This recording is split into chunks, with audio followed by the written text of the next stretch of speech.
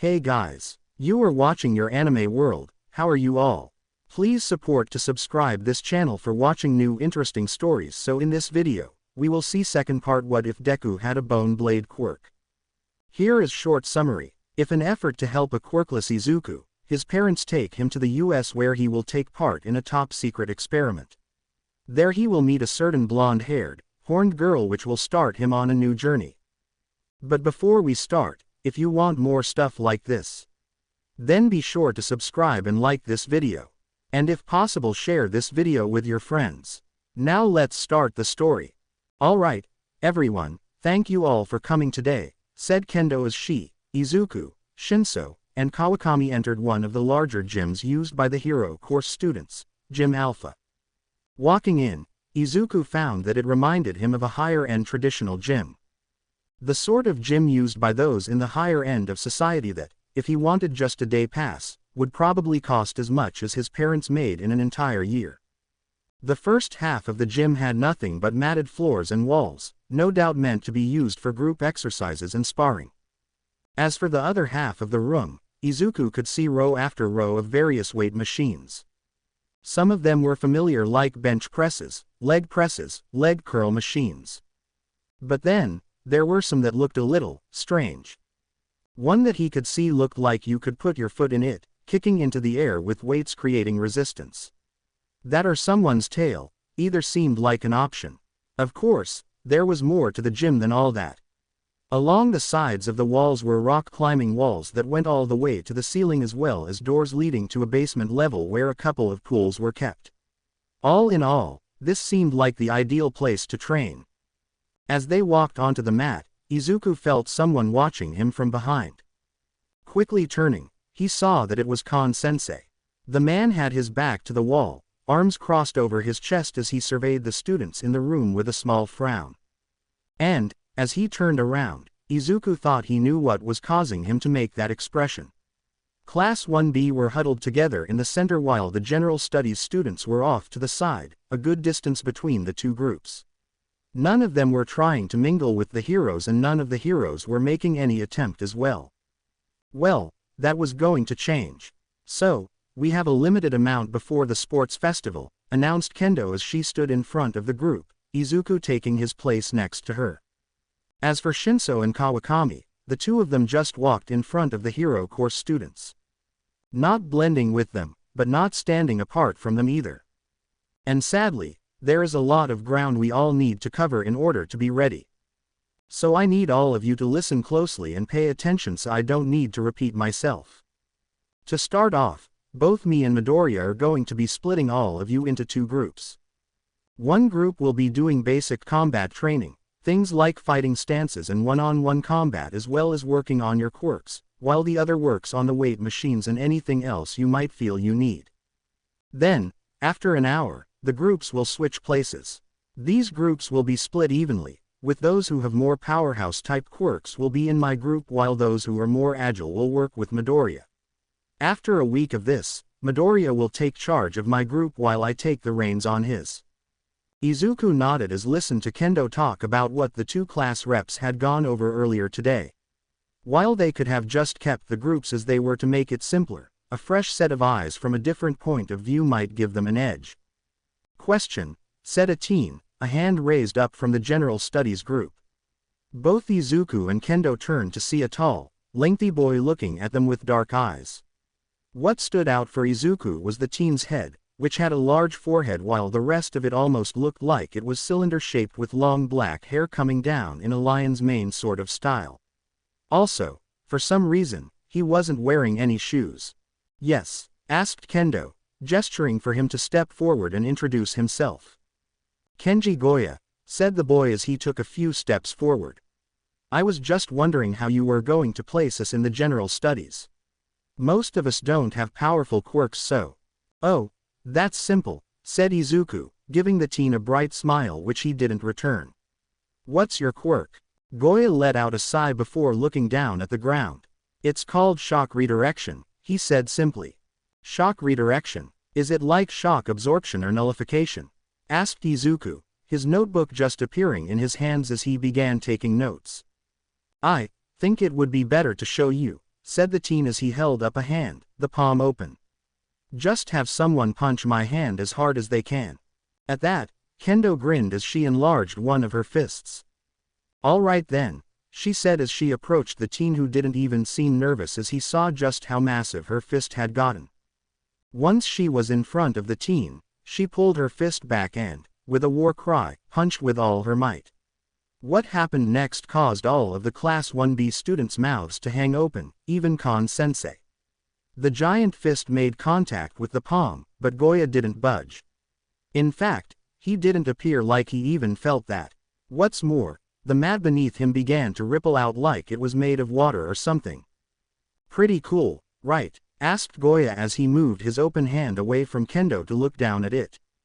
I used to think so as well. My quirk allows me to redirect the shock or kinetic energy from a physical object, like say a punch, to my upper body and push it down into the ground through my feet. Kind of like how a lightning rod sends electricity back into the earth. Though, for some reason, it works best when I use the palms of my hands.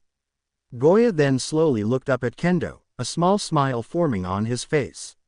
Normally, I can't feel the force behind the attack. But that punch, I could tell it had some serious power behind it. Had my feet been on concrete or wood, I'm pretty sure that punch would have cracked the ground. Gee, that's amazing, yelled Tetsu, grinning like a madman as he looked at Goya. What's the biggest thing you've ever stopped with that? Goya looked a little embarrassed as he scratched the back of his head. A small bus, he admitted, getting several gasps from the room. It wasn't anything too amazing. This guy who lived uphill from my parents' place was doing some repair work on the bus and somehow it began to roll away from him. I happened to be playing in the streets when it happened and, well, caught it. Dude, that quirk is amazing, shouted one of the general studies students, the others quickly echoing it along with Shinso and Kawakami. Heck, even the 1B students couldn't hold back just how impressive they found this quirk. Including Izuku, who was busy writing down all the ways this quirk could be useful in the hero profession. Firstly, he would be able to handle anyone out there with a strength enhancement quirk, pretty much negating that advantage.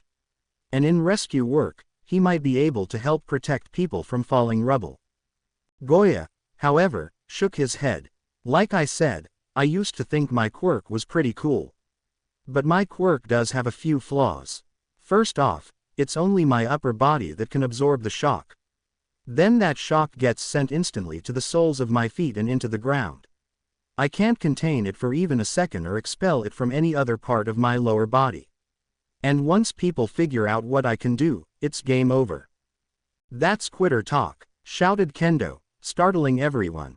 There was a fire in her eyes as she looked at Goya, her expression screaming that she wasn't going to let this guy go anytime soon. With your quirk, you could become an amazing hero. You just need to work more with your quirk and your body. So that's what we're going to do.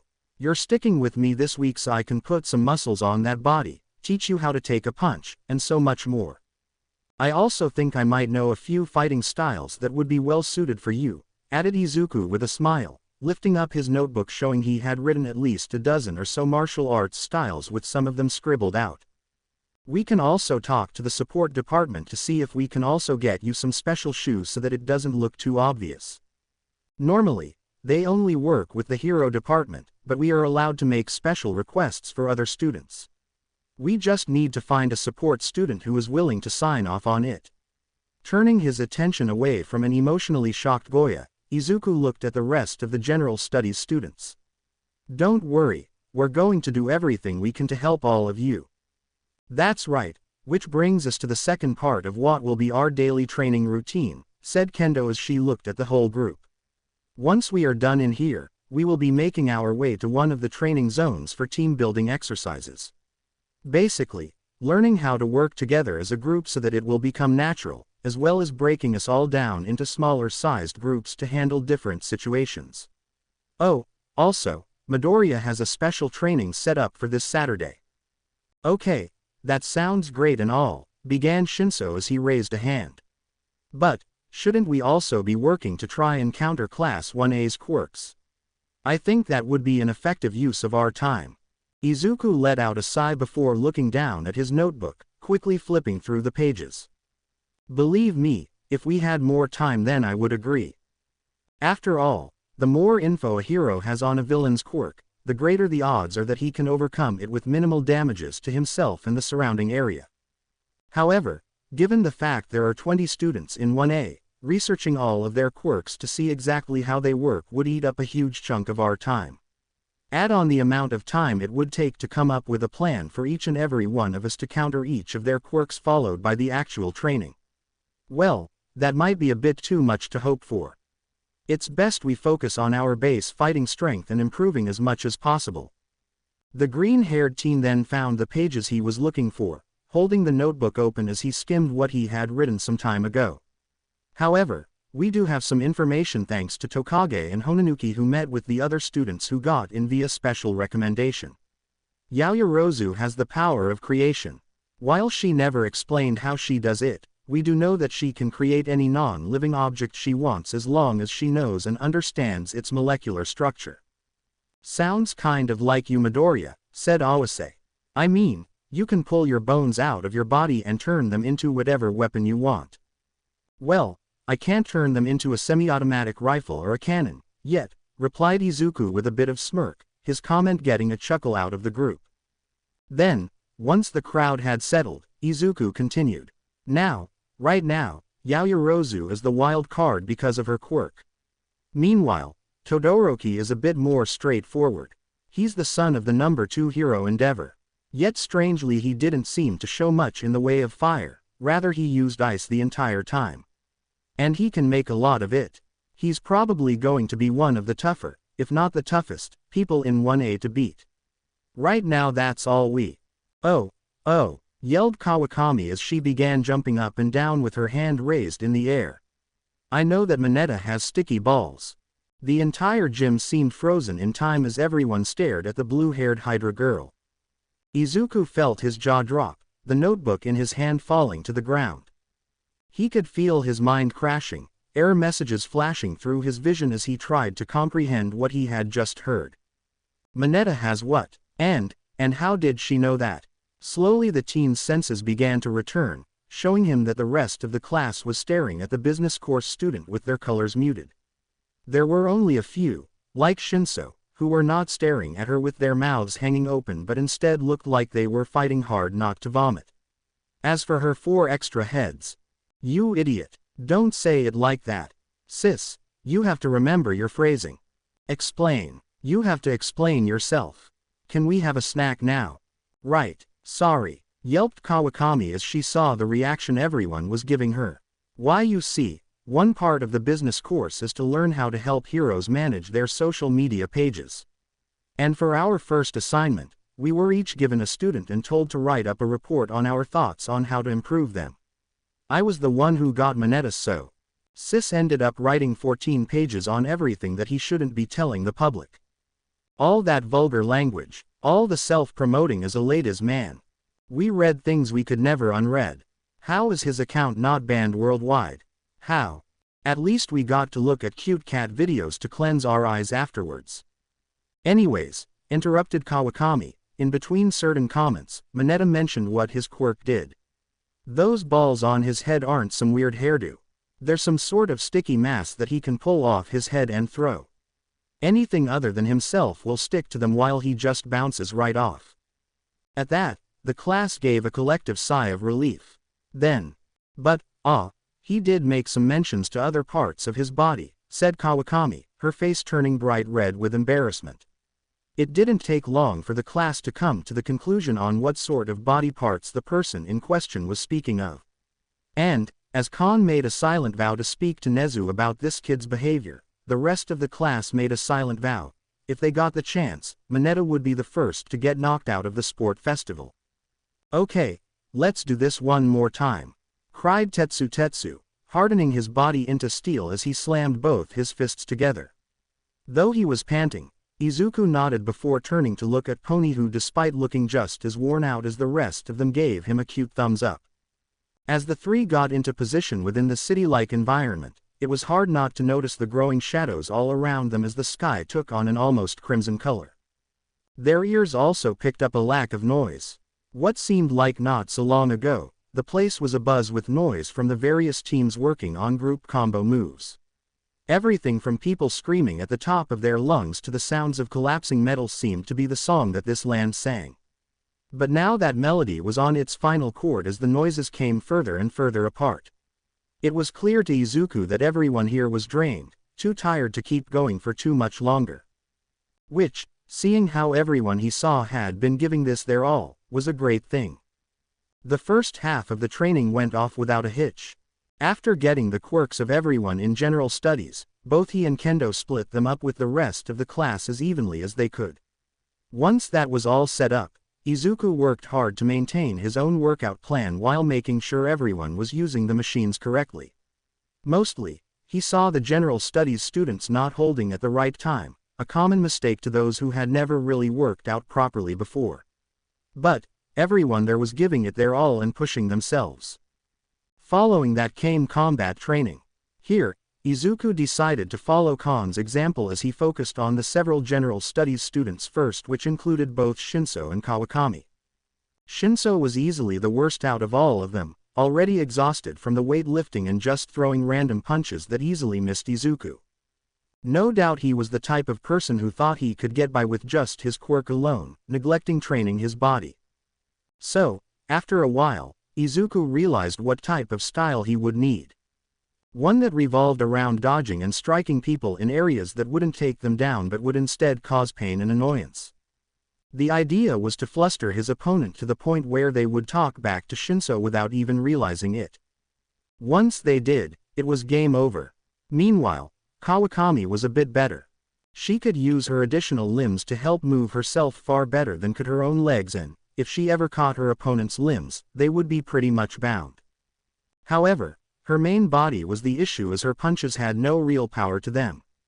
Thankfully, Izuku had a good idea for that. Rather than just increasing her strength, he believed that she should also increase the speed of her punches. If she could bind her opponent, pinning them to the ground, then all she needed to do was rapidly punch her opponent in the gut while her poisons went to work.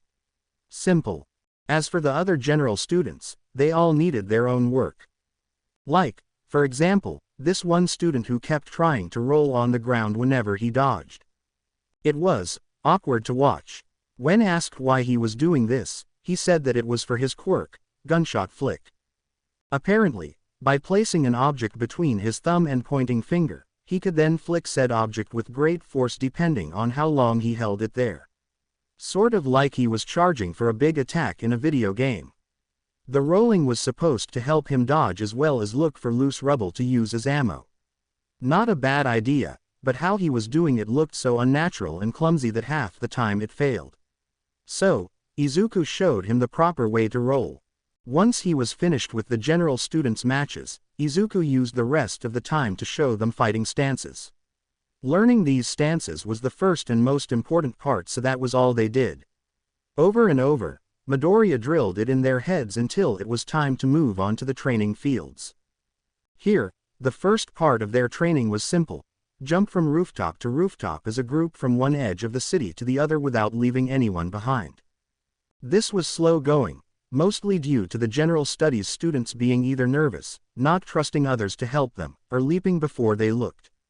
And while this did frustrate various members of Class 1B, Rin and Kamakiri being chief among them, the rest took it in stride as they helped. When it was finished and their time given, Kendo and Izuku told them that they hoped by the end of the 2 weeks that this time would greatly improve. Once that was done, Izuku had split everyone up into groups of 2 so that they could begin working together to create combo moves and such. This worked out faster than he thought. For example, Tokage seemed to really take to her partner from the general studies, a girl named Hayamaki whose quirk was named Swarm. Much like Tokage, the girl could break her body apart in various pieces but took it one step further. Those pieces turned into animals: rats, mice, bats, and even bugs. And, like Tokage, if one of the animals were killed, she could regenerate that missing piece of her body once she reassembled herself. The downside was that she could only choose one type of animal to turn into, so mixing it up was not an option. On top of that, the animals she turned into had the same strength as those found in the wild. Still, the two got along great, quickly creating a combo move where rats rained from the sky upon their foe.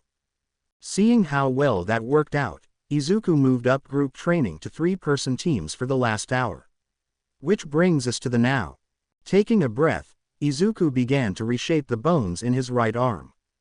The white mass exited through his skin, swirling around and hardening as it reshaped itself into a massive lance or drill. This was one of his best moves, the bones used to make this weapon being some of the hardest he could make while the point was as sharp as he could make. It was this technique that he had used to destroy many of the various robots in the entrance exam, cutting through them like they were nothing. But now, they were fixing its weakness, speed. Horn-hammer, yelled Pony. Horn-drill. As Pony cried out the names of their combo attacks, her own quirk activated, Horn Cannon. Izuku, head turned slightly to the side to see his girlfriend in action, watched as the horns on her head detached and began floating in the air above her before instantly regrowing. She repeated this almost instantly, another set of horns floating in the air and pointed at the boys like a pair of guided missiles ready to strike. Seeing this brought a small smile on Izuku's face, remembering when they were younger and she could only control one horn while the rest were launched in a straight line. Now, after so many years of hard work, she could control up to 4 with no problem. Such thoughts ended quickly as the combo move the three had created went into full swing. The detached horns shot through the air at a considerable speed, 2 heading towards Tetsu while the second pair flew towards Izuku. Very soon, Izuku felt the familiar feeling of her horns as they pressed on his sides before pushing him forward. Glancing over at his hard-headed friend, he saw that he was in a similar situation as he grinned like a madman. Together they moved faster than they normally could under their own power and soon Izuku's drill made contact with a wall which crumbled all around him. That was frickin' amazing, yelled Tetsu as they came to a complete stop, fists held high in the air. It was a good start, agreed Izuku as Pony entered the building. Or, rather, the remains of the building. Looking around, it seemed to be a clothing store of some kind. UA had even put up some of the ad photos of pretty teen girls wearing the store's wares with the brand logo displayed. Was that how this place made so much money? Letting these companies plaster their logos here and there. You both did amazing, cried Pony as she ran towards Izuku and wrapped her arms around him. For a moment they stood there, arms wrapped around the other as they looked into the other's eyes as bits from the ceiling fell around them. Then, without so much as a care of who watched them, the pair shared a passionate beep. Not like Tetsu minded as he gave Izuku a thumbs up. Hey guys, came Kendo's voice. We're calling it a day. Everyone else is heading out. With great reluctance, Izuku pulled away from Pony's sweet lips to look over at Kendo who was standing in the hole that they had made. Alright, he said, since it's getting late, how about you go on ahead? I'll make sure everything is packed away and locked up. Kendo raised an eyebrow. You sure? Well, I do live on campus, said Izuku simply. So there's no need for me to worry about missing a train. Train, shouted Tetsu, gaining everyone's attention. The steel quirk user had pulled out his phone, staring at the time as sweat began running down his face at bullet-like speeds. It's that late already. Shit, sorry Midoriya, but I have to get to the station ASAP before I miss my last train. With that, the team took off without so much as another word. After a few words of goodbye, Kendo left as well, leaving behind Izuku and Pony within the training ground. Thankfully, they didn't have to fix anything here as the robots and heroes would have everything taken care of before first period the next day. What they did end up doing was heading back to the gym to see if anyone had left anything, making sure all the weights were put away, clean the mats, and so on. Thankfully, the only things they found were a couple of water bottles. That, along with Pony using her quirk on some rags to clean the mats, made the whole process last no longer than a half an hour. Finally, the two found themselves in the hallways of UA as they made their way to the locker rooms. Kind of a pity about that store, said Pony as she unzipped her jacket, revealing her black tank top. Do you think any of the clothing inside was real? I don't think they'd go that far, was Izuku's answer. Most likely they were wood or plastic to make it look like stacks of clothing. Probably cheaper to do that than to pay for each individual piece of clothing that gets destroyed. Makes sense, said Pony with a sigh. Still, it's a shame because there were so many cute outfits in there. If we could have stayed longer, I would have loved to try them on. Would you like to do that? Asked Izuku. I mean, going out shopping together. After the sports festival, just the two of us. Pony beamed brightly at this, her eyes sparkling as she looked at Izuku. I would love that. Oh my god, I don't think we've been off campus since we started the school year. There are probably a whole bunch of stores nearby. We could spend the entire day together shopping and maybe getting a bite to eat. She then paused, a more thoughtful look appearing on her face. I didn't know you like shopping for clothes. Normally you just wear a shirt with the word, shirt, or, tux, on it. Well, began Midoriya as he began scratching the back of his head sheepishly. I don't really like buying stuff like that for myself. But I thought that, well, you like it and maybe you could model some outfits for me. Pony slowly gained a rather devilish smirk on her face, one that she didn't bother to hide as she looked at her blushing boyfriend. Oh, is that what you're really after? What kind of things are you asking me to model for you? Something like lingerie. Ah, yes and no, said a still blushing Izuku. I mean, I know how much you like that sort of stuff. Shopping I mean, and even though it's not something I normally enjoy, I like seeing how your face lights up whenever you find something that you like. That and, well, seeing you dress in something alluring is well worth the trip. Pony said nothing at first, just letting out a hum as she brought her hands behind her back to push out her chest a bit. I see. Well, maybe you won't have to wait that long. I might have brought some very provocative lingerie with me. Maybe I could do some modeling for you before the sports festival, if you like. Really? Izuku's voice echoed around them, his excitement made clear. Pony nodded with an affirmative hum. Of course, I was thinking of making it a reward if you do well in the sports festival. But, honestly, I don't think you need that level of motivation to do your best. Yeah, you're right about that, said Izuku with a chuckle. For a moment, the two walked in silence as they headed towards the locker rooms. Of course Izuku was planning on giving this his all even before Pony brought it up. And, honestly, he really didn't need any additional encouragement. If he did need it, well, then he wasn't giving it his all. But, if I'm going to do something like that for you, would you mind making a little fantasy of mine come true? Asked Pony suddenly. You want me to model for you? Asked Izuku only for Pony to shake her head. Tempting, but no, she said with a sly grin. Remember when I said we could start showering together? Well, I wasn't joking.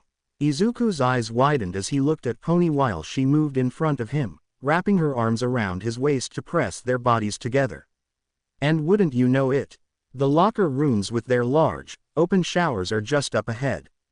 Why you sure? Asked Izuku. Pony responded by leaning forward a bit more, her mouth making contact with the skin of his neck.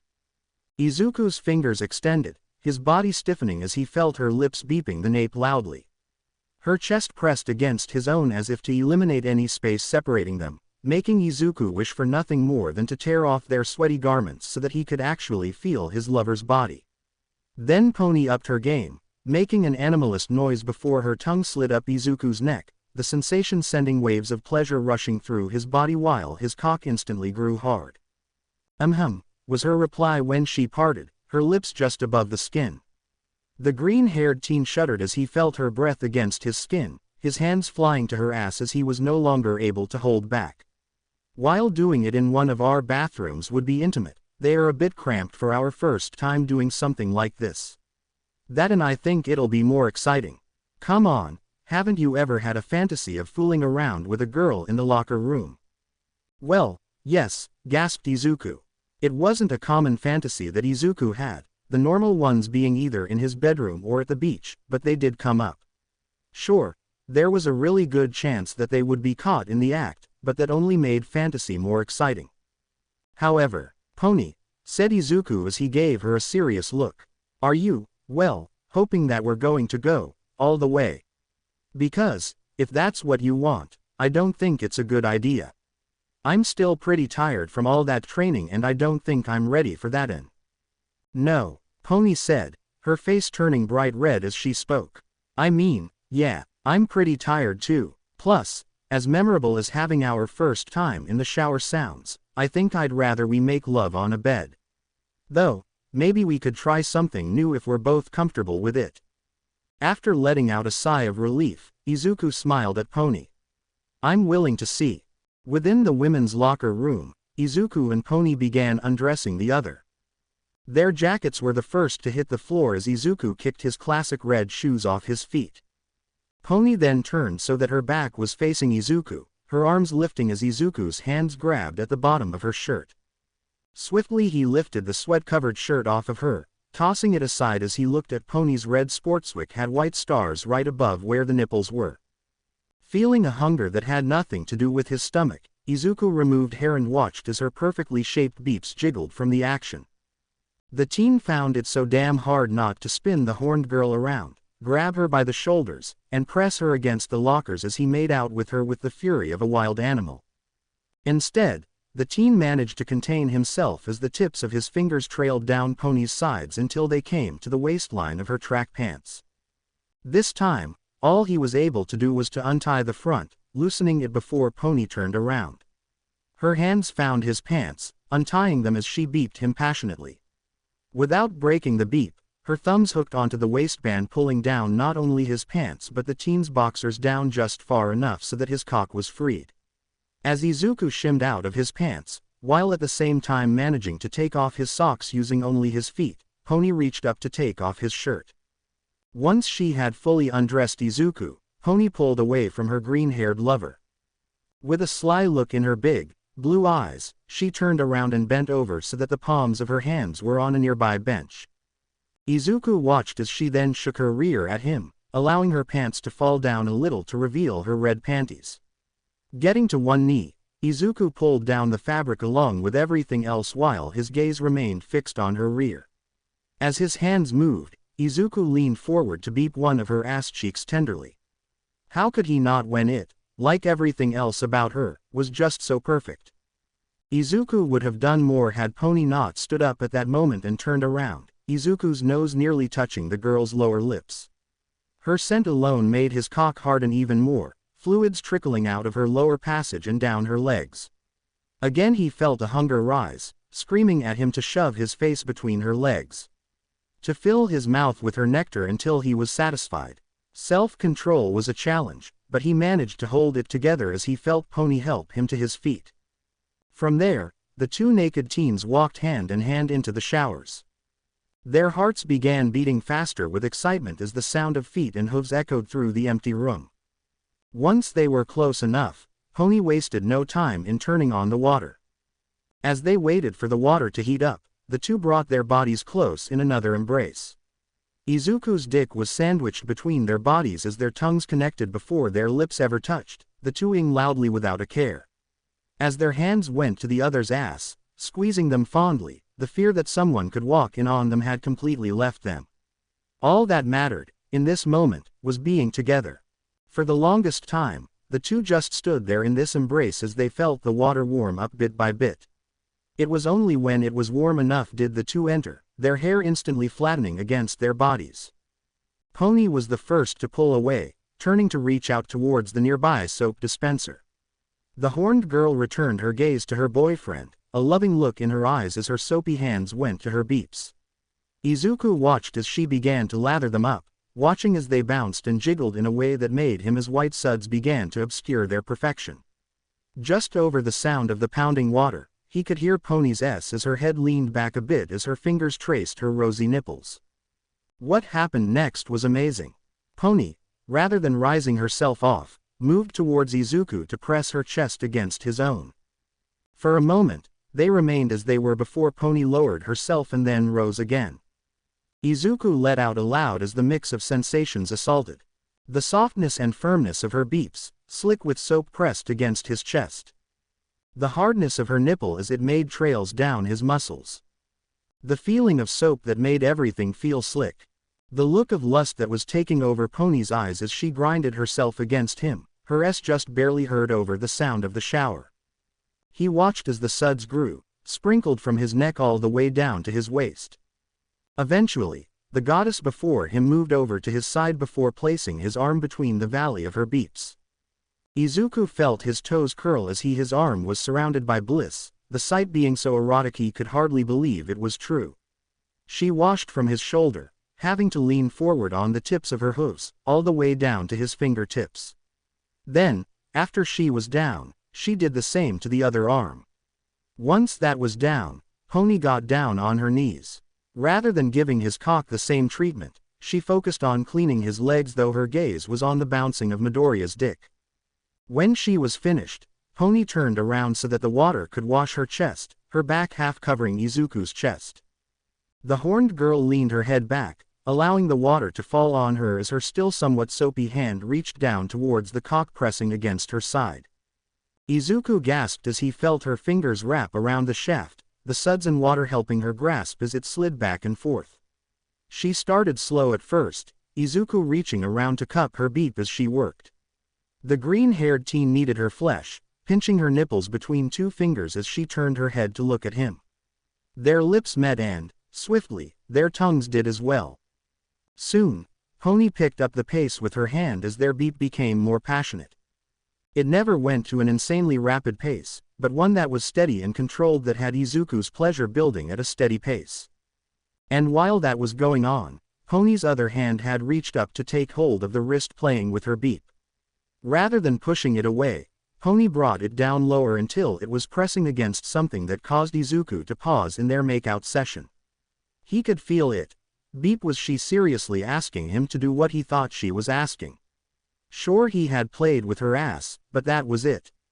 Feeling his lover gently biting his lower lips while her hand kept his down there, Izuku took this as permission. Slowly, carefully, his fingers began to move against her slit, causing the girl's hips to buck slightly. The teen kept his actions slow, careful not to make too big of a fool of himself in his first act at this level of beep. All he did was rub his fingers against her petals, mostly on the outside but at times dipping into that space between her folds. The blonde groaned into his mouth, his hips continuing their slow grind as her tongue clicked against his own. He could feel a new source of wetness as her noises became more and more needy. Then, as his thumb grazed something, he felt her body stiffen for a brief moment while a throaty filled the air. The teen moved his thumb again, making circular motions around the spot that had caused his love to act like this. The effect was instantaneous, the blonde bucking her hips like crazy. Her making out became far more savage, more hungry as she continued to jerk him off. More and more, the two continued to play with the other's bodies as they felt themselves nearing the edge of pleasure. Then, they crossed it. Izuku felt his legs going weak as a large rope of cum shot out, followed by another. At the same time, a large rush of fluids escaped from Pony's as her legs became weak as well. Together, the pair fell to their floor with Izuku landing on his ass and Pony on top of him. As they sat there, legs spread open with their breathing heavy, neither of them seemed to care. They just continued to beep as they basked in the presence of the one they loved. The next day, well, that was unexpected, said Night Eye after the door had closed. All Might, who was seated across from his former sidekick, said nothing as he hung his head within the principal's office in UA. The #1 hero of Japan was dressed in his best striped suit, which looked comically oversized on him now that he was deflated. However, there was nothing comical about the visage of the man as his long hair hung unruly around his gaunt face like curtains obscuring something horrible. But everyone else in the office, Sir Night Eye, who was giving the ground a rather pensive look, and Nezu, who was seated at his desk sipping tea, could feel the despair rippling off the slender man. Unexpected. Well, to All Might, that was the understatement of the century. It had all been going so well as All Might was formally introduced to young Tagata, the man Sir Night Eye had taken under his wing. Naturally, All Might had presented himself in his buffed-up form using his precious hero time for this meeting. He had watched, smiling his famous smile, as the young blonde before him nearly phased right through the ground in excitement at meeting the living legend face to face. From there, they all sat as All Might steered the conversation. For nearly an hour, the tall giant of a man asked young Tagata question after question in order to get a read on the boy. Not that he doubted Night Eye's endorsement, but he would like to make sure that this teen was the right fit for One for All. And, lo and behold, he seemed perfect. The teen was strong, both physically and emotionally, with a good sense of righteousness. He even had a good sense of humor. Once he was satisfied, All Might deflated before Tagata's eyes. Once he had calmed down, All Might explained about his quirk. How he had been injured by a villain and how his time as a hero was running down. That he needed to pass down One for All to a worthy successor, making that person the new symbol of peace, the world's pillar of justice, and, in time, the #1 hero. "You mean, I can't become any of that without your quirk?" asked Tagata. From there, the conversation turned into a downward spiral. Slightly confused by Tagata's remark, All Might tried to explain that it was possible that he could. It would just be easier with One for All. That, and he would need that power if it turned out that All for One was still alive, which he had reason to believe that the man was. Night Eye had even chimed in, telling him how he was the perfect choice to take up such a role. The only one to remain silent was Nezu, who simply refilled their cups with fresh tea. "I don't know," said Tagata when All Might had finished. "Trust me, I know this is a lot to take in," said All Might with a small smile. "It's not that." "Well, sort of, but," the teen's words had trailed off, which had caused the two men to look at the other in confusion. Then, after Tagata collected his thoughts, he gave All Might a serious look. "I know what you're offering me. And I'm honored. It's just that, I wasn't born with a strong quirk. I worked hard to make it strong. To be the best hero I could be. All that time, work, and effort I put into my training. It sort of feels like I would be throwing it all away." "I think you're not understanding how One for All works," Night Eye had said with a frown. "One for All is a stockpiling quirk," Tagata had said as he looked at his mentor. "Basically, by gaining this quirk, all the power it had accumulated would improve my physical strength as well as my quirk. Maybe I'm wrong for thinking this, but it sort of feels like a cheat code. I know you said that I'll still have to work my body to improve and gain full access to the power, but once I do, well, that will be it. I'll become a greater hero than All Might, not because of the hard work I put into my quirk but because you just decided to give me this power." Tagata then sighed. "It also just feels wrong having two quirks. I know there's not a lot of them out there right now, but there are still people out there who don't have any quirks." After that, Tagata gave his apology before excusing himself, bringing the pro-heroes back to the present. "Well, I wouldn't say this was a total loss," said Nezu in a cheerful, upbeat tone. "Tagata did say that if you were unable to find anyone else, he would accept your quirk." "All Might has looked," argued Night Eye, glancing over at the principal. "And time is running out." "Oh, has he now?" questioned Nezu before taking a quick sip of tea. "Not even a full month into the school year and he has gotten to know every student before crossing them off a list he made. That seems rather dubious." All Might felt himself sinking even lower at the words of both Night Eye and Nezu. His former sidekick was only half right. He was running short on time. When he started here as a teacher, the plan was simple: spend the year getting to know the students and find the right person to inherit his power. He was supposed to have time to get to know some of the more appropriate students with power quirks that could help them take his place once he retired.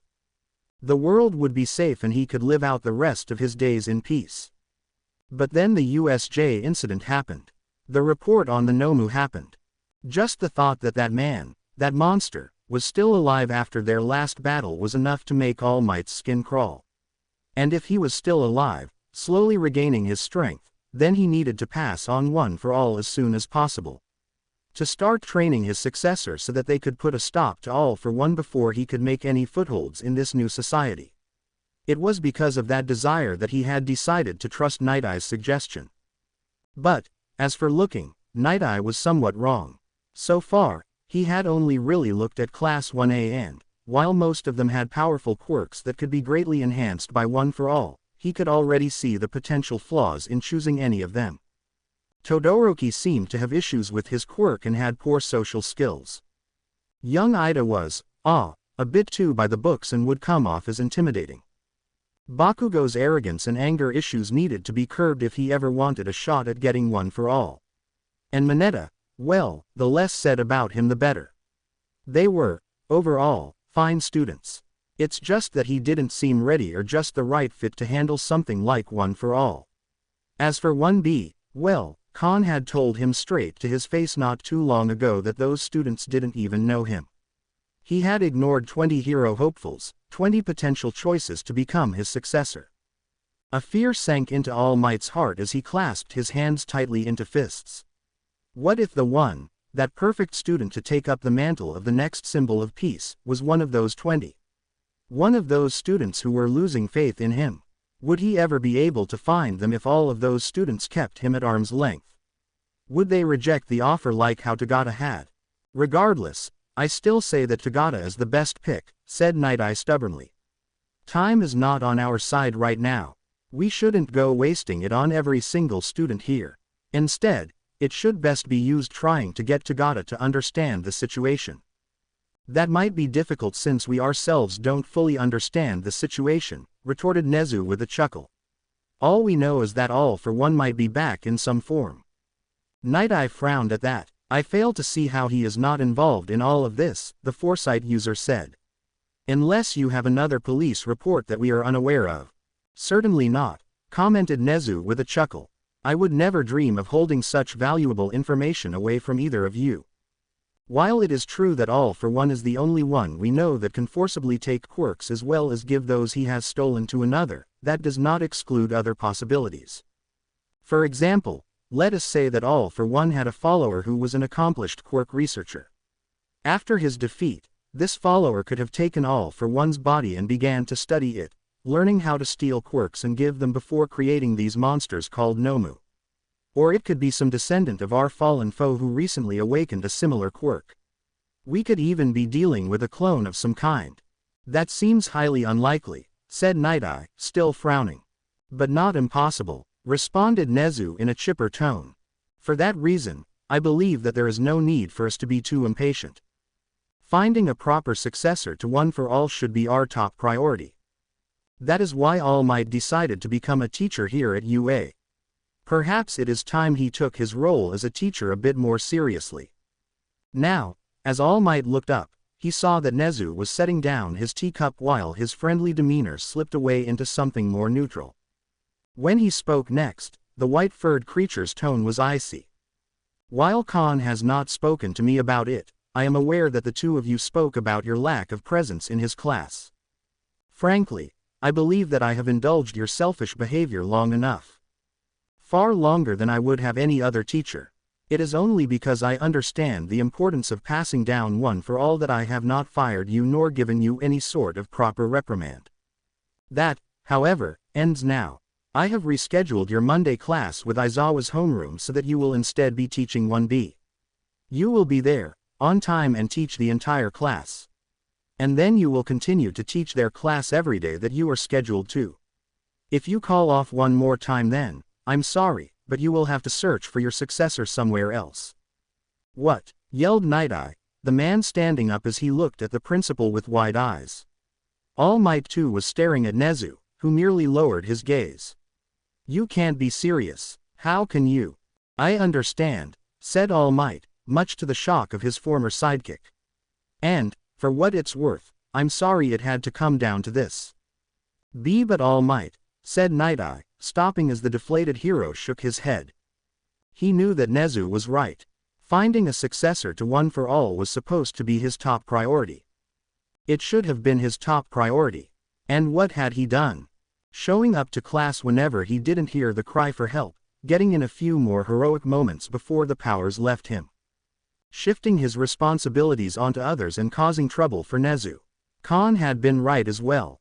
If it hadn't been for him going out there, still trying to be a hero instead of a teacher, then he would have been there at the start of the USJ attack. Then 13 and Aizawa wouldn't be in the condition they were in right now.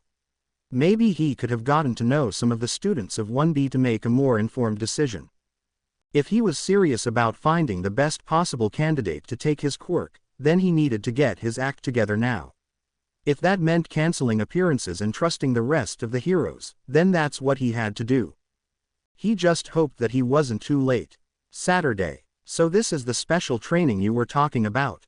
Asked Tetsu. The taller teen was standing at the edge of the small parking lot, his hands on the railing as the rest of the training group made their way out of the bus Kon-sensei had procured for them.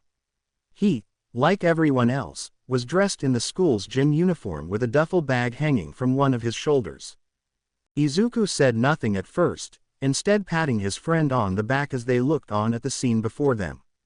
Mountains of trash littered what was once part of a large beach, not that anyone could tell anymore, for the towers of waste were so high that, even from where the two stood, they could not see the ocean nor smell the salt over the stench. Every grain of sand had been covered by old, rusty cars, fridges, metal debris, bags of trash, and so much more. "That's right," said Kendo with a grin as she looked at the wasteland before her. She then turned to address the group. "All right everyone, listen up. For today's training, we're going to be cleaning this beach." This earned her a choir of groans. "Come on guys, this is a great training regiment," exclaimed Izuku. "Moving the trash will help build muscles, and by working together we can improve on our teamwork. Plus, Kon-sensei has given us permission to use our quirks here." That got everyone's attention. As one, the students looked over at the blood-themed hero who had his back leaning against the bus. With a smirk, Kon gave the crowd a nod which, in turn, caused a ripple of excitement to spread. "Now, I know that not everyone has the most powerful quirks, but don't get discouraged. Try to use today as a means of finding new and creative ways to use your quirks while helping everyone out. This is also going to be helping the support course," added Kendo as a large, bright yellow dump truck with the UA logo on its side pulled into the parking lot. Once it was parked, the back of the truck opened while a very sturdy ramp ran down to the ground. With a final loud hiss, the truck's engine shut down and the driver, power loader, got out of the front seat along with a couple of his students. "They will be hauling all the trash we collect back to school. There, they will be checking to see if there's anything that can be salvaged while the rest will be scrapped. And I hope everyone read the announcement to bring their swimsuits," said Izuku as he lifted his duffel bag into the air. "Because, once we are done, the beach is ours for the rest of the day. Lunch rush will even be coming over to set up a barbecue." Well, that did it. Izuku looked out to see everyone's faces beaming with excitement and determination. "Let's do this," someone in the back cried out, followed instantly by all the students raising fists into the air and letting out what felt like a war cry. And soon, everyone got to work. Within the first few minutes, various teams were hard at work securing as much of the trash as possible. A few people, like Yanagi and Tokage, were using their quirks to lift the smaller items and begin dumping them into the truck. Others, like Kendo and Kawakami, did a bit more of the heavy lifting. It was impressive to see the class representative using her quirk to enlarge her hands before picking up an old car and carrying it all the way to the dump truck. Or how Kawakami used her multiple Hydra heads to wrap around large metal poles and lift them over her head as she simply walked over to the truck. Tetsu also did plenty of the heavy lifting, taking an old fridge all by himself. Then there were people like Pony who fell somewhere in the middle. The American teen was using her horns to lift heavy objects, using anywhere between 2 and 4 horns at a time as she lifted trash of various sizes. She even began working alongside the solid air user. Saburaba began creating discs of solid air, which he and several other students began placing various trash upon. Once it was filled, Pony would use her horns to move it. Sadly, there were times when the trash they piled on was a bit too heavy for his quirk or that the weight wasn't centered properly, causing their combined quirks to fail. More than once, the solid air disc broke or the trash toppled over onto the ground. But, as the day progressed, they became better with managing it. As for Izuku, he worked with the people whose quirks wouldn't give them an edge as they lifted everything in groups. He did, thankfully, manage to put some of his ideas for rescue training into practice. Whenever it was possible, he would place one arm under the trash with his palm against the object and his elbow against the ground. From there, a flat-ended bone would begin to slowly rise from his palm while a similar one would press against the ground. He would then elevate the object, basically turning his arm into a makeshift jack. There were also times when he and Kamakiri would have to cut something in half in order to make things easier for people to carry. Then there were people like Goya who watched out for falling debris, the teen raising his arms and using his body as a shield to protect the group. After 4 hours, with power loader and crew having to make several trips back to UA to dump all the trash, the last piece of trash had been removed from the beach. The group let out a collected cheer, fists raised to the sky as they all felt the sweat running down their faces from a hard day's work. Izuku and Pony shared a hug, not caring in the slightest that they were filthy as they pressed their bodies together. Then, everyone turned with Izuku wrapping an arm around Pony's waist as they all looked outward at the seemingly endless ocean as they basked in their accomplishment. Izuku walked around the beach, now devoid of trash, wearing nothing but dark green trunks with a beach towel hanging off his shoulders. With each step, he could feel the many grains of sand running up and around his feet. It felt like satisfaction, knowing that there wasn't so much as a shard of glass within the beach thanks to all of their hard work. Around him were other male students from his hero class, general studies, and even the support course. All of those who had helped out today were there, all dressed for the water, with one student wearing one of those old-fashioned one-piece bathing suits for men as they wandered around. Some of them were just wandering around, watching the waves rolling in and looking out at the ocean, while others waited with anticipation for lunch rush to finish up his grill station. Izuku had seen the many shucked ears of corn, kebabs, crabs, and other tasty meals the food hero was preparing for them. Then there were his classmates who were doing something more interesting. Come on you guys, keep practicing. We need to be ready to show everyone just how manly we are. Izuku fought back a chuckle as he watched Tetsu leading Goya, Bondo, and Honanuki standing in an overlapping row with their backs to the ocean. Their arms were raised above their heads as they flexed one moment before lowering their arms to flex again and again. Around them, the other male students were taking pictures while 3 of the 4 teens looked embarrassed. Only Tetsu seemed to be able to ignore all the attention they were getting. "What's going on over here?" asked Izuku as he approached Shinso, who was simply watching them. Like Izuku, the teen was clad in his bathing suit but also had on a white t-shirt to cover his own chest. "Beats me," said Shinso with a shrug. "Maybe they just want to flaunt how ripped they are compared to everyone else. Maybe they're trying to impress the girls." As Shinso said that last part, he shot a glance over to one of the newer vehicles that the support department had brought over. Parked in the parking lot overlooking the beach, the vehicle was a long, yellow truck that looked like the back had a dozen compartments on either side, all fused together seamlessly with a door on each. According to the support department, this was supposed to be for hero students, allowing them to change in and out of their hero costumes with some degree of privacy when in the field. But today, it was serving a different purpose. Before either Izuku or Shinso could look away, several of the doors began to open, for some reason making a loud hissing sound as they did to reveal their female first-year classmates. One by one, they stepped onto the concert with a few stretching their arms towards the sky causing their plentiful chests to bounce slightly from the action. Glancing over to his side, Izuku saw that Shinso's cheeks were bright red and his mouth hanging open slightly as he stared up at someone in particular. Slowly, the girls walked down the stairway to the sandy beach with all eyes upon them.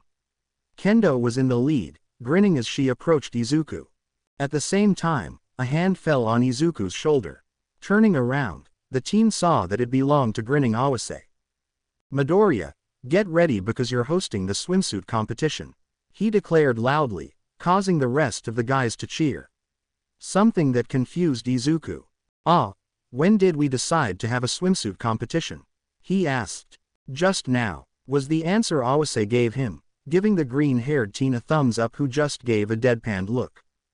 "Hey, I'm okay with it," said Kendo as she approached the pair. Izuku turned, giving her a look to which she responded to the unasked question. "Once we become pro-heroes, we're going to get ogled sooner or later by the press and the public. Better to get used to it now than to be thrown out there without warning. Look, I'll tell the others what's going on and whoever doesn't want to do this doesn't have to. No pressure." Izuku let out a sigh as it seemed that they were doing this. "Okay, but why me?" asked Izuku as he glanced around, looking for Pony. "You do remember that I'm dating one of the contestants, right?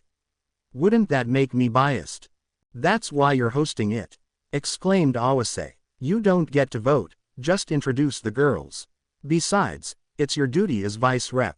With a roll of his eyes, Izuku just surrendered to the inevitable as he quickly set to work with this makeshift swimsuit contest.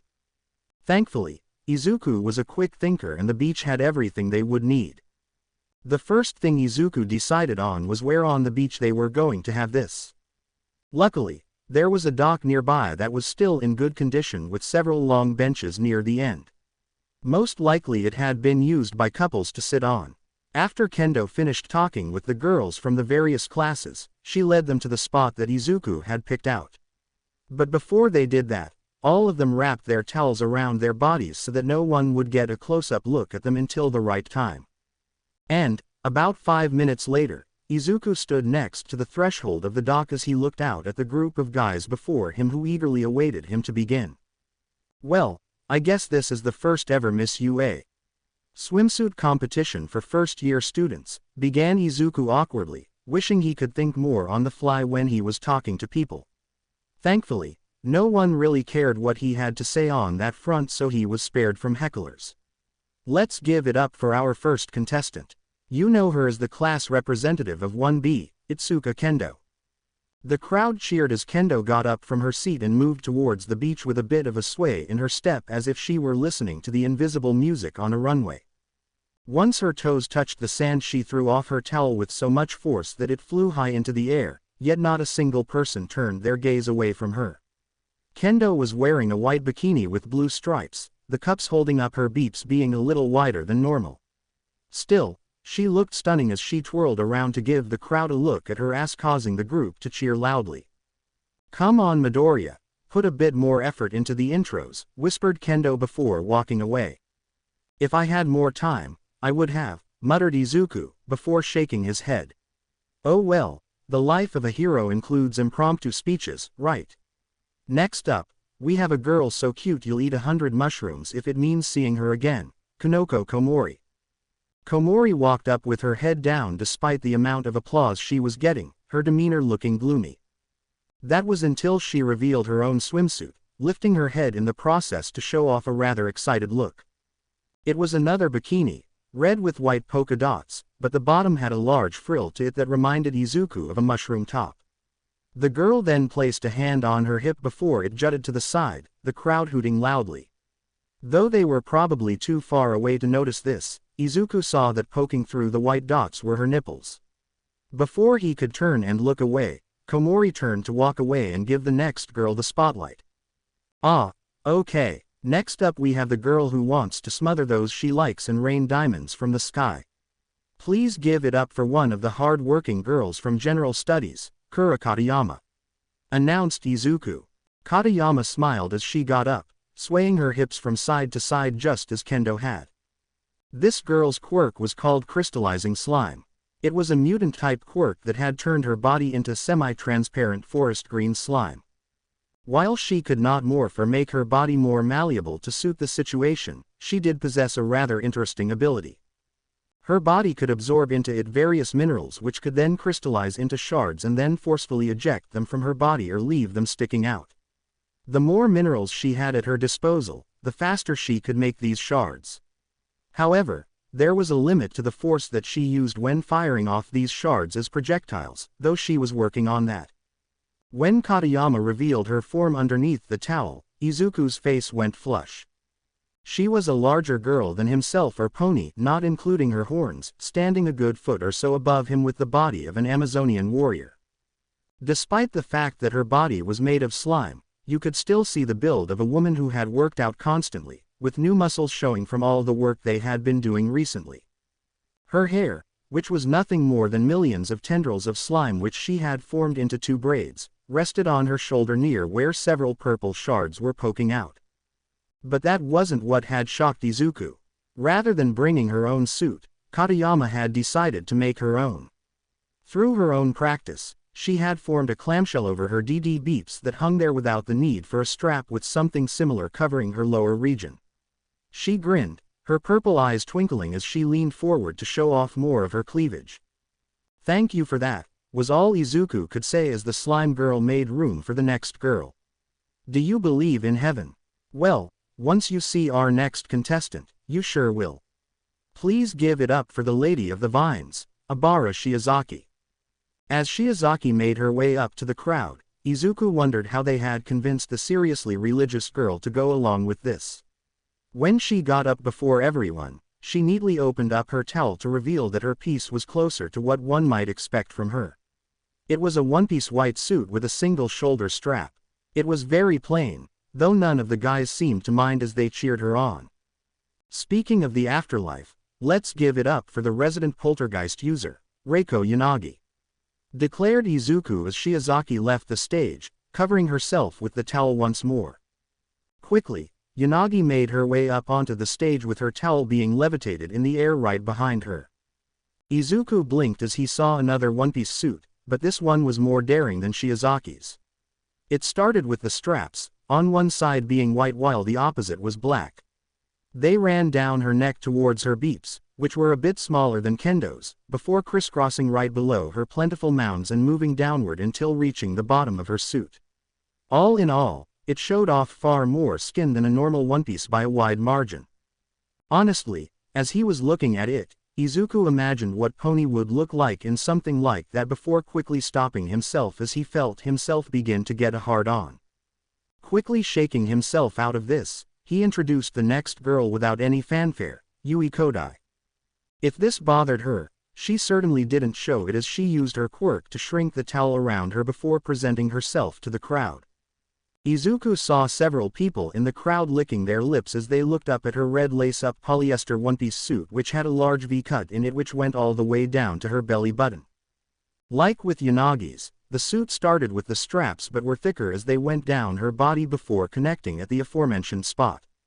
There the overall V-form of the suit continued with it just barely covering her and looping to the other side. Kodai then turned around, letting everyone see the strap moving past her firm ass before it became a stand which was then tied around her middle. Then, it came. We're almost out of 1B students. Up next, we have our own all-American girl, Pony Tsunotori. Bouncing on her hooves, Pony raced up to the front of the dock where she ripped off her towel, exposing her swimsuit for everyone to see. Izuku's face turned red, his nose slightly bleeding at the Y-form standing next to him. Those that noticed this snickered, but Izuku paid them no mind. Pony was wearing an all-black bikini that he had never seen her in before. Her cupped her beeps perfectly with a golden ring in the middle. Tied to her waist was a swimming skirt that reminded Izuku of a hip cape which covered one of her legs, letting the side of her black bottoms be shown as well as the golden ring on the side of her hip which connected the front to the back of the fabric. "Oh okay," said Izuku as Pony, rather than going with the rest of the girls, moved behind him. More heat entered his face as he felt the fabric of her bikini touching his back, feeling her hardened nipples as they poked through the material before she pressed her body against his.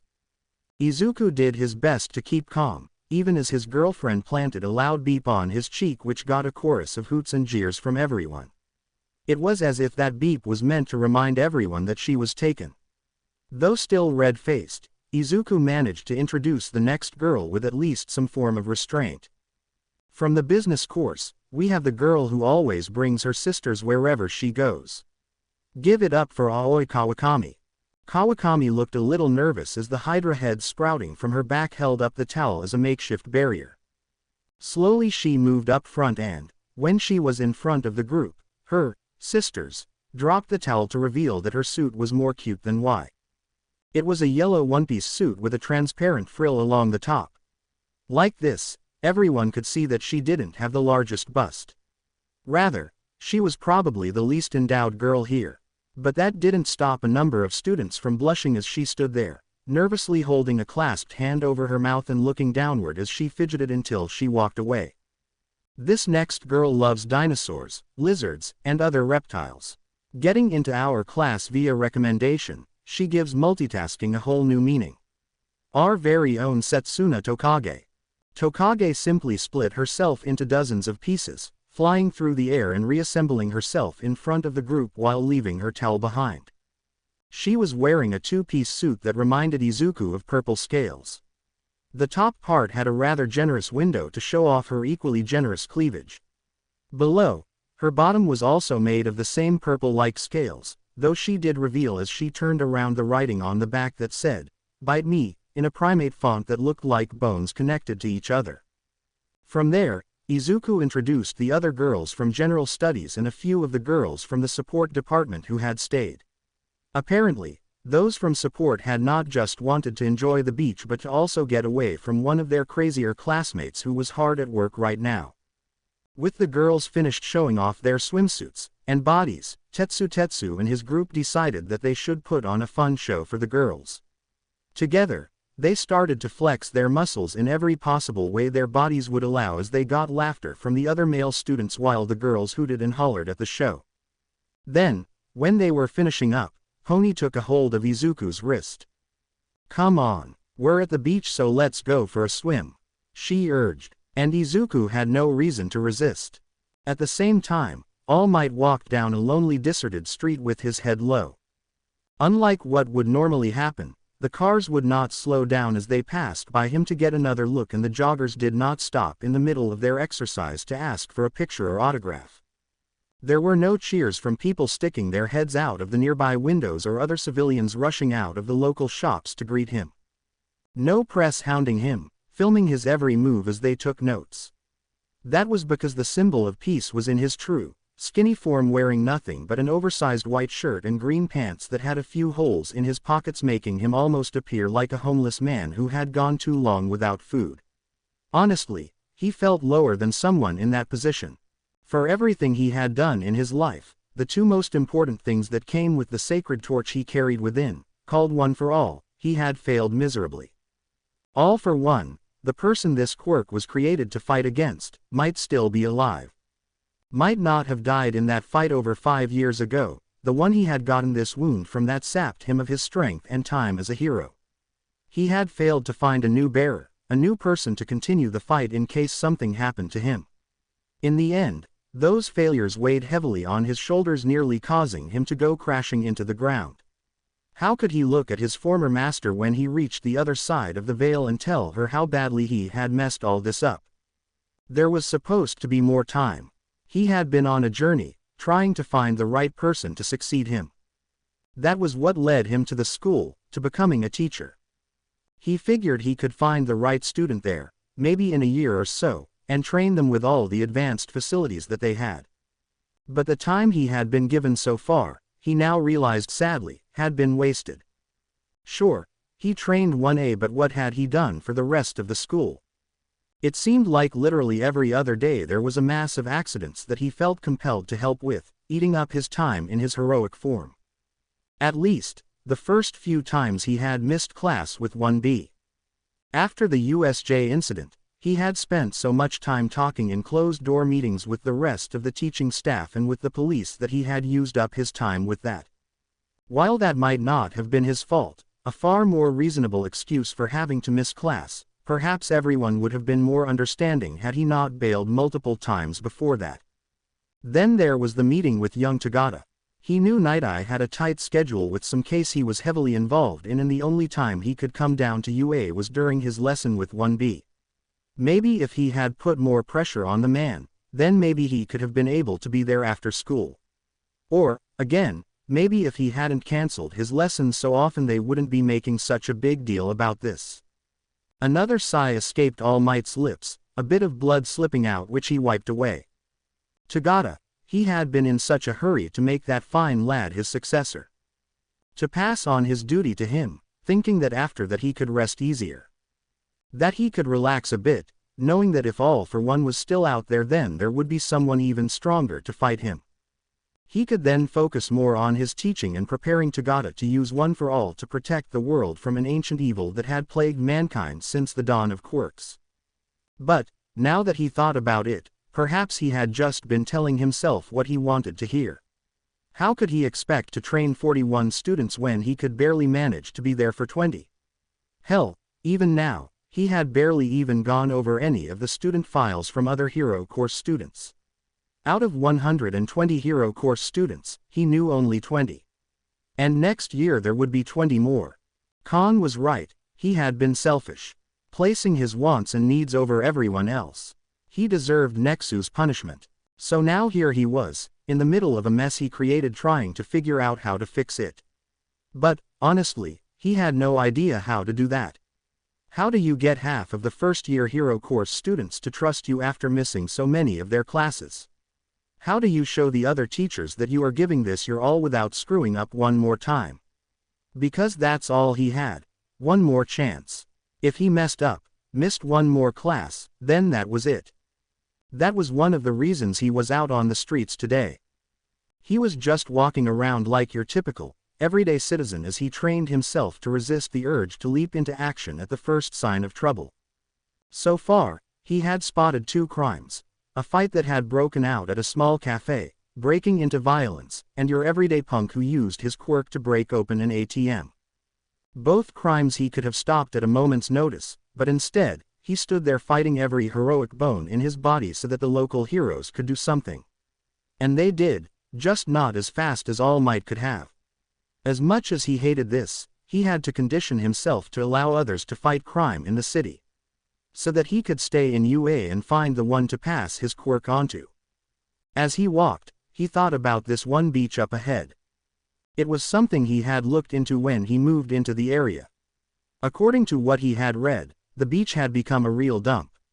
Ocean currents washed all sorts of trash onto its shores while locals took advantage of the spot to illegally dump their own, making the spot unusable for any sort of enjoyment, unless you were a poor artist looking for junk to make a sculpture with. Or if you were looking for a spot to sit down, all alone with your own thoughts. Laughter rang out into the air, mixed with the sounds of waves crashing on the beach by the students as they enjoyed their time in and around the ocean. For Izuku and Pony, the two were now heading back to land as they had been swimming, splashing, and exploring the salty water for some time now. As the waves pushed along the backs of their legs, the two grinned despite their light panting. Both felt a chill as they left the water they had become accustomed to, not helped by the powerful winds against their backs. Yet neither paid any mind, Izuku wrapping his arm around Pony's waist to keep her close while their matted hair pressed against each other. As they made their way onto land, there was a degree of content joy as the two felt like they were finally on that date that they had been wishing to go on. The only thing that would have made this even better was if they had some privacy. Ever since they had gotten into the water, the memories of what they had done in the shower began to surface within Izuku's mind, bringing forth primal desires once more. As they moved through the hip-deep water, Izuku found himself plagued with the fantasy of pulling Pony close to him. Of feeling her arms wrapping around his neck, his hands making their way to her ass as he beeped her. Then, as their tongues collided and tangled around the other, his hands would slide underneath her bikini bottom before pressing into her flesh. There, Pony would hint what she wanted next as she reached down to slip her hand underneath his trunks to stroke his member. Or when he looked over at the beach, he would imagine Pony asking him to apply some sunscreen on her back. That she would unhook her top, holding it up with one hand before laying down on the blanket. There, he would apply himself to his task, squirting the coconut-scented cream onto his hands before touching her. As he worked, his girlfriend would at the feeling of the cold cream on her back. A gasp would be heard as he moved his way downward, slipping her bottom down without any hint of resistance. No, instead her S would grow louder and more erotic as she moved her tail out of the way for him. Once he was done, Izuku would pull her up onto his lap and begin to rub the last of the lotion on her beeps and stomach. Izuku, thankfully, was able to not act on these desires, for he knew they would be seen. Even in the hip-deep water, there were too many people swimming around them. The chances that someone would swim by or just notice anything were far too high. The beach held a far greater disadvantage, for it was nothing but endless sand as far as the eye could see. Everything was out in the open with no rocky cliffs or formations to hide behind. Add to the fact that there were plenty of students around as well as teachers from their school, and that made the odds of them getting caught nearly 100%.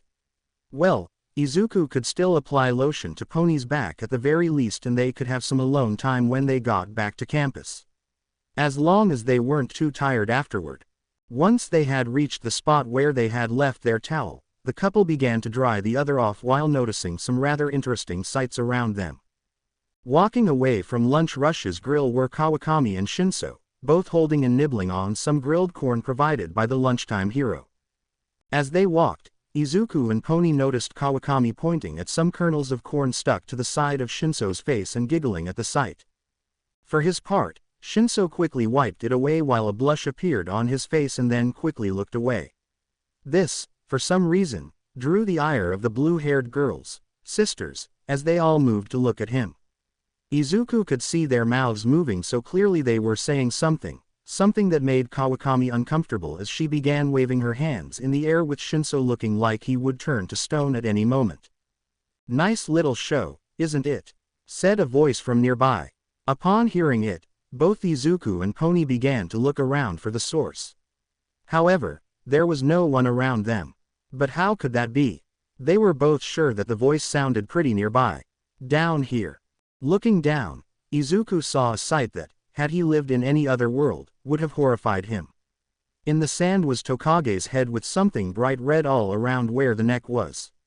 Looking around, he saw other body parts littering the sand. A severed hand, its fingers cut off at the segments with more of that red liquid painting the sand. Her torso half buried with a foot laying on top of it. And, was that her ass sticking out of the sand?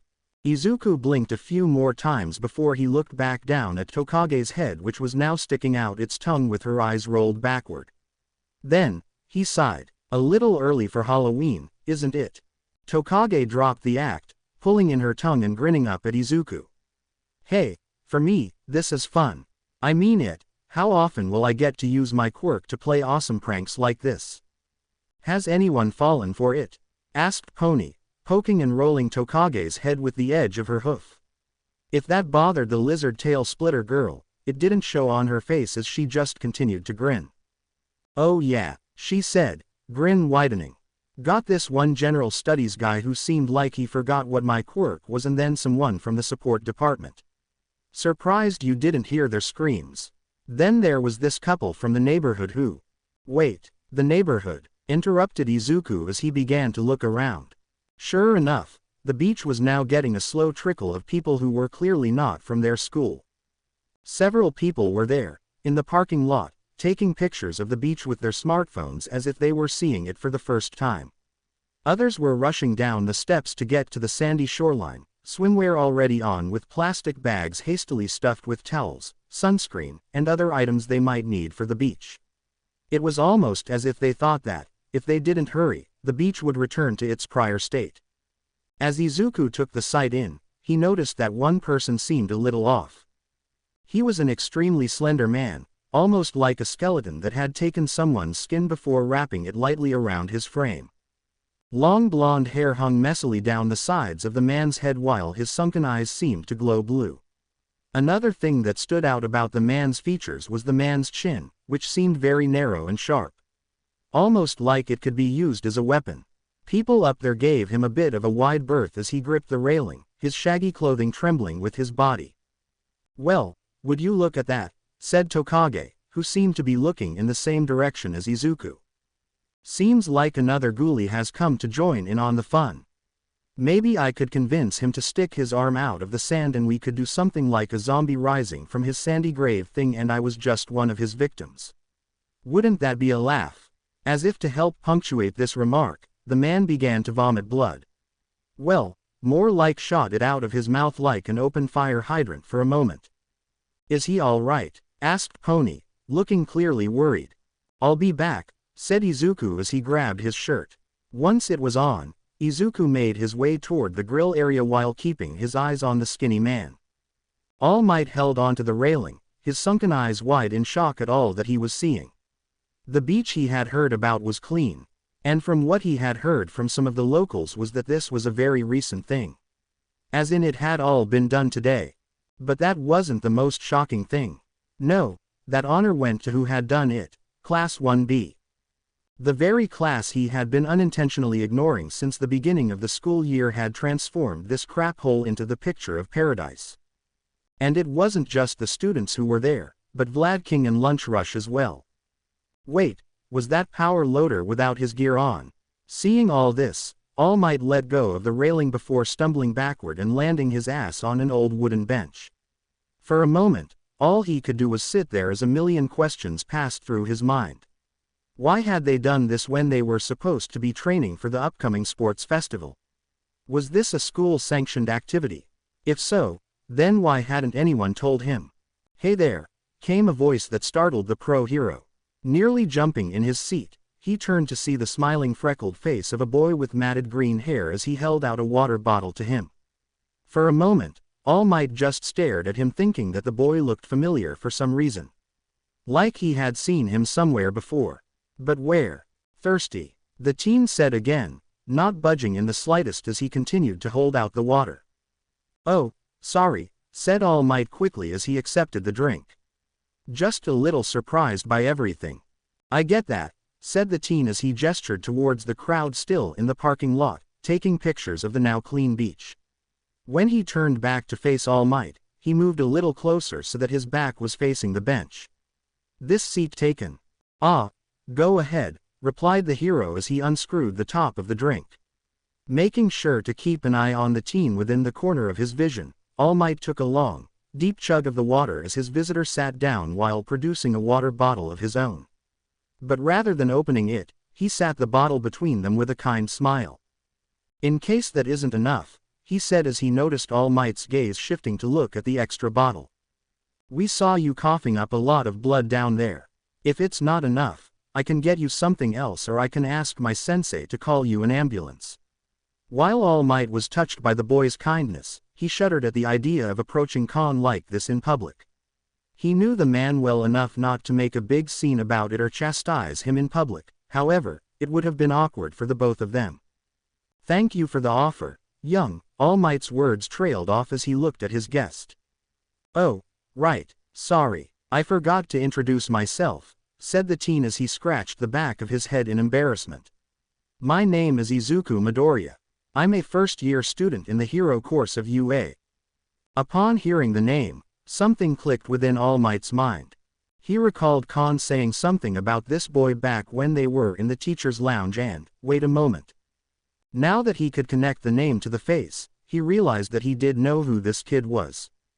He was the one who had taken out the zero-pointer back at the entrance exam single-handedly and saved an entire building full of examinees. All Might remembered clearly now as he had been watching the exam unfold along with the rest of the teachers. He recalled that, at the time, he hadn't been too impressed with the plain-looking lad when the exam started. His quirk was enough to make him stand out a little since, really, how often do you see a teenager purposefully pulling out their own bones to use as weapons? However, once you got past that, at the slow rate he was going it didn't look like he would make the cut, and thus the pro hero had written him off. That all changed when the zero-pointer showed up. As soon as the destruction began, young Midoriya had raced over to the giant machine and put an end to it in a manner that stunned the pro hero. What he did ought to have been the full might of his quirk, ripping the mighty machine into pieces and saving those who had been trapped in a building. That sight was enough to make All Might wish to give the kid an extra special message in his acceptance letter in order to encourage that sort of behavior. "Thank you, young Midoriya. The name is Toshinori Yagi," said All Might as he did his best to smile. "And you don't need to worry about me. Just some side effects from a pretty bad wound a villain gave me a while back." The look Midoriya gave the man said it all. First, there was a look of utter disbelief that someone like him was ever capable of fighting villains. But, as the boy looked him over, All Might could almost hear the gears turning in the teen's head as he began to contemplate how serious the fight had been. How bad someone had to be injured to go from a pro hero to a skinny, malnourished-looking man. And as the boy's mind worked, All Might watched the boy carefully. He wanted to see how this young, inspiring hero would take one of the darker realities of the hero world. "I'm sorry to hear that," said Izuku with a sympathetic smile. "If it's too painful, you don't have to go into details." "I appreciate that, young man," said All Might with a nod. "I really and truly do." Izuku's smile fell slightly after that. "I guess your pro days are long behind you," he said, his tone almost mournful for the stranger. At that, All Might let out a laugh. "Not just yet, but that time is drawing closer. To be honest, I'm surprised I've lasted as long as I have." As he spoke, All Might was hit by a sudden idea. Young Midoriya didn't know he was All Might. So what better chance did he have to not only get a read on the kid without the fandom or the desire to be overly kind to one of the strongest heroes in the world. Perhaps he might just put this boy down as a candidate to receive his quirk. So far, he seemed like a kind soul with a powerful quirk. Heck, he might as well ask a few questions to see how his class really felt about him. So, began All Might, doing his best to play it cool. You're from UA, huh? Must be nice having all those other pros teaching you. Like All Might, heard he was teaching there now. The reaction he got out of the boy was honest, far too honest, as Izuku looked away while scratching the back of his head. Yeah, I guess he is, was Izuku's response as his eyes saw something on the ground that looked far more interesting. You don't really sound all that sure, stated All Might, hiding how nervous he was. Are you not a fan of his or? No, that's not it, interrupted Midoriya suddenly as he stared at the skinny hero with wide eyes. Eyes that shined with the passion of a true and devoted fan. However, mere moments later, young Midoriya covered his mouth while looking flushed. I'm so sorry, I'm so sorry. After another moment, the green-haired teen lowered his hands as his face became crestfallen and his shoulders slumped. It's just that, he hasn't really been there for my class. At all. I want to believe it's because he's out there, helping people and saving the day like he always does. But it kind of hurts. Especially when we know he's in the building and he just decides not to show up or if there was no crime reported that day. Some of my classmates wonder if he even knows where the door to our classroom is. As Midoriya let out a dejected sigh, All Might found himself sweating from the young man's comments. He had heard from Khan that the class was losing faith in him, but he hadn't thought it was this bad. Oh God, what if that door comment wasn't told as a joke and they were seriously thinking that he didn't know where their classroom was? Did they think that little of him already? What was worse was the tone young Midoriya used. It was a tone that All Might had never heard before, something so alien to him, yet he still managed to recognize it from knowing its polar opposite. This young man was losing hope. Losing hope in him. Clearing his throat, All Might decided to change the subject. So then, what's all this about? He asked, gesturing to the beach. Some sort of school project. No, said the young man, happiness returning to his voice. The teen then began to talk about the training program that his class was doing to prepare for the sports festival. While he never went into names or specifics, he did manage to paint a decent overall picture that showed just how dedicated the class was as a whole to doing well in the tournament.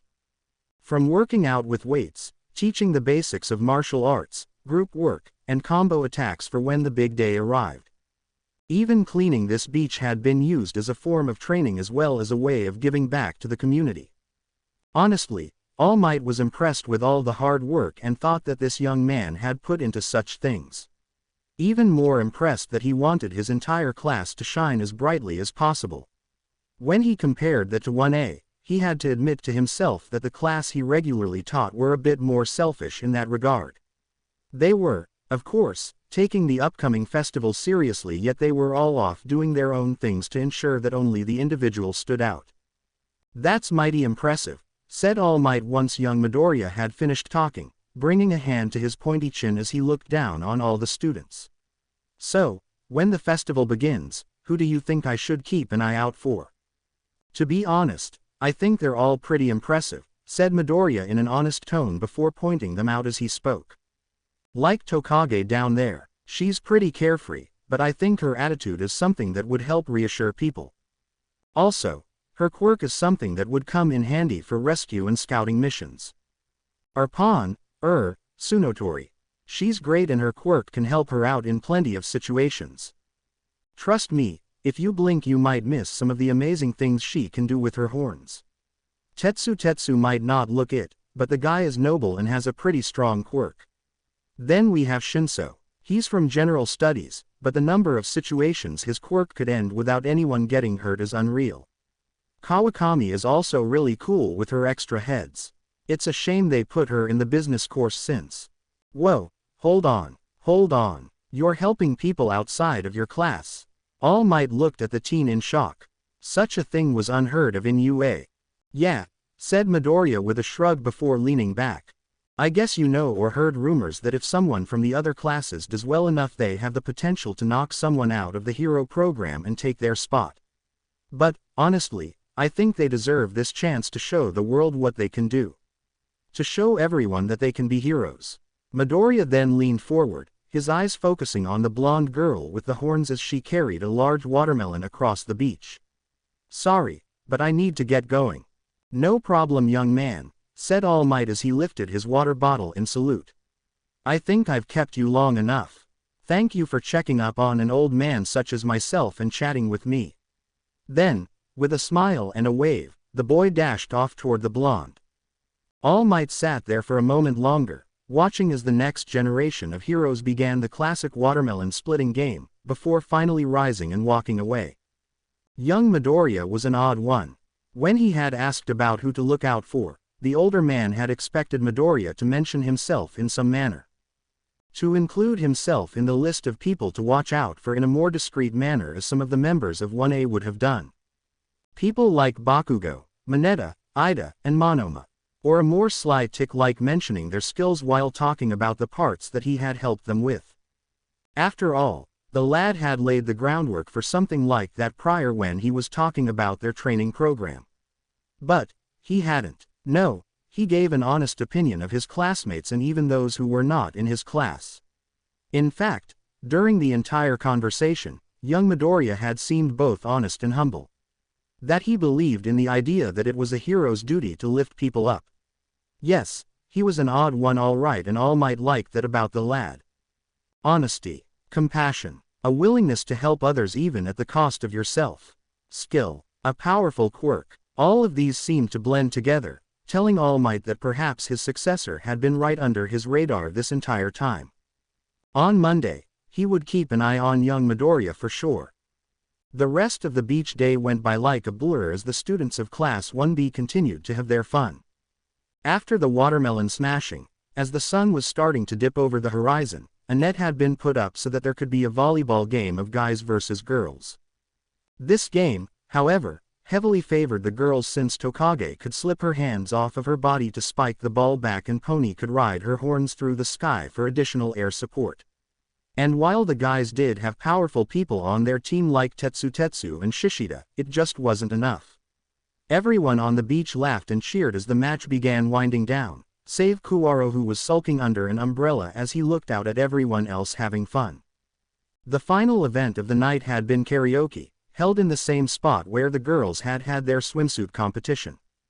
Izuku hadn't been surprised to see his girlfriend eager to show her stuff, though he was surprised by some of the comments in the crowd. Mainly that, while she was selecting her song, they believed she would pick some sappy American love song or perhaps an anime opening that was all about love.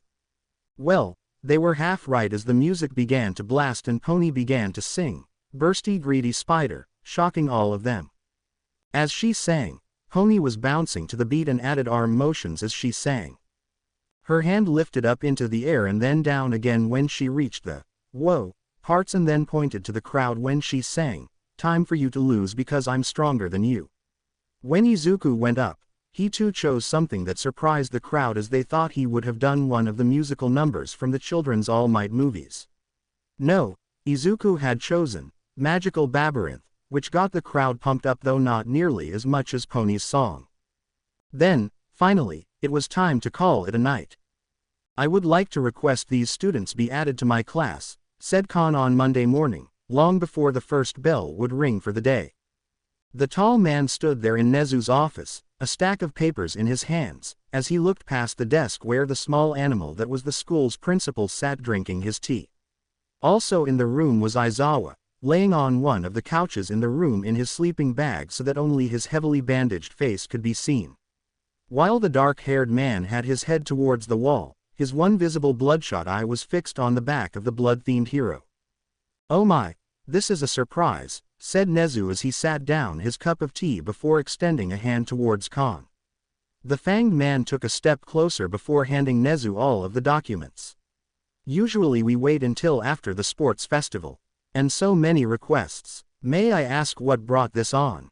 Khan nodded. "I am aware of how things are normally done," he said firmly, feeling the focus of Aizawa's gaze on his back grow. However, because of 2 students in my class, things are not proceeding as normal. I have spent the last week watching these students giving it their all for the sports festival, training as hard as they can, and watching what they can do. In my opinion, I believe they are ready to enter into the hero course. As such, I would like them listed as such when the festival begins so that they will not miss out on getting internship requests from other pro heroes. If you ask me if they really wanted to enter into the hero course, then they shouldn't have been wasting time before deciding to take the entrance exam, said Aizawa firmly. Kon shot the tired man a look, eyes narrowing slightly. A burst of air shot through the man's nostril. Not everyone is fortunate to have an overpowered quirk that can blast away robots with ease or be trained by the number 2 hero, Kon nearly spat in anger. But then, he took a breath to collect himself, and when he spoke again it was done more calmly. Perhaps Aizawa is right, that there could have been more that these students could have done to be better prepared for the entrance exam. Or there could have been factors in play that hindered that option. Regardless, these students that I have selected have shown that they now understand what they were lacking prior and are going plus ultra into putting in the effort to improve. Such efforts should be acknowledged, at the very least. Well, I certainly understand your logic, said Nezu cheerfully as he scanned the papers.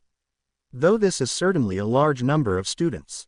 Far more than I ever recall being transferred into the hero course at once. So, tell me, how many of your own students are you cutting to make way for the new? None, said Kon simply, crossing his arms over his chest. Behind him, he heard Aizawa rolling onto the floor making a loud thud noise as he landed. A rustling noise was then heard and, as Aizawa stepped out of his sleeping bag, Kon kept his eyes locked on Nezu, watching his face very carefully. The small mouse dog bear creature returned the gaze, the 2 of them in what felt like a stare-off for domination in this matter before the principal looked away with a sigh. Kon, said Nezu, a paw flipping through the documents lazily. While I admire your efforts to push through as many promising heroes as possible, I do believe that adding 16 students to your roster is pushing it. Dark eyes from the principal then moved to look at the other man in the room. Now, if Aizawa was willing to take a few himself then. I'm not, interrupted the man in a flat tone. Though, if Midoriya ever finishes that form I sent him and I decide to just drop one of my students, I might consider taking one. Speaking of which, he paused for a moment, turning around on the spot and heading towards the door. I'll have to have a talk with him about that later. Provided I don't have to discipline some of my problem children. With that, Aizawa left the room. Frowning, Kon returned his eyes to Nezu, who just let out another sigh. I'm sorry, but a class that has 35 students is simply too much, said Nezu. I will, however, allow you to have 4 additional seats added to your class after the sports festival. It's only fair that these students get the same treatment as everyone else. Kon then opened his mouth to object, but Nezu held up a paw. But, since you have so much faith in these students after you have decided on which students you will add to your class, one shall personally reach out to several pro heroes to see if they are interested in taking any one of them on. Kon let out a grunt. It was far less than he had hoped for. Not nearly enough given what his students had been doing. Is there anything I could do to get you to increase that number? Asked Kon. Not unless Aizawa is willing to share the burden, replied Nezu with a tone of finality in his voice. So, with a heavy heart, Kon nodded. For today at least, because Kon would not give up on them so easily. Lunch that day was a joyous affair as the students of Class 1B sat at their usual tables, now joined by their newfound friends from General Studies and the lone business course student. In order to accomplish this, tables had been pushed together to create a single long one. When he thought about it, it reminded Izuku of the table he had sat at during a trip to Pony's home during Thanksgiving. The piles of food on the table, along with the laughter and conversations, certainly aided with that vision. Looking down, he saw that everyone was getting along well. He saw that Tokage and Kendo were seated on either side of Kawakami as she showed them the designs she had of her hero costume, while Shinso sat across from the Hydra girl, stealing glances at her while adding his own thoughts on the matter.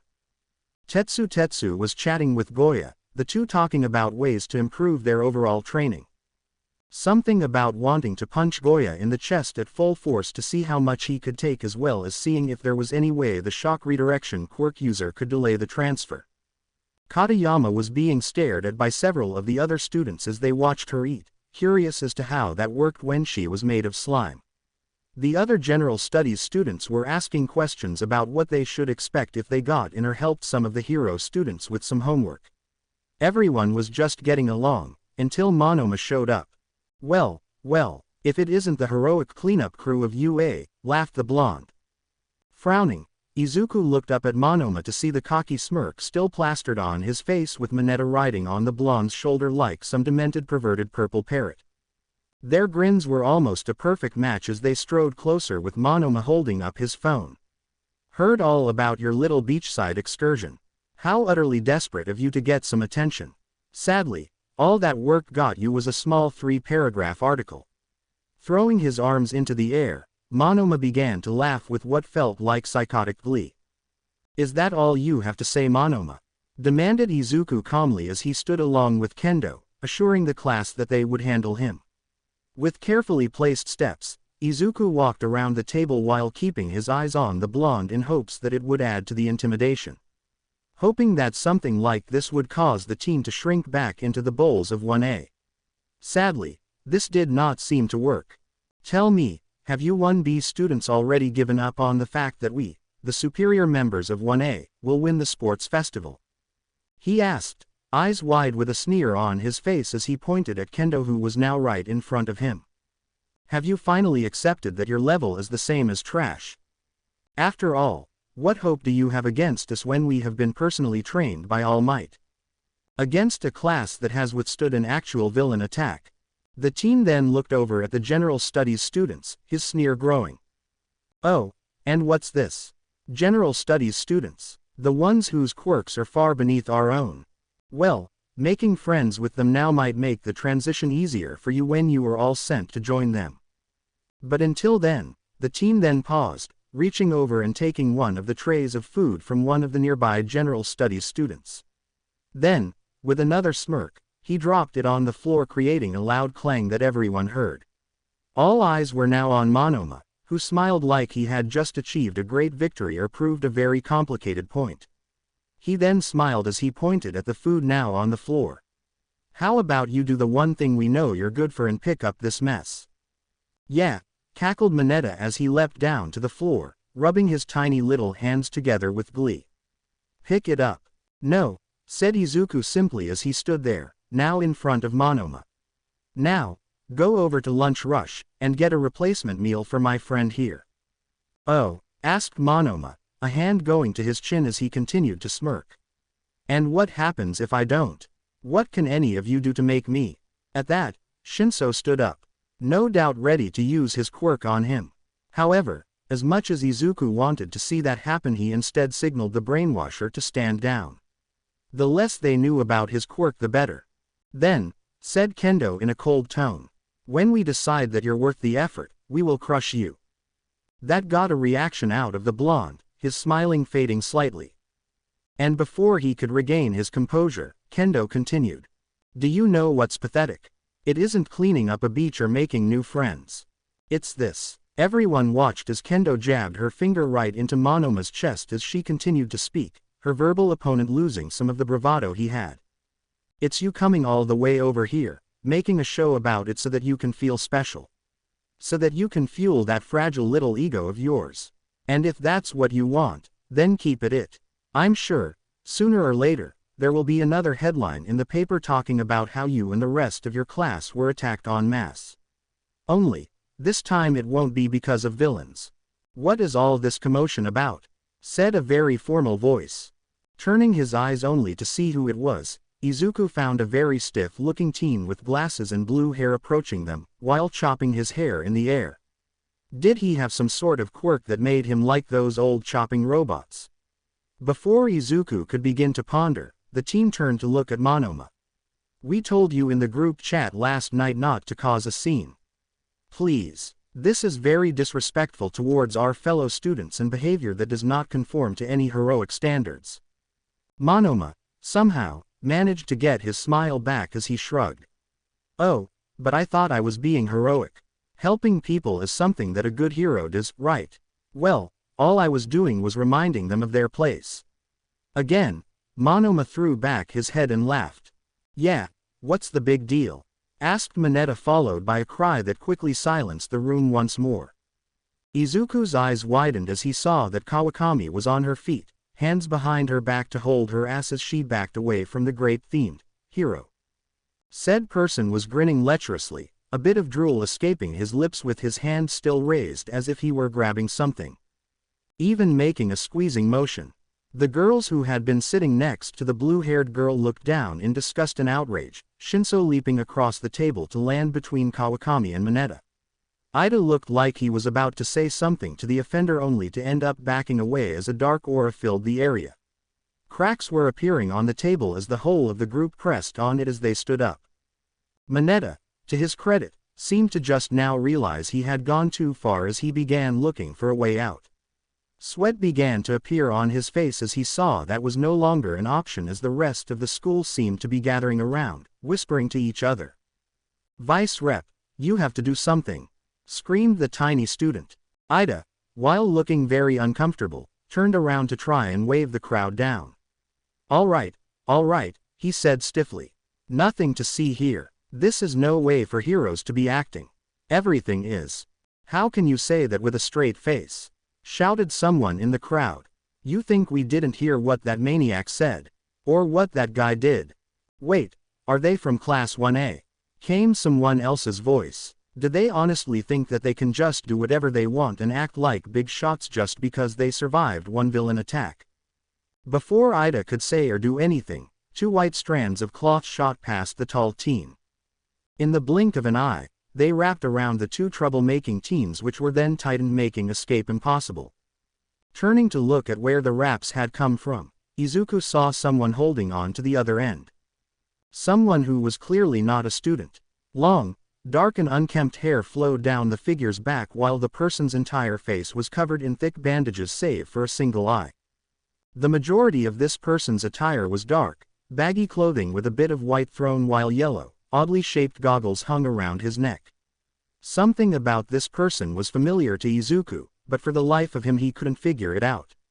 Whoever this was, he or she had to be a teacher or a staff member. But it seemed that Ida, Monoma, and Mineta knew who he was as their eyes filled with terror. "Ida, I'm disappointed in not just you but the rest of the class for allowing things to escalate this far," said the man flatly before turning his attention to the 2 he had captured. "As for the 2 of you, go to Nezu's office and wait for me. We're going to have a long chat about your behavior." Instantly the wrappings loosened, the stranger pulling them back and wrapping them around his neck like a scarf while the 2 ran for it. The man, possibly a teacher, then turned his attention to Izuku. A feeling of nervousness swept over him as that one good eye focused on him and him along with such intensity that Izuku felt like he was gazing deep into Izuku's very soul. So unnerved was he that Izuku almost flinched when the man gestured for the bone user to follow him. Stealing her nerves, Izuku did so with Pony following right behind. Most likely to make sure everything would be fine. The 3 of them made their way out of the cafeteria and into the deserted-looking hallway, the only sound being their footsteps. As they walked further from the door, Izuku began to wonder what was going to happen. Was this man taking them to see the principal as well? If so, why didn't he just say so? Also, why just focus on him? Shouldn't he have asked Kendo as well, or was this guy just picking whoever without a care? It wasn't until the doors to the lunchroom were a good distance to their back that the man suddenly turned around, nearly catching Izuku and Pony off guard. "Midoriya, why haven't you submitted that form yet?" asked the man while his eye moved to glance at Pony. He just eyed her for a moment before seeming to decide whether it didn't matter or not if she heard this. "Ah, excuse me," asked Izuku. "The form," repeated the bandaged man, his tone tired.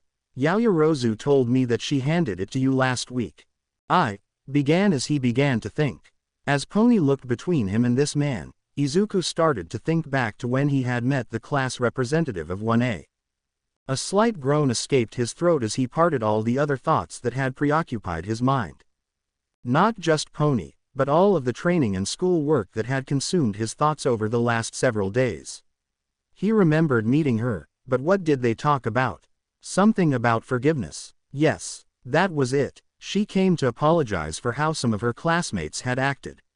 He had dismissed that at the time, explaining to her the reason why. But that was it, wasn't it? He had turned away and then, oh wait. Izuku's eyes widened, a gasp escaping him as he remembered how the conversation ended. The class transfer form. Then that meant that this man was Aizawa-sensei. The man who could have died saving his students at the USJ. Oh, right, said Izuku. Sorry, I've just been really busy. Izuku's words trailed off as the darkly dressed man's eye narrowed in disapproval. Then, for a moment, Izuku thought that he saw the man's eye glow red for the briefest of moments before he suddenly turned around. I expect to see that form submitted by the end of the day, Aizawa said in a tone that made it sound like everything had been finalized.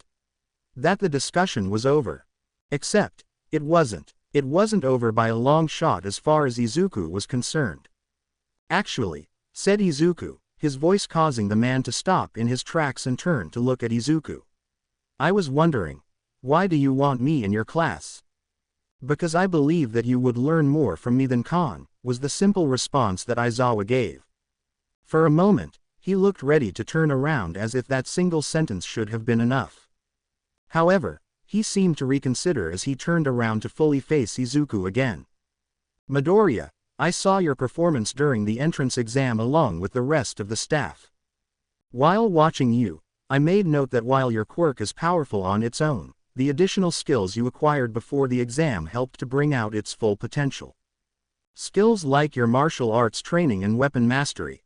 With all that under your belt before your first day here, it would have been extremely easy to get you in via recommendation alone. That said, however, you can still acquire more skills as well as experience.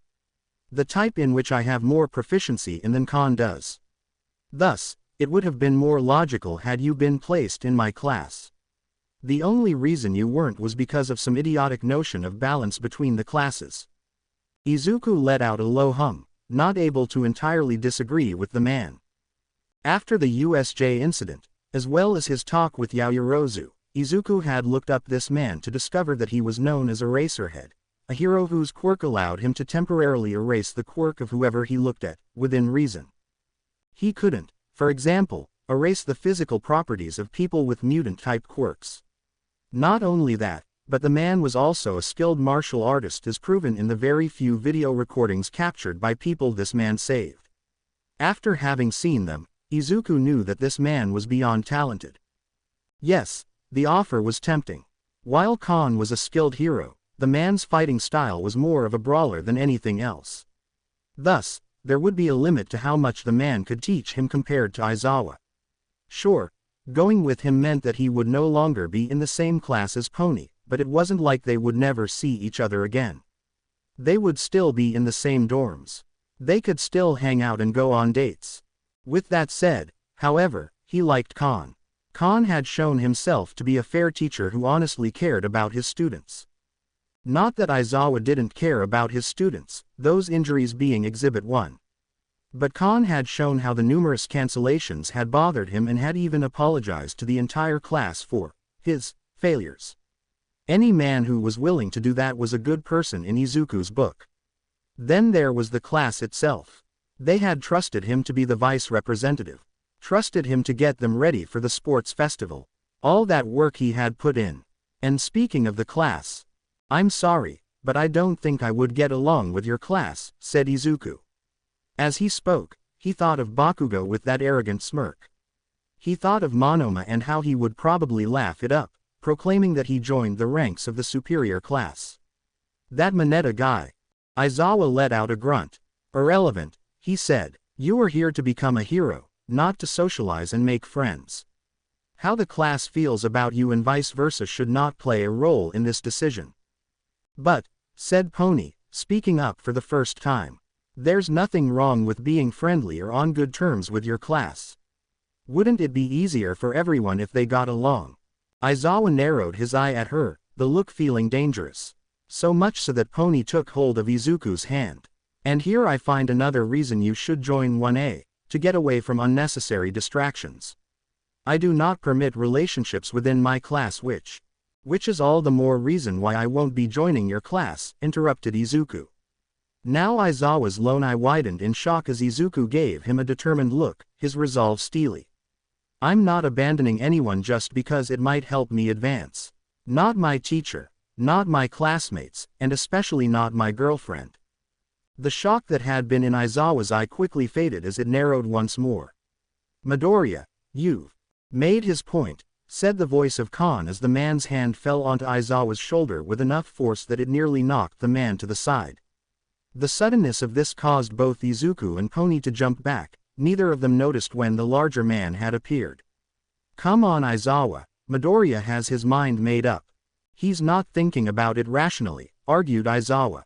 Well then you really need to work on your sales pitch, replied Khan with a laugh, his large hand slamming down on Aizawa's shoulder once more before turning to look at his two students. Now, lunch is almost over, so how about you two head to class? Trust me, you don't want to be late for this one. Not needing to be told twice, both Izuku and Pony quickly began making their way down the hall. Khan stood there in the hallway, keeping his eyes on the back of his two students as they moved further and further away with a smile on his face while hoping that the situation was finally resolved. Aizawa had said it himself, he had made notes on Midoriya as well as all of the other students that the man wanted in his class. And, in all honesty, Khan didn't disagree with the man's reasoning. Todoroki for his overwhelming quirk but needed to also learn how to succeed without it. Bakugo, a team with plenty of tenacity. Perhaps a bit too much, so having someone who could turn off his quirk in order to control him would be a good idea. Showing Yaoyorozu how to use her quirk in various situations. Mineta, well, someone had to keep an eye on him. And out of his whole list, Midoriya was the only one he wanted that he didn't get. Having known Aizawa for some time, Khan was well aware what the man would do in this situation. Midoriya wasn't the first student he had given that class transfer form to, and he wouldn't be the last. Did it bother Khan that Aizawa did this? Not really. If his students really wanted it, he would allow them to make up their own minds and respect their wishes. The only time he would step in would be if his fellow teacher ended up pushing a little too hard or refused to take no for an answer. And it always made him feel good when his students wished to stay in his class. You know I'm right about them, said Aizawa as he stepped next to Khan, his eye lingering on the vanishing form of Pony. Khan let out a sigh. No, not really, replied the man, his smile never fading. I believe that it's important that they learn how to balance out their personal lives with their heroic ones. Best to do it here in school rather than letting them fumble with it out there in the real world. If their relationship was actually a problem, I would have called them into my office for a talk.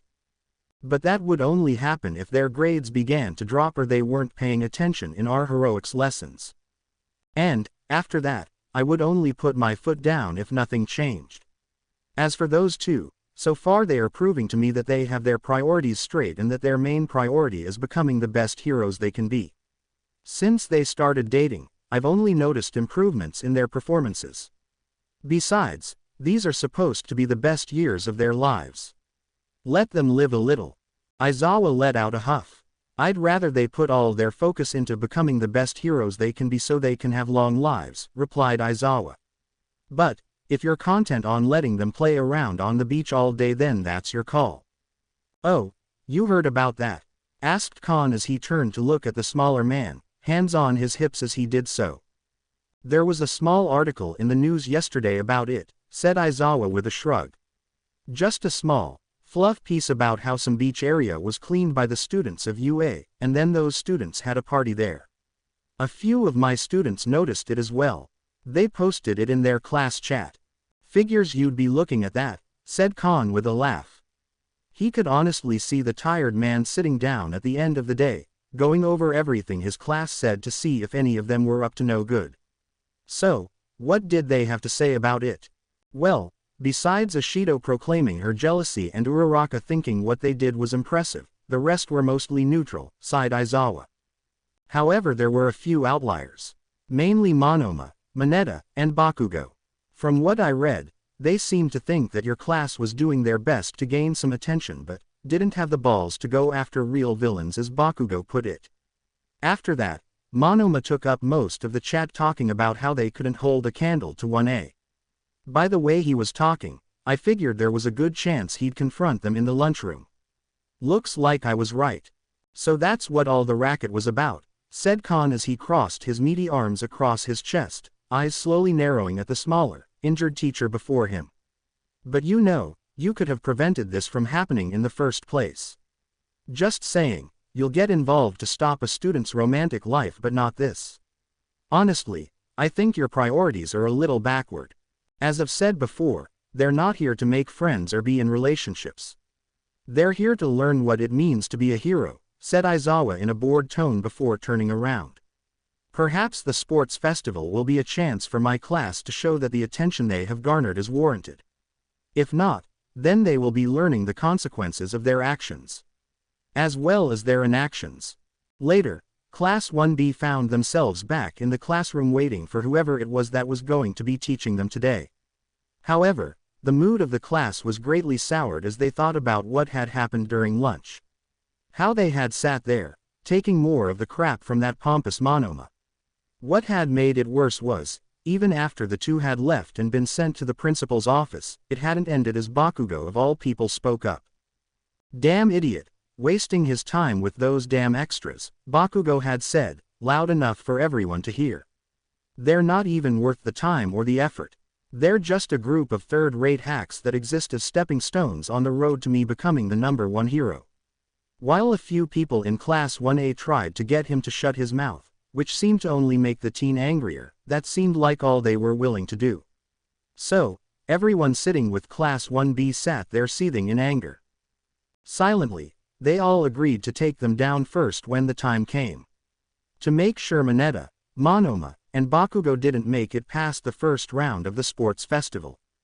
Then, I am here. The door to the room flew open as All Might burst through the doorway in an epic pose, dressed in his iconic Golden Age costume with a massive smile on his face.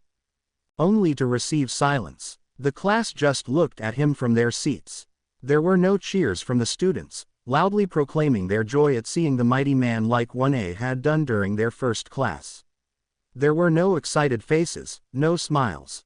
All the pro-hero received as he made his way into the classroom were confused looks at best, cold ones at worst. Then, before he had gotten halfway to the front of the class, whispers could be heard. So he finally decided to teach us. Wonder what happened. No way. That has to be an imposter. Probably ran out of excuses not to show up. Bet he's only here because they put a gun to his back. From his seat, Izuku watched as the man he had always idolized pretended he couldn't hear the whispers. But he did, flinching slightly at the end of every sentence. He felt sorry for the man, yet not as much as he knew he would have at the start of the year. The old him would have been gushing out a storm, practically drooling at seeing his hero dressed in one of his retro costumes.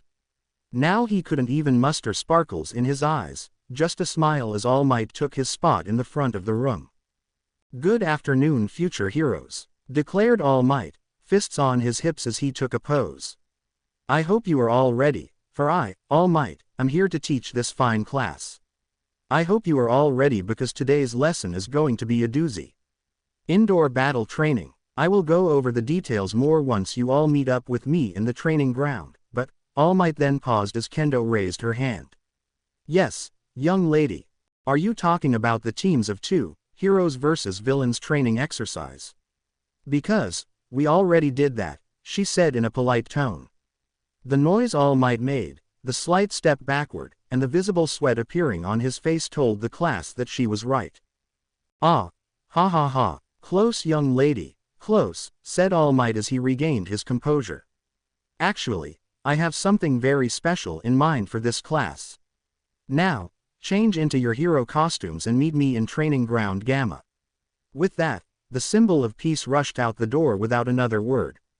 No doubt, thought most of the class as they slowly got to their feet, to come up with a different lesson.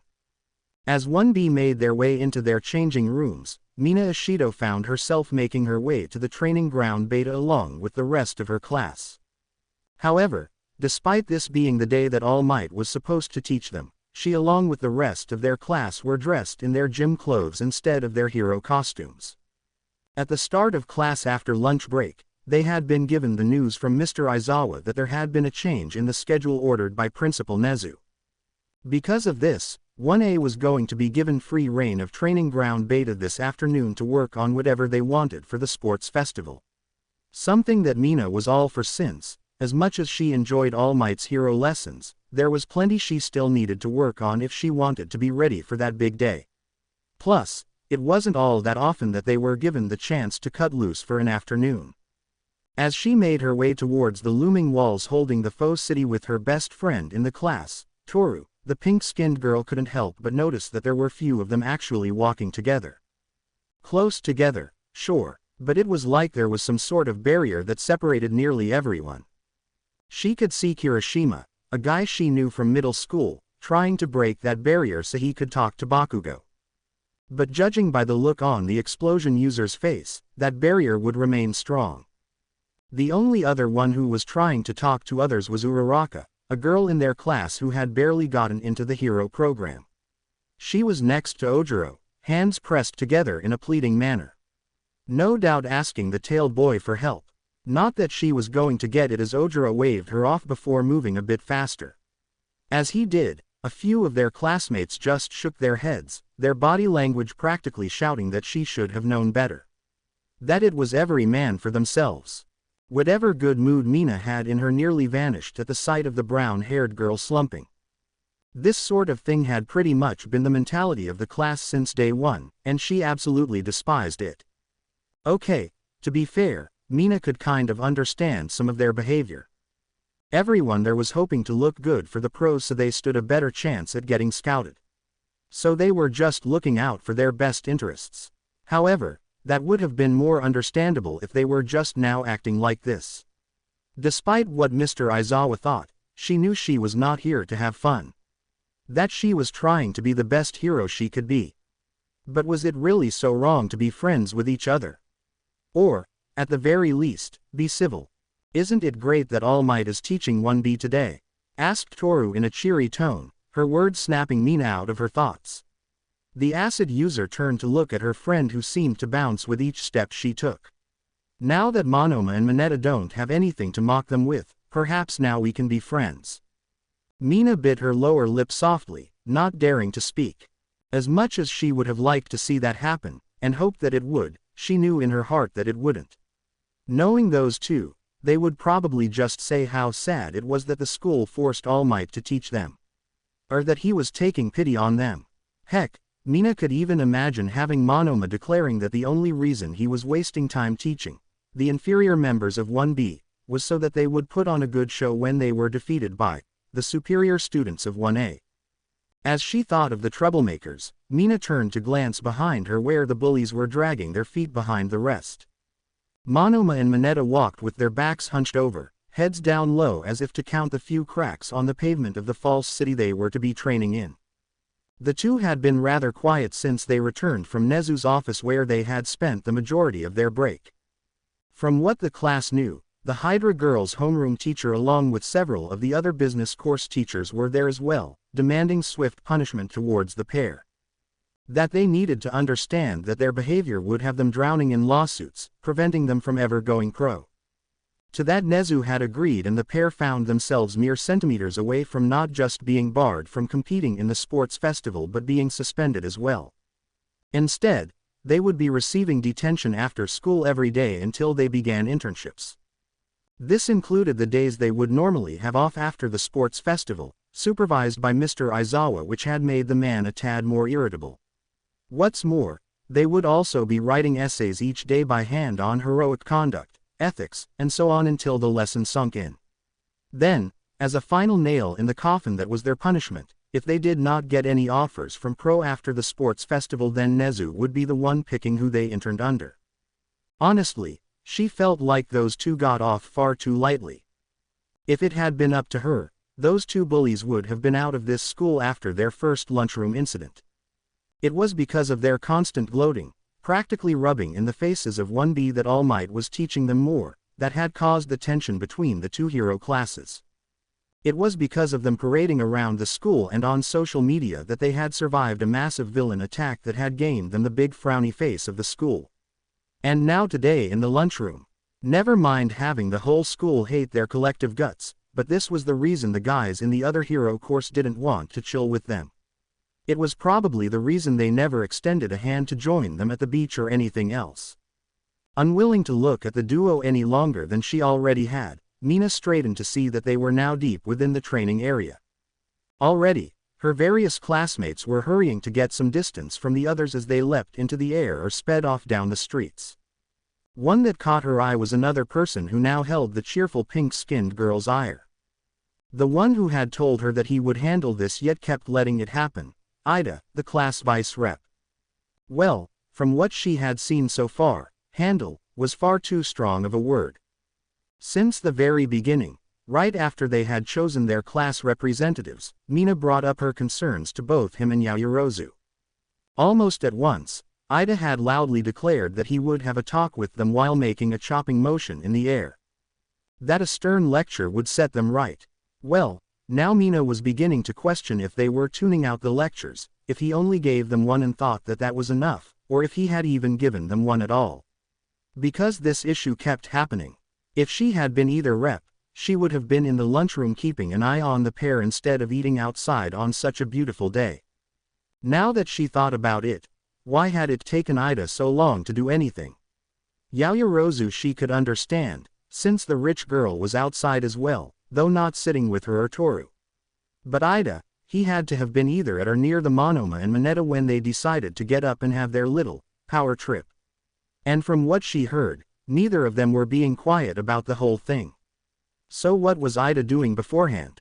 Wasn't he supposed to be wicked fast? Before Mina could think more on the subject, she spotted something that nearly caused her to stop in her tracks. It was Uraraka. The girl was sitting on the sidewalk, back against the wall with her legs pressed against her chest. The brunette's gaze was kept low, but Mina, despite being some distance away, could see all the telltale signs of a girl about to cry. It was all there. The way she clung to her gym pants, the aura that seemed to surround her, and so on. So, Mina did the only thing she could think of. "Hey, Uraraka," she shouted in her most cheerful tone, a smile beaming brightly on her face. At once, the gravity-removing girl lifted her head to look at them. Good, she hadn't started to cry yet. "Hey, do you want to train with us today?" A smile bright as the sun appeared on Uraraka's face, almost seeming to light up the whole area. "I'd love to," she shouted as she quickly got to her feet. A little too quickly as she nearly flung herself forward and face-planted into the cement street. But, she managed to catch herself at the last minute as she ran over to the acid user and the floating pair of clothes. "I really need the help." "Hey, no big deal," said Mina as she waved off the thanks. "Though I don't know how much help we can be. Still, better than trying to figure stuff out on our own. At least we can bounce ideas off each other." Uraraka nodded vigorously at that. As the trio made their way down the road looking for someplace to train, Mina found herself shooting a glance over at their new companion. While no one said anything out loud since hearing that someone might get booted from the hero course if they didn't perform well enough, but many considered Uraraka to be the first on the chopping block. She had barely squeaked by in the entrance exam with the needed number of points, needing to be saved more than once. So much so that Mina had heard some of the others talking, saying that if it hadn't been for her infinity score in the ball toss that she would have been expelled the first day. As for what happened in All Might's class, well, I really wish All Might would start teaching us how to fight, beat Uraraka, seeming to know what was on Mina's mind. All he ever does is put us in different scenarios. And Mr. Aizawa just keeps saying he wants to see improvement from me. "Tell me about it," replied Mina with her own, her hands reaching to the back of her head as she looked up at the sky. "I guess that's what happens when you are the strongest man in the universe and nothing hurts you. All you need to do is just punch things until they go away. Wish we could all do that. Oh, why couldn't the sports festival be in the middle of the school year?" demanded Uraraka. "We haven't learned nearly enough yet. There's no way I can figure out how to fight with my quirk so quickly." Her eyes then widened as she turned to look at Mina, waving her hands in the air frantically. Not that I don't appreciate everything you both are doing for me. Mina let out a friendly laugh. No worries. It's good girl, said the pink-skinned girl before her smile faded a bit. But if I'm being honest, I get how you feel. All I can do to fight now is slide around with my acid and fling it at people. Huh, maybe that's why Mr. Aizawa was trying to get that Midoriya guy to join our class, said Toru, who had been silent for a while. What? Said both Mina and Uraraka in unison. Don't you remember Mina? Asked Toru, her clothing shifting to indicate that she was tilting her head slightly. Yaoyorozu was talking about needing to hand a form a while back. I can't remember what it was called, but I do remember that it would transfer that Midoriya kid in 1B into our class. As the wind blew in her hair, Mina began to recall that brief moment after the USJ. It had been a small thing that, at the time, she had not paid too much attention to.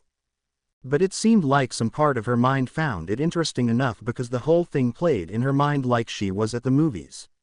All that happened was that the rich girl had spoken about a homeroom transfer form that she had given to one of the students in 1B, Izuku Midoriya. From the way she spoke, it seemed that Mr. Aizawa really wanted him in their class. Like really, really badly. Honestly, looking at the class as it was right now, that Midoriya kid dodged a real bullet. Don't think he'll be signing that anytime soon, said Mina with a laugh. I mean, the guy is the vice representative of a class that actually gets along. Man, I would have killed to go to that beach. They looked like they were having so much fun. That's not all they're doing, said Toru. I heard that 1B is doing some sort of training after school. The two in charge of it are Midoriya and their class rep. Some girl named Kendo. Uraraka looked amazed by that. Really? How did you find out? At that, Toru's shoulders slumped. I overheard some guys talking in the hall. For some reason, they didn't notice I was there.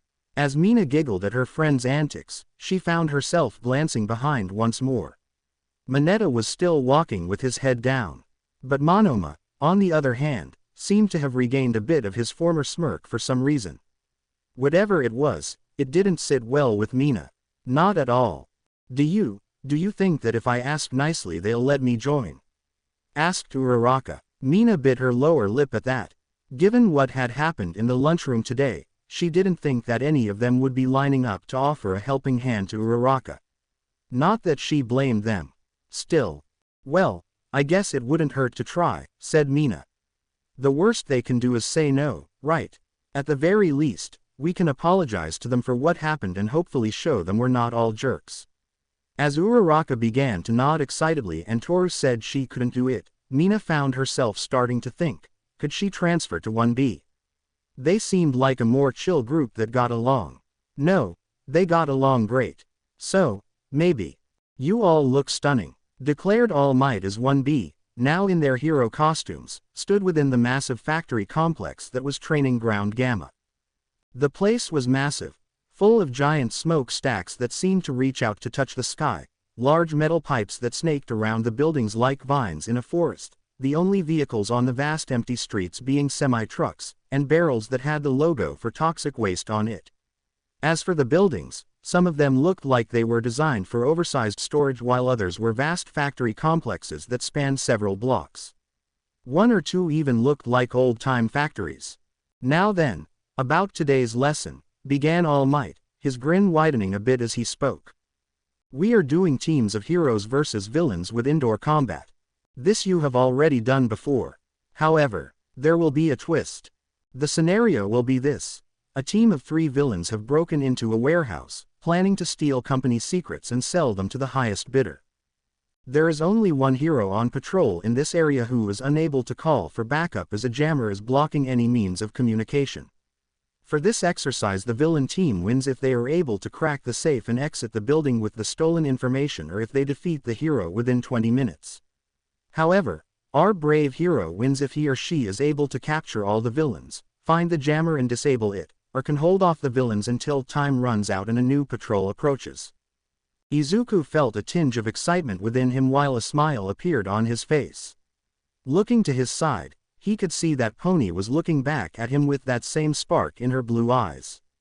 This sounded like it would be an actual challenge. Something to push them above and beyond.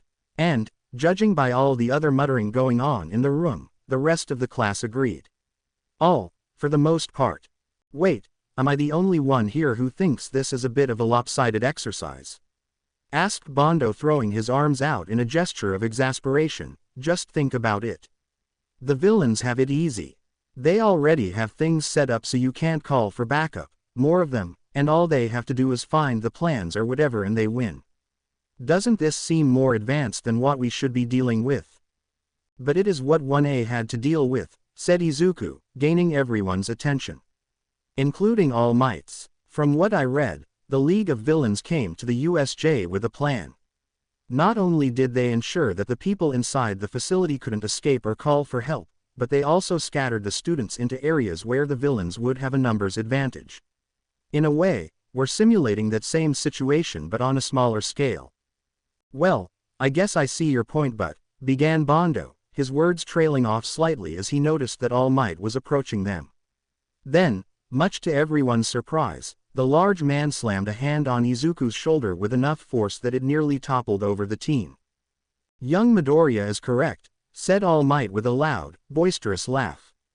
Then he looked at Bondo. For a very long time now, the vast majority of villains we have fought have been solo actors or a group of untrained thugs using their quirks to do as they please. And while there are smarter villains out there, those who do their evil deeds in the shadows and away from prying eyes, they have been in the minority. Until now, that is. One of the things we learned from the USJ incident was that the forces of evil have been getting smarter, planning things out more in advance. Not to mention getting bolder. And while the League of Villains' planned end goal was a failure, they did leave behind the blueprints for others to utilize and improve upon. We may soon see villains placing jamming devices and working in larger groups in the near future. Which is why we must train all of you to prepare for these types of events. For when that day comes along when you yourself are a pro, alone and outnumbered while being unable to call for your sidekicks. Class 1B nodded at this, nearly in unison. While there was little to no doubt in their minds that the man before them put all this together at the last minute, especially given how he left the classroom, none of them could deny that they were learning something valuable. That he was preparing them for something that they would more than likely face in the future.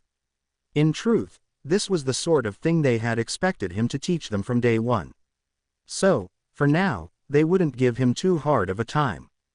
Then, as All Might turned, Izuku spoke up. All Might, sir, he began with a slightly nervous tremble in his voice. This caused the pro hero to pause in his step, turning his head to look at him. I was just thinking, well, we've been working with some other classes. People who are hoping to get into the hero course after the sports festival. So, maybe we could see if they wanted to join us in. There's not enough time. All Might's words were barked out, nearly shouting while his face seemed to harden slightly. This caused not only Izuku to jump at the tone, but also the rest of the class. Kendo then stepped forward. All Might, there's no need to be angry at Midoriya. We've been working with these people for a while now, so I get why Midoriya wants to include them. Yeah, that's right, stated Tetsu. They may not be on the class roster or anything, but they're still part of the team. At that, many of the other students shouted their agreement. All Might, for his part, turned to look at all the students, smiling and waving his hands in a gesture meant to ease tension. Everyone, settle down, he said. I am sorry for the way that sounded, however, to do what Midoriya requested we would have to go and track down each of these students from all over the school. We would need to get the teacher's permission, some of whom might need some convincing. Add in that there are multiple teachers we would have to speak to, some of whom might not even be in their classrooms for whatever reason, as well as allowing the students time to change, and what we end up with is losing a great deal of time. He then looked around, his smile growing smaller but not fading, as if he were giving the class a softer smile. I have heard about your training with these other students and I commend you all for wishing to include them. Sadly, while they wish to become a part of the hero course, the fact of the matter is, right now, they are not. Until they prove otherwise, they belong with their own courses. Now, we have wasted enough time. Let's see what you newbies are made of. From there, Izuku and the rest of the class silently followed All Might's instructions as he insisted on not wasting another moment. The pro-hero brought them before a large, windowless building before telling them to form a single file line. Once that was done, All Might took the first student alone inside while telling the rest to wait. After a moment, the large steel doors opened on their own to allow the next student inside. Izuku had been near the front and, as such, had been called in fairly quickly. The room he found himself in had a large computer monitor, the screen lifeless when compared to the number of blinking and flashing lights along the lone control panel. All Might stood in front of it with a clipboard in hand. Very politely he gestured to one of the many doors along the wall and told him to wait inside. Nodding, the green-haired teen did as he was told and found himself in what looked like a small rectangular waiting room that could snugly fit 3 or 4 people inside. The room was nearly completely bare, with nothing but a metal bench to sit on and a screen built into the wall. Something else Izuku noted was the sliding, mechanical door opposite of where he had come in from. Once he closed the door behind him, Izuku heard a familiar click from behind. Turning, he quickly tested the door and found out that it was locked. For a moment, the teen wondered if he should break himself out but thought better of the idea. Instead, Izuku pressed an ear to the door to see what he could hear. Nothing but silence awaited him. Curious, the bone user then tried a trick his sensei taught him back home, focusing on his sense of touch to see if he could feel any vibrations on the floor. Again, there was nothing. It was like Izuku was completely cut off from the rest of the world in his own little pocket dimension. Guess All Might wants to keep the groups a surprise, muttered Izuku as he moved to sit on the bench, a hand going to his chin as he began to analyze the situation. This is going to help the villain team even more as they will probably be placed in the same room together, giving them more time to make plans and assign roles. Makes sense given the scenario that All Might presented. But, am I going to be a hero or a villain? I guess I'll just have to wait and see if the door opens again. Or maybe that sliding door will open and lead me into another room where my other classmates are. Or not. And so, Izuku began working his brain to the maximum while his muttering filled the room. When the last of Khan's students had been sorted and sent to the appropriate room, a puff of smoke surrounded the large man known as All Might, turning into his true, skinny form.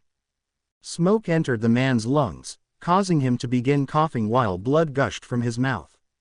But he wasn't concerned as small panels in the walls along the floors opened up, revealing equally small robots that instantly went to work cleaning not just the floor but his uniform as well. Before the man could even flop down on the chair near the control panel, the machines had finished their job so thoroughly that there was not even the lingering scent of blood in the air as they returned to their hidden homes. Letting out a sigh of relief, All Might looked around the empty room with a sad smile. He honestly didn't want to conduct his classes like this, locking them away in their waiting rooms and keeping everyone separate. He much preferred the group atmosphere he had known when working with 1A. Seeing their faces, connecting with them. That method, however, came at the cost of using all of his hero time for a single class. An issue that, after the USJ incident, had gotten worse. With the potential threat of another attack on the school, on his students, from the League of Villains, then he had to make some sort of change.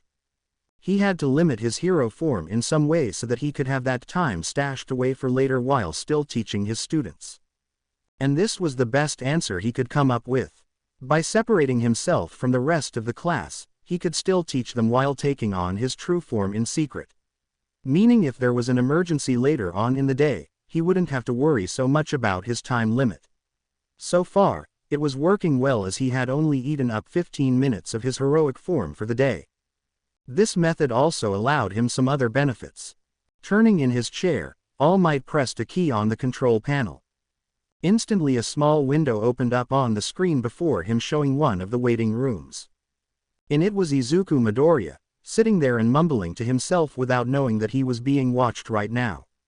While the pro could barely make out anything in the word salad the boy was dishing out, he figured that the kid had realized by this point that he would be one of the lone heroes in this exercise. What the boy most certainly didn't know was that All Might had done this on purpose. He wanted to see how the lad would react in this situation, how he would behave as a hero when the chips were down. To ensure this, All Might had gone over 1B's class roster. There he read over all of the students' quirks so that he could assemble a team that would give his potential successor a hard time. After pressing another key, the image of one of the other rooms appeared on the monitor showing the 3 villains Midoriya would be facing. Sadly, they were a little cramped due to Tetsu's bulk. All Might had chosen him due to his above-average strength, his ability to harden his body to an insane level, and the fact that he was, according to some rumors, a bit closer to Midoriya than some of the other men in the class. Hopefully he would use what he knew about the bone user to his team's advantage. The second was another closer-range fighter, young Kamakiri. As the other blade user of the class, he could hopefully compete with young Midoriya's own blades. Then, finally, there was young Rin. With that young man's scales he could cover the long-range attack position of this party. Not bad for a last-minute plan, if I do say so myself, said All Might with a chuckle. In truth, he had really planned to just give the class the same exercise as he did for 1A's first exercise. Only it would have been in training ground Gamma as well as a little meddling on his part. Ensuring that Kamakiri and Rin were placed on a team together and that they went after whatever team Midoriya was on. But that plan crashed and burned right as it was leaving the runway when he heard Kendo's remarks. The class already had a low opinion on him and repeating the same lesson wouldn't help much. Thankfully, the exercise the third years had done earlier that day hadn't been cleaned up, so he was able to borrow it. God, he would need to ask Khan about what he had taught these kids. And that thought right there wasn't helping his case, was it? Sighing, the hero pressed another key to bring up another window. This one showed another villain team. All Might was about to just keep pressing the various keys until he could see all his students, but something caught his attention about this group. It looked like they were having a heated argument about something. Fearing that he accidentally put a group of students who didn't mesh well together, All Might pressed another key to turn on the audio. If there was something going on, he would scold them for fighting like this. Seriously, did he have to act like that? This first voice came from a girl who was pacing back and forth within the small room. A blonde girl with horns on her head. Tsunotori, if memory served him correctly. There was no need for him to be so rude. At that, All Might leaned forward a bit as he wondered who she was talking about. Won't disagree with you there, said one of the students sitting on the bench, hands behind his head as he leaned back against the wall. Again, if he recalled his brief review of the Class 1B's roster, the teen was named Awase. I get what the big guy was saying. We only have so much time in the day for the class. But geez, it wasn't like Midoriya was pestering him over and over again. Bet he's just taking out some of his aggression on the vice representative since the school's forcing him to be here. As All Might winced at the accusation, the third student in the room put in his 2 cents. Plus, it's kind of rich of him to be concerned with time when he's been doing nothing but wasting ours. Is he in a hurry to get back to 1A or what? Complained Kuwaro. The dark-themed teen was leaning forward, his elbows on his knees as he held his head in his hands. Speaking of 1A, do you think All Might has them separated like this when he teaches them? Asked Awase as he lifted a hand into the air before banging it against the wall. This got a laugh from the white-haired teen, though it wasn't a happy one. No, this laugh was filled to the brim with dry mirth that sent shivers down All Might's spine. Somehow I doubt it, replied Kuwaro. Bet he thinks we're not worthy enough to be in his presence. Groaning, All Might placed his head into his hands while recalling what Khan had told him. About how much work he would have to put into this if he ever wanted to regain their trust. And it looked like it was going to be a long, hard road. Izuku's footsteps echoed around him as he walked down the long metal hallway. Just moments ago, a door other than the one he had used to enter the small waiting room had opened while All Might told him through the speakers that the villain team was in position. A wave of nervous excitement filled him, growing stronger as he approached the light at the end of the tunnel. As he approached the threshold, Midoriya spotted a metal table containing a few items. On one side of the table were several neat little rows of earpieces for when All Might wanted to talk to them directly. All it took was a quick look from the teen to realize that they were for all 20 students, with some already randomly taken. On the other side of the table were the rows of capture tape. All Izuku had to do was wrap this around any part of the opposing team and they would be considered captured. Fairly standard stuff for this sort of test. Once Izuku had the items on his person, he quickly made his way out and into the open. There, before him was a large parking lot, a few cheap cars parked there with a 4-story factory building standing behind it. After nodding to himself, Izuku slowly made his way towards the front door, seeing that it had been left wide open. And once he was in, the team could easily see that this was going to be considerably different from where they had had their first 2 verses. 2 battles. It took him a moment, slowly and stealthily moving about, to find that the main floor was segmented into several areas, with some being nothing but industrial-grade welding machines lined up into row after row, while others had assembly lines with those big robotic arms in various spots. Along the walls, he found a few break areas with vending machines that were actually stocked with real food. Heck, even the microwaves and water heaters here were in working order. Then, found Midoriya. Izuku turned to the source of the voice, finding Tetsu standing on a conveyor belt. The taller teen's body was already hardened into metal, a sharp-toothed grin on the teen's face as he held a thick robotic arm in his hands which would have been easily taller than either of them if held upright. "You idiot, what's the point of ambushing him if you just shout like that?"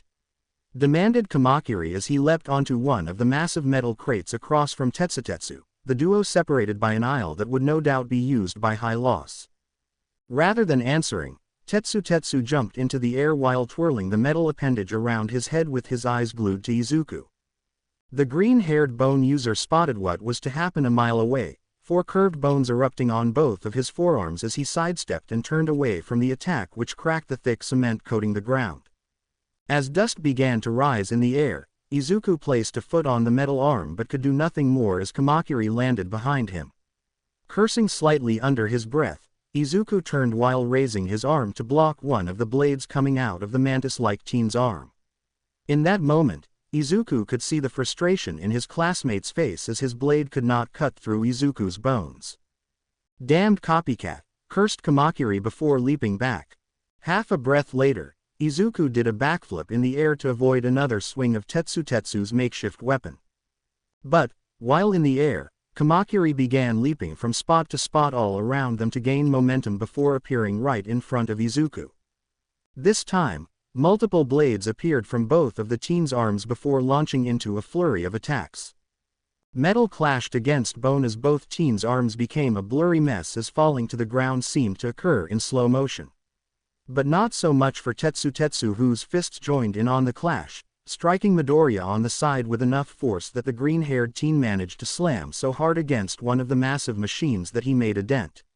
Falling to the ground, Izuku found the taste of blood in his mouth as a shadow fell over him.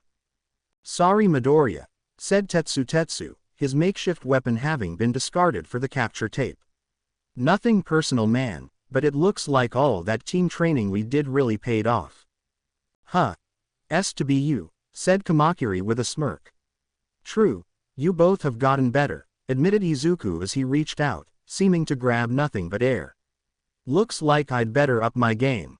With that, Izuku flung his arm at the two, sending a cloud of dirt mixed with millions of tiny bone fragments no larger than a grain of sand from his palm. Both of the villains quickly shut their eyes on reflex, even Tetsu despite his yellow visor. And, when they opened them, Izuku Midoriya was gone. With a hand on his chin, All Might watched as Tetsu placed a few fingers onto his own intercom. "Hey, Rin, we lost track of Midoriya." As Tetsu spoke, the gaunt man's eyes shifted to another window on the screen showing the teen in question. There sat young Rin, sitting within the factory's security office searching through the camera feeds looking for their opponent. As the older hero watched all this he let out a hum, his other hand scribbling down some notes in a notebook. He had to admit that when he had put them together, All Might had not expected them to think of a plan like this. It was a pretty good idea to make use of the building's own security in order to aid them in their villainy while the two best close-range fighters took out the hero. However, All Might had to be fair and point out their mistakes. They had clearly taken advantage of the fact that they knew a hero was coming, having already set themselves up on the ground floor and ready to deal with the trouble instead of focusing on their own objective. It would have been smarter to have Kamakiri deal with getting the goods first while young Rin assisted young Tetsu with the security cameras. That way, if things were looking dire or the situation was over their heads, they could call in young Kamakiri to help. Doesn't look good for Midoriya. All Might's gaze shifted to one of the other windows on screen when he heard Awase's voice. Inside the waiting room, as well as all of the others, all of his students for this lesson were watching the same thing All Might was witnessing on their wall monitors. This way, they could see their classmates' performance and give their own feedback. All Might found himself nodding in agreement at the teen's statement. Not only did this group have a well-thought-out plan, but the way they attacked never gave the young Midoriya an inch. They worked almost in perfect unison that, had All Might been a lesser hero, those 2 first years would have overwhelmed him. Yet, what surprised him was the look on the sole girl of the group. The horned girl just sat there, elbows on her knees and her head resting in her hands as she watched everything with a small smile on her face. According to the rumor mill, that girl was supposed to be a dear friend of young Midoriya's. Perhaps even a girlfriend. Despite that, she didn't seem bothered at all that young Midoriya was being thrown around like a rag doll in there. And her face, he could have sworn he had seen it before. Yes, he had. It was back when Nana had shown him a movie he had never seen before. Some old-time American movie about a man who wore a suit of high-level technology to right the wrongs of his past. The young man he was back then was gripped by it, thrown through loops as the movie went. And Nana had just sat there, with the same expression on her face that Tsunotori had now. It was the look of someone who knew what was going to happen and wanted to see the surprised expressions of everyone else. A small bit of blood escaped the hero's lips as he pulled his attention away from the teens in the room and back to the match in progress. It seemed both Tetsu and Kamakiri were on the move again, Rin having located young Midoriya. And speaking of Midoriya, oh man, that was a close one, sighed Izuku as he leaned his back against one of the massive machines, rolling his shoulder as he did. With each turn he began to hear small cracks which sent bits of pleasure to go running through his body. And despite how poorly his run-in with the 2 had gone, there was no worry on his face. Rather, his face just looked neutral as he kept his eyes closed. I was really hoping I wouldn't need to pull out any of my other special moves before the sports festival. I mean, a guy's got to have a few secrets of his own, continued Izuku with a sigh, turning his head now to let out a loud pop. The kind that made everyone else around you wince, worried that you might have snapped your neck. Then, when he opened his eyes, a small smile appeared on Izuku's lips. Well, the fact that they forced my hand just means that they have gotten way stronger than they were at the beginning of the year. I think they deserve this. As Izuku pushed himself off the wall, his mind went into overdrive trying to think of which of his special moves to use. His ultimate move was out, no doubt about that. While it would have won him the match the moment he stepped into the factory, Izuku knew he had to take this practice seriously as if it were the real thing. Even if the plant was empty of civilians, there were still people here that, if he wasn't careful, he might end up killing by accident. On top of that, without a doubt he would end up destroying the building while also the surrounding area. Sure, the insurance agencies would have to shell out the money to fix everything, but that wasn't what Izuku was worried about. It was the workers. There was no telling how long it would take to fix this building, replace all the machines, and get everything up and running again. No doubt many of the workers would be laid off until that happened. So it would be better not to use something that powerful. Plus, using that move came at a high cost. Izuku heard the thundering of footsteps before Tetsu appeared in his vision, the metal-skinned teen racing towards him in the main aisle with a sharp-toothed grin on his face. Thinking quickly, Izuku braced himself while pulling back his arm as if ready to deliver a powerful punch. As Tetsu drew closer, Kamakiri seemed to appear out of nowhere as he leapt up from behind his villainous partner. As gravity pulled the mantis teen back to Earth, Kamakiri twisted in the air so that he would be facing Izuku's back with long blades coming out of the teen's forearms. Each one running from the teen's wrist to his elbow, ready to cleave into the teen's skin. And he would have done just that had several massive curved spikes not erupted out of Izuku's back. Each twice as thick as a normal human arm, and some even thicker, they pointed in all directions. Some pointed upward, ready to impale Kamakiri, while others seemed to curve to the side or downwards. Surprised by the suddenness of their appearance, Kamakiri managed to kick himself away from those bone spikes as soon as he made contact. Just like Izuku hoped he would, as bone mass began to coat the green-haired teen's arm, which quickly spiraled into a massive spear or drill. Using the force he gained thanks to Kamakiri, Izuku shot towards the charging Tetsu while thrusting his weapon forward. A loud crack filled the room. Then slowly, calmly, Izuku turned to face Kamakiri with blood coating the tip of the drill. From behind him, Izuku could hear Tetsu gasping in shock and pain as his trembling hands reached down to his steel belly, where a hole no larger than an American quarter could now be found. Blood was seeping out of the wound as the teen's legs gave out, falling to his knees as his quirk finally deactivated. "Are you surprised?" asked Izuku, watching as Kamakiri flinched at the sound of his voice. It had been clear by the way he stood there in shock that all of the blade user's attention had been on his fallen comrade. Something that simply wouldn't do.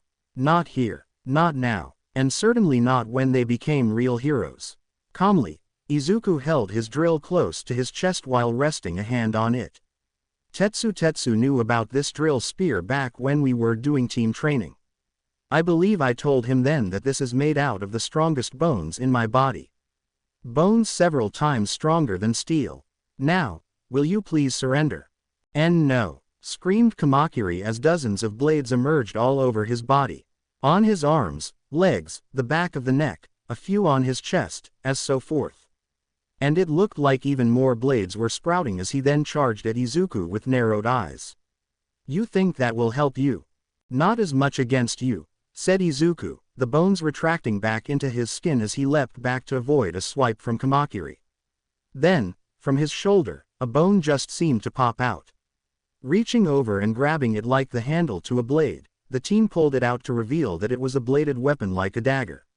Certainly smaller than the ones Kamakiri was using now. When Izuku landed, he charged forward to fight the villain head-on. Blades of steel met the blade of bone, Kamakiri raising his weapons to block Izuku's attack before he no doubt countered. But, what the green-skinned student didn't account for was that his blades would be as useful in this fight as Tetsu's skin. Izuku's blade sliced through Kamakiri's as if it had been made out of warm butter before falling to the ground. Flabbergasted, Kamakiri was unable to react in time as Izuku turned his weapon around so that the back of the bone handle collided with the other teen's underjaw.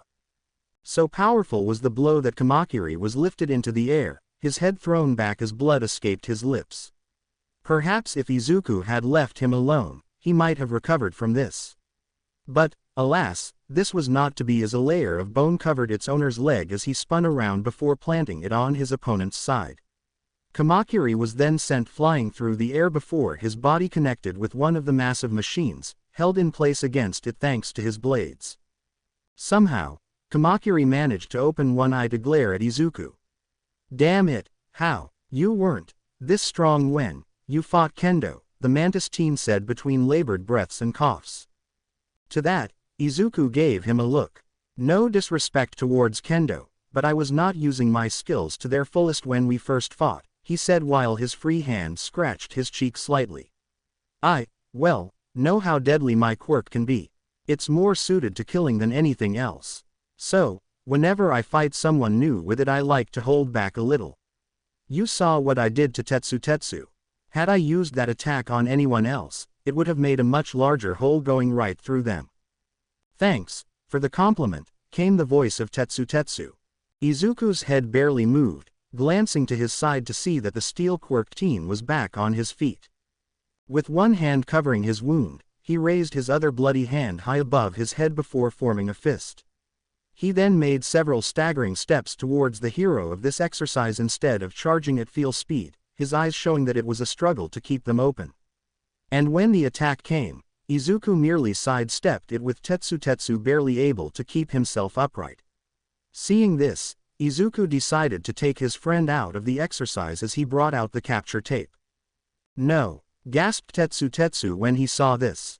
But he was unable to see any more as the tape wrapped around his waist. Tetsu has been captured, came All Might's voice over the speakers. A few moments later, the same could be heard for Kamakiri as Izuku hurried off to find Rin. Once Izuku got to the back of the factory, he found a stairwell leading up to the second floor. There, before him, was a mass of cubicles. Glancing into the first one, Izuku was not really shocked at the level of realism that UA put into this place. He could see in and out trays on top of a small desk, with a coffee mug placed on top of several folders. A picture frame containing a mock family photo rested next to a computer covered with sticky notes.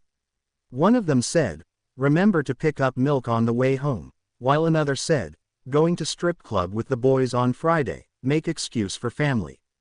Izuku had to blink at that one, wondering why anyone would leave something like that laying around. Then a blush appeared on his face, thinking of Pony on stage with her legs wrapped around a pole as she. Quickly shaking his head, Izuku did his best to tuck those thoughts away for later, for now he had to focus on this exercise. So taking a breath he began to press on, right as a shooting pain was sent through his arm. Gritting his teeth, Izuku rolled to the ground before looking at the blood that was now covering his arm. The source, a large green scale embedded in his arm. Glancing back into the cubicle, he saw several other holes within the wall. "Impressive," muttered Izuku as he pulled the scale out, bone mass covering the wound and stopping the bleeding. But before he could do anything else, Rin appeared directly across from him with both arms raised. Seeing the danger before him, Izuku leapt away and rolled into the cubicle just as a shower of scales impaled the ground where he once was. But he didn't stay there long, leaping out of the slightly confined area as Rin continued his onslaught. For the next several minutes, Izuku zigged and zagged through the office as he avoided the scale barrage. Everything left in his wake was quickly shredded by his classmates' seemingly unending attack. Cubicles were destroyed, computers exploded, and not even the coffee machine was spared from the Chinese team's attack. And all the while, Izuku got closer. He kept on the move, changing up his patterns with him, sometimes even leaping backwards and over the scale assault. Eventually, he finally got in close. Rin, clearly knowing what was about to happen, raised his scale-covered arms hoping it would protect him from the bone blade in Izuku's hand. That attack never came as Izuku instead spun on his heel to send his other foot crashing into Rin's side. Rin coughed loudly, stumbling to his side but remained standing while lowering his fists. He then charged at the green-haired teen only for Izuku to spin around the attack, his footwork knocking Rin off balance as the end of the bone blade crashed into the middle of Rin's back. The loud cry of the scale user echoed through the room, followed by a thump. A moment later, Izuku wrapped the capture tape around Rin to end the match once and for all in Izuku's favor. "Brilliant work, all of you," declared All Might as he stood before 1B within the main monitoring room. Or, at least, those who were still standing, as several of the students had to be taken away to Recovery Girl's office. The man managed to suppress a wince as the school's nurse had contacted him several times via text to inform him of his student's condition, her fury dripping in every word. Tetsu had, thankfully, been the most injured throughout this entire exercise and would need help getting home. The second worst injury was held by Komori, who had been the lone hero for the exercise. She had put up a far better fight than what All Might would have thought from the Mushroom Girl, but had to call the match due to Bondo's glue accidentally entering her mouth. Then there were a few others like Kamakiri, who was suffering from a broken jaw as well as needing time to repair his blades. Regardless, he meant what he had said. This class had done splendidly on all fronts, keeping the man at the edge of his seat the entire time. Of course, he was very pleased with what he saw of young Midoriya. While the teen had made a few missteps, like letting down his guard in the office section of the building, he still exceeded the pro hero's expectations for this match. Seeing the skills of the teen in action, the level of awareness of how dangerous his quirk was, the ability to adapt to the situation. Yes, these were signs of a great hero in the making. Glancing over at said teen, the pro hero was a little surprised to see that young Midoriya wasn't giving him his full attention. Rather, the young man was only half looking at him at this moment, his majority of his attention being on the young blonde girl whose hand he was currently holding. And she was giving him the exact same look in return. "Ah, young love." "Well," began All Might, seeing that the pair shifted their attention away from the other to return their focus back onto him. Which was good, seeing as All Might didn't want to scold either of them in class. While Midoriya had done very well as a hero in this exercise, he could not dismiss how well young Tsunotori's team had done. Her team, rather than fighting the hero, had focused on their own objective in order to win. He had been somewhat impressed by young Tsunotori, using her horns to create distractions for the heroes, remotely controlling them to knock over whatever she could within the factory and creating noise in order to keep their hero on edge.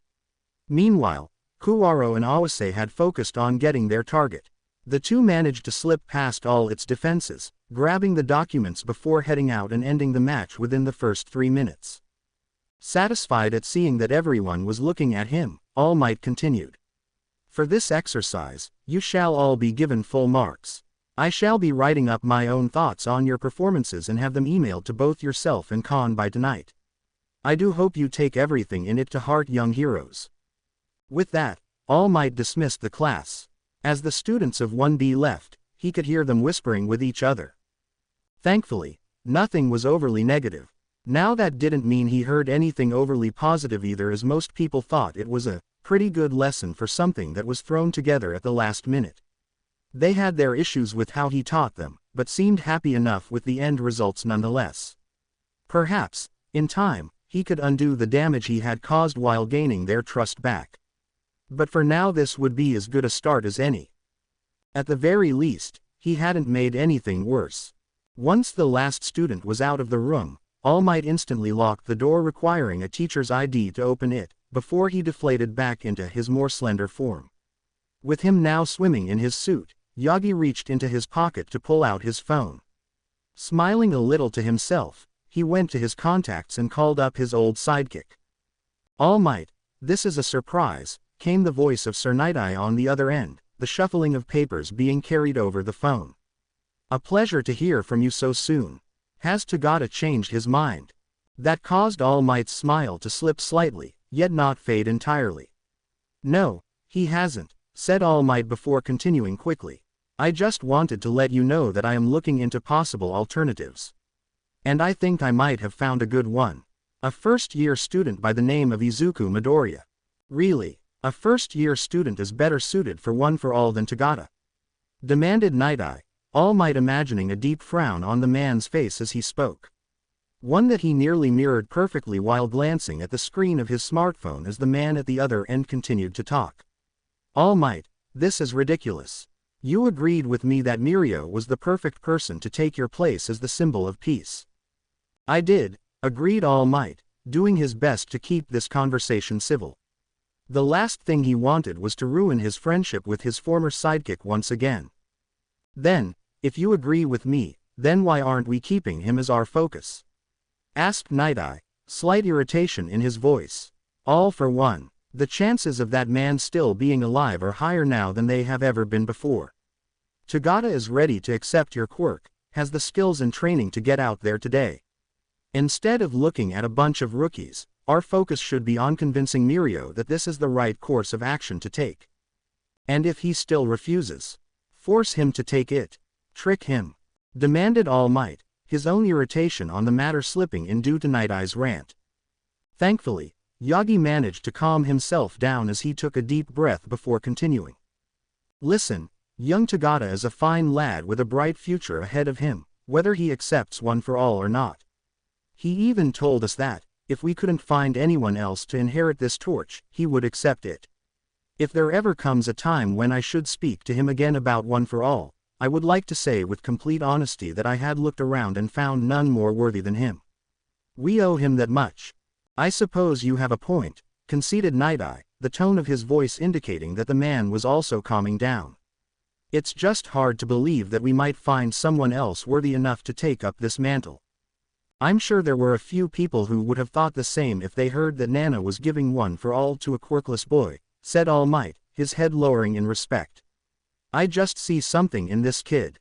The same thing that I saw in young Tagata. That heroic spirit that just seems to thrive within him. High praise, said Night-Eye, the creaking noise in the background indicating that Sir Night-Eye was leaning back in his chair. So this kid, Midoriya, has caught your attention. What do you know about him? So far, not much, admitted All Might. He's one of the students in 1B. The class 1 had been absent with until recently. I actually met him at the beach. Can't recall what its name was, but it was a real mess up until recently. Yes, I seem to recall reading something about that, muttered Night-Eye, though not sounding too impressed. At the time, I was in my true form so nobody knew who I was, continued All Might. Then, here comes this kid who had every right to be hanging out with his friends at the beach but instead brings a bottle of water to some stranger. Heck, even brought a second one in case I needed it. He wasn't trying to impress anyone, just wanted to help. Same with the beach. It's sadly rare to see someone like that anymore. Well, we got to talking and I managed to get a feel for the kid. All in all, he just impressed me. So much so that I did a little digging when I got back. He lives in the dorms here on campus. Vice representative of his class. Started up a training program to help his class and others for the sports festival. Skilled in hand-to-hand combat. So, basically, all you have on him is what's on his student file, said Night-Eye, amusement in his voice. You were always bad at digging up information on others. Well, good thing I have you on my side, replied All Might with a slight smirk. Any chance you could look into the kid? For a moment, there was near silence on the phone with the only noise being the stubble tapping on the desk from Night-Eye's end. Almost akin to the ticking of a clock. With each second that ticked by, All Might's worry began to grow. Then, why ask me? Don't you have a detective friend who can help you out more? He's already got his plate full looking into the League of Villains, answered All Might. And, there is a limit to what he can do without it seeming suspicious. I know you have ways of gathering intel on a much larger scale. All Might then paused for a moment before looking up at the ceiling. Plus, I want you to be a part of this. Look, I don't want us to make the same mistake we made all those years ago. We lost a lot of time because we were both so stubborn. So, I'm willing to bend if it means keeping you in my life. I want to hear your honest opinion on the kid because I value it. And, if I do end up choosing young Midoriya to be my successor and something happens to me, I would like you to help guide him in my place. All Might, began Night-Eye, his voice trailing off. And, if Yagi's ears were working right, it sounded like his voice was choking a little. I guess it would only be fair to at least look into this newbie. Just give me a couple of days. But, just be warned, I haven't given up on Mirio. He's still my prime choice to take your place. All Might let out a chuckle at that, fighting to keep from shaking his head. I'll send you the battle footage from today's lesson, he said. After I get Nezu's permission, of course. Hopefully that will show you that he has skills. Still somewhat unrefined, but he has the skills. Then, if everything looks good on young Midoriya's front, then he might, and I must stress the word, might, be a suitable plan B, admitted Night-Eye. But before we get that far, give me a day or two to see if he really lives up to all the hype. At the same time, Izuku was the first of the guys to make his way out of the locker room. Since they were going to be doing their after-school training, the teen was dressed in his blue gym uniform with his tattered hero costume stored safely in its case. He carried said case in one hand, the other holding onto his phone as he scrolled down the chat. He heard Pony before he saw her.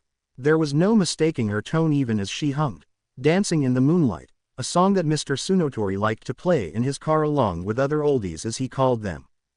And, sure enough, Izuku found her waiting for him with her back leaning against the wall. Her own silver case was held in her hands right below her butt. Even though she was looking forward, nodding her head to the tune, she turned her head as soon as Izuku stepped out into the hallway with her face lighting up in a way that caused Izuku's heart to melt with joy. Hey Pony, were you waiting long? He asked as he watched his girlfriend push herself off the wall, her small tail shaking a little as she did. Nope, she answered, just a minute or two. Want to take our costumes back to the classroom together?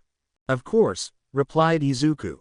Pony grinned brightly as one of her hands released its hold on the briefcase so that she could wrap her arm around Izuku's. A light blush appeared on the teen's face as he felt her body pressing against his own. Feeling them in his hands and pressing against his own bare skin as opposed to now with several layers of clothing coming between them, he was still aroused.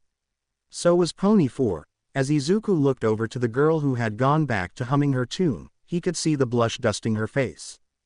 Then, when he looked back at his phone, a frown appeared on his face. "Looks like Tetsu and Komori won't be able to make it," he said, causing Pony's melody to cease. Apparently, Recovery Girl ordered that they go straight home to rest up. Right now they're still in her office, resting in her beds as they wait for their parents to pick them up. "I guess I went, and now Kamakiri says that he's not feeling up to training today. Guess we should have seen that coming," replied Pony with a sigh before a slight smile appeared on her face. "So, what do you think the odds are that they will listen to her?" That got a good chuckle out of Izuku. "Knowing Komori, she's following Recovery Girl's orders to the letter," he said before shaking his head. "But Tetsu, first chance he gets he'll probably start doing sit-ups and push-ups until he passes out just so he doesn't fall too far behind. And Kamakiri, I somehow doubt he's just going to sit and rest for the night." Now Pony was beginning to giggle. It would be funny if he went home and began to whittle or something with his blades. Now that would be a great hobby for him. Laughed Izuku as the pair turned a corner. "I wonder what he would make first. Maybe a smaller version of. Excuse us." Both Izuku and Pony slowed down at the pair of voices coming behind them. Curious, they turned their heads to see two people they really didn't know all that well. One was a brown-haired girl with rosy cheeks wearing a similar gym uniform as them. At a glance, Izuku could see that there was something on her fingers. Something that looked like pads. Did she have some sort of touch-based quirk or something cat-like? However, his attention was quickly drawn away from her as the other girl's appearance was far more unusual. She stood slightly taller than her friend, though still a few inches shorter than Izuku. Her skin and hair were almost the same shade of pink, her skin being a slightly darker shade. Her golden eyes seemed to swim in pools of darkness while two small yellow horns poked out of her messy locks of hair. Like her friend, she was also wearing the standard gym uniform. "Hi there," said the pink-skinned girl with a wave, flashing a friendly smile as Izuku and Pony fully turned around to look at them. "I'm Mina Ashido, and this is one of my besties, Ochako Uraraka. We're from Class 1A. When he heard that, Izuku could not help but groan. Was this another attempt from Aizawa to pester him into joining his class? Just keep sending girls his way to lure him over. Well wait, no, that couldn't be it since the guy had stated he didn't allow relationships to occur in his classroom. Plus, Aizawa seemed like the type of person who would harshly judge him for falling for something like that. Then, without warning, Uraraka got down on the ground so fast to bow that it shocked everyone there, including Ashido. "Please, I need your help," the girl pleaded with her face practically placed on the ground. "I need to get stronger. I need to get better for the sports festival. We both do. I know you probably don't like either of us right now. Especially what happened in the lunch room. But not all of us think you're lame for picking up that beach. That was really cool." As Uraraka spoke, Ashido looked away. "And that friend of yours from the business course, she didn't deserve to be treated like that," said the pink-haired girl, her hands balling into fists as she did. Her body seemed to tense, arms trembling as if just thinking about it disgusted her. Then, after a moment, she inhaled deeply before making eye contact with the bone user, showing the fire in her golden orbs. "Look, we will both understand if you don't want to train us. That's fine, I get it, but we would still like to apologize for what happened. Especially if Ida hasn't. We had a good idea what was going to happen to your class. Monoma was practically singing in the class chat that he was going to mock you guys for that. But despite that, I wasn't there. I'm not going to make any excuses for myself. And I swear up and down that I had no idea that Mineta was going to do that to that girl. She deserves her own apology." Izuku remained silent for a moment, looking the girl in the eyes as she spoke. She kept her gaze glued to his own, never once looking away. She was being honest, he could tell. "All right then," said Izuku, nodding at Pony. She got the implied request, releasing her hold on his arm as he set down the briefcase holding his hero uniform. Once it was on the ground, Izuku moved to the middle of the large hallway before looking at Uraraka. "Okay. First, I'd like to see what you can do. A simple charge should be good enough." "Really?" asked the brown-haired girl excitedly, jumping onto her feet with a sparkle in her eyes. Are you sure this is going to be okay? I wouldn't want any of us to get in trouble. As long as we don't use our quirks or strike the other too hard, it should be okay," said Izuku. That seemed to be enough for Uraraka as she spread her legs while holding her arms up at about waist level. This was met with Izuku placing his arms behind his back, as if to say that he wouldn't be needing them for this. Then Uraraka just charged, her arms held out, looking like she was trying to reach him with an open palm strike right to the gut. No, wait, her hands were too high. The chest. Well, in any case, it didn't matter to Izuku. Spinning on his heel he delivered a powerful leg sweep that the girl never saw coming, causing her to fall backwards. His arms then shot out like twin vipers, one of them grabbing hold of her jacket to keep her from falling and hitting the ground, her body jerking from the sudden stop. As for his second hand, it had balled into a fist before going straight into the side of her gut. Not a powerful slam, of course, as Izuku reduced the amount of force he was exerting. But there was just enough for the girl to feel it was there, knowing how badly he could have hurt her had he so desired. "That was," began Izuku, his voice trailing off as he helped Uraraka stand. Thankfully, he didn't finish that sentence because he knew it would seriously hurt her feelings. "It's okay, I know," admitted Uraraka as she looked away. "I've never really been in a fight before and no one in my class will help teach me. Well, other than today with Ashido. She was the first one to actually try and help me." "What?" shouted Pony, stomping a hoof on the ground. "Why isn't anyone helping? Don't they know you get stronger when you all work together? That's the best way." "And what about Aizawa?" added Izuku, a frown appearing on his face. "He told me he wanted me in his class because he could teach me skills that no one else here could. Why isn't he offering that to you?"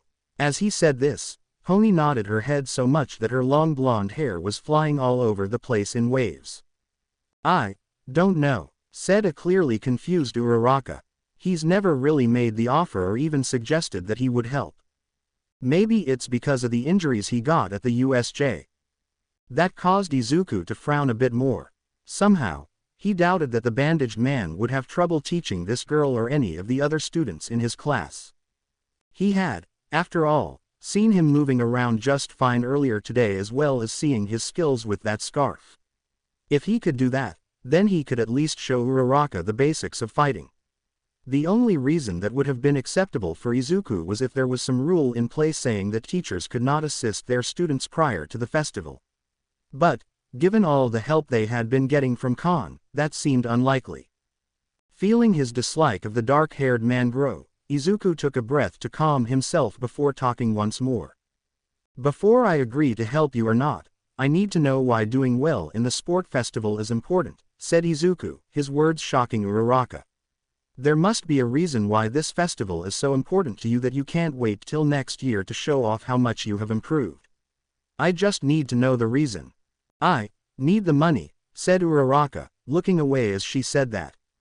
"See, my parents own a construction company that's not doing so well. They're hanging on by a thread. But I want to help out with my quirk, only I don't have a license. And even if I did have one right now, the amount of money we would save wouldn't pull them out of the red. So, I want to become a hero to help them. I'm going to work hard, get scouted by a great hero and intern under them. Then, when I graduate, I'll get signed on by a top hero and make lots of money to help them while making the world a better place." It might not seem like the most heroic, but Uraraka was then cut off as two sets of arms wrapped around her on both sides. On one side was Ashido while on the other was Pony, both of them having comically large amounts of tears running down their faces. Don't say any more," wailed Ashido. "That's too pure."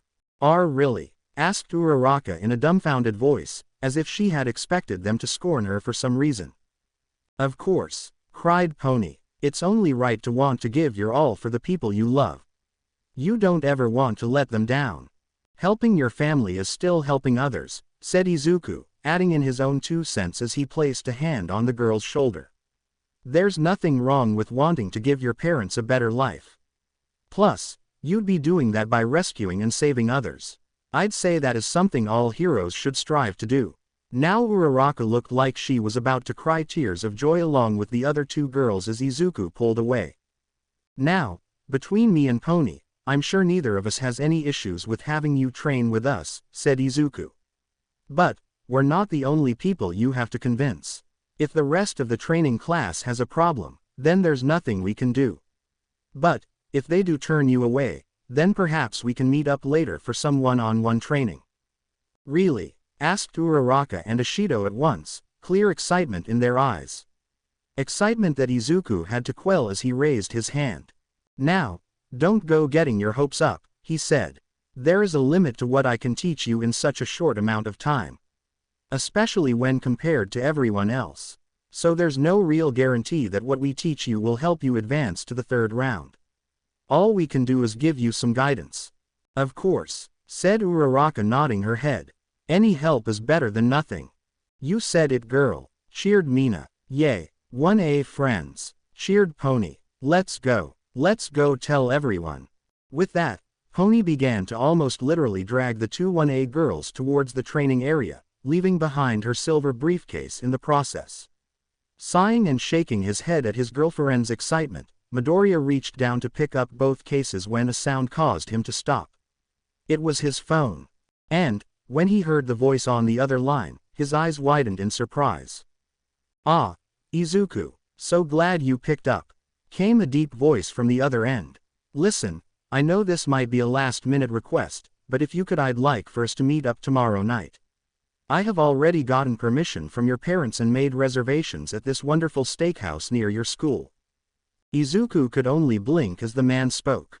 Mr. Blackhound, the man who his father worked for. The man who had helped give him his quirk.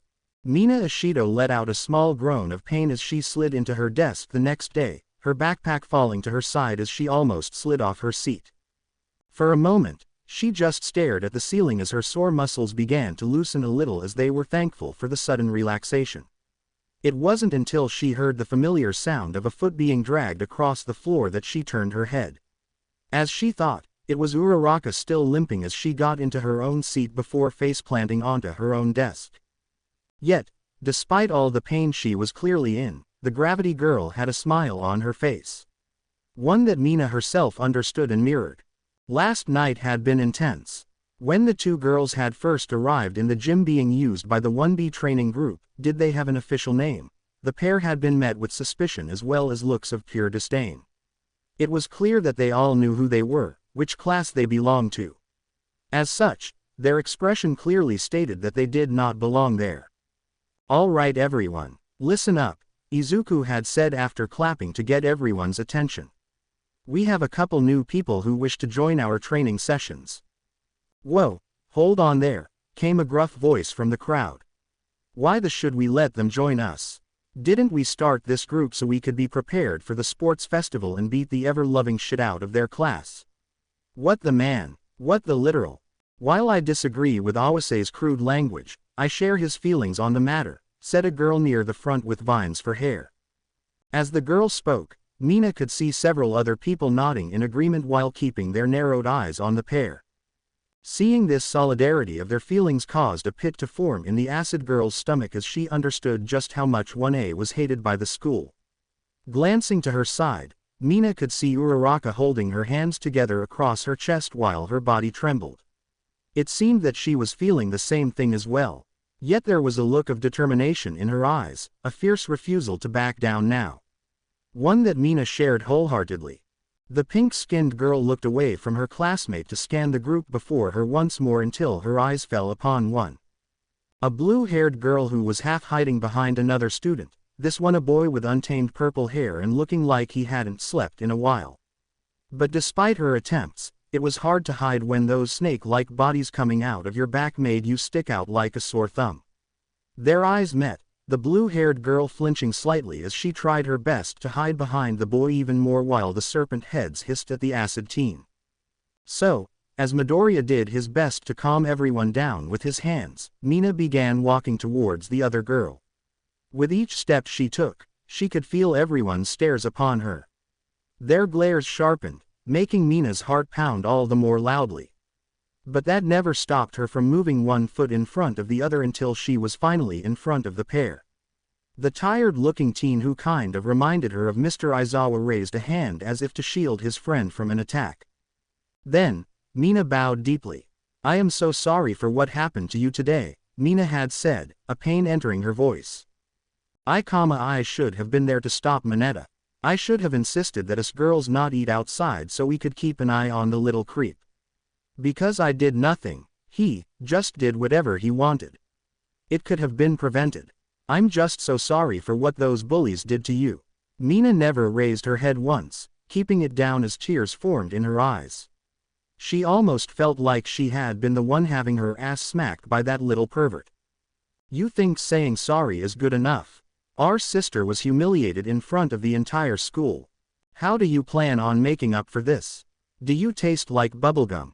Mina winced a little at the three female voices coming in front of her, as well as feeling a little confused by the fourth. But still she kept her head down. "Sisters, that's enough," came another voice, one much softer and sweeter than the first four. The gym had gone silent for a moment save for the sounds of someone moving forward on the mat. Then, the voice spoke again. "Could you please raise your head?" Mina hesitated for only a breath, but did as she was asked. Though she was still bowing, she lifted her head up to see that the business course student was looking at her. While the serpents on her back were still shooting her angry looks, the girl's eyes were no longer looking at her with fear. Instead, Mina saw that they had become gentle as they looked into her own teary eyes while a kind smile appeared on her lips. "Even though you did nothing wrong, thank you," was all the girl said after that, bowing in return as she spoke. The apology had been accepted. As the two girls righted themselves, Mina noticed that the tension in the room had lessened. Sure, there were still students in the room giving her looks that were certainly not friendly, but the overall hostility had gone down sharply. No one looked like they would pounce on her, ready to rip her to shreds or anything like that. So, after seeing this, Mina had taken a deep breath before stepping back to address the rest of the students. "Listen, I know our classes haven't been on the best of terms," she began. "And that is mostly our fault. We should have done more to stop Monoma from mocking you.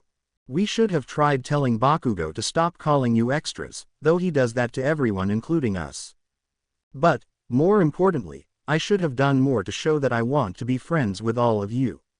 So, I understand what you're all thinking right now. Me coming here, saying all this because I want something from you. I get it. That's why, if you don't want me here, I'll leave without making a fuss. But, just think a little longer about my friend. She has a better reason than I do for wanting to do well in the sports festival. Uraraka needs it so much more." "Well," someone said in the back before a small murmur began to grow. From where she stood, Mina had seen several of them shifting uncomfortably where they stood. Then Midoriya spoke, his voice carrying over everyone else's. "You're here now, and that's what matters," Midoriya had said, a brilliant smile on his face as he had stepped forward. "Listen, I know a lot of you still have negative feelings about 1A. And that's fine, you're allowed to. But, even when they knew this, both girls still came to us for help. And helping others when they need it is still a core aspect of what it means to be a hero, regardless of how they personally feel about them. I've said it before, we are meant to lift others up.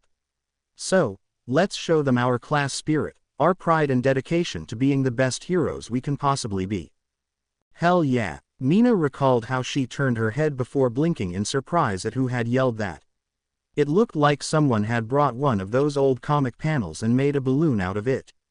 However, it had taken Mina a moment to realize that it wasn't a balloon but someone's head.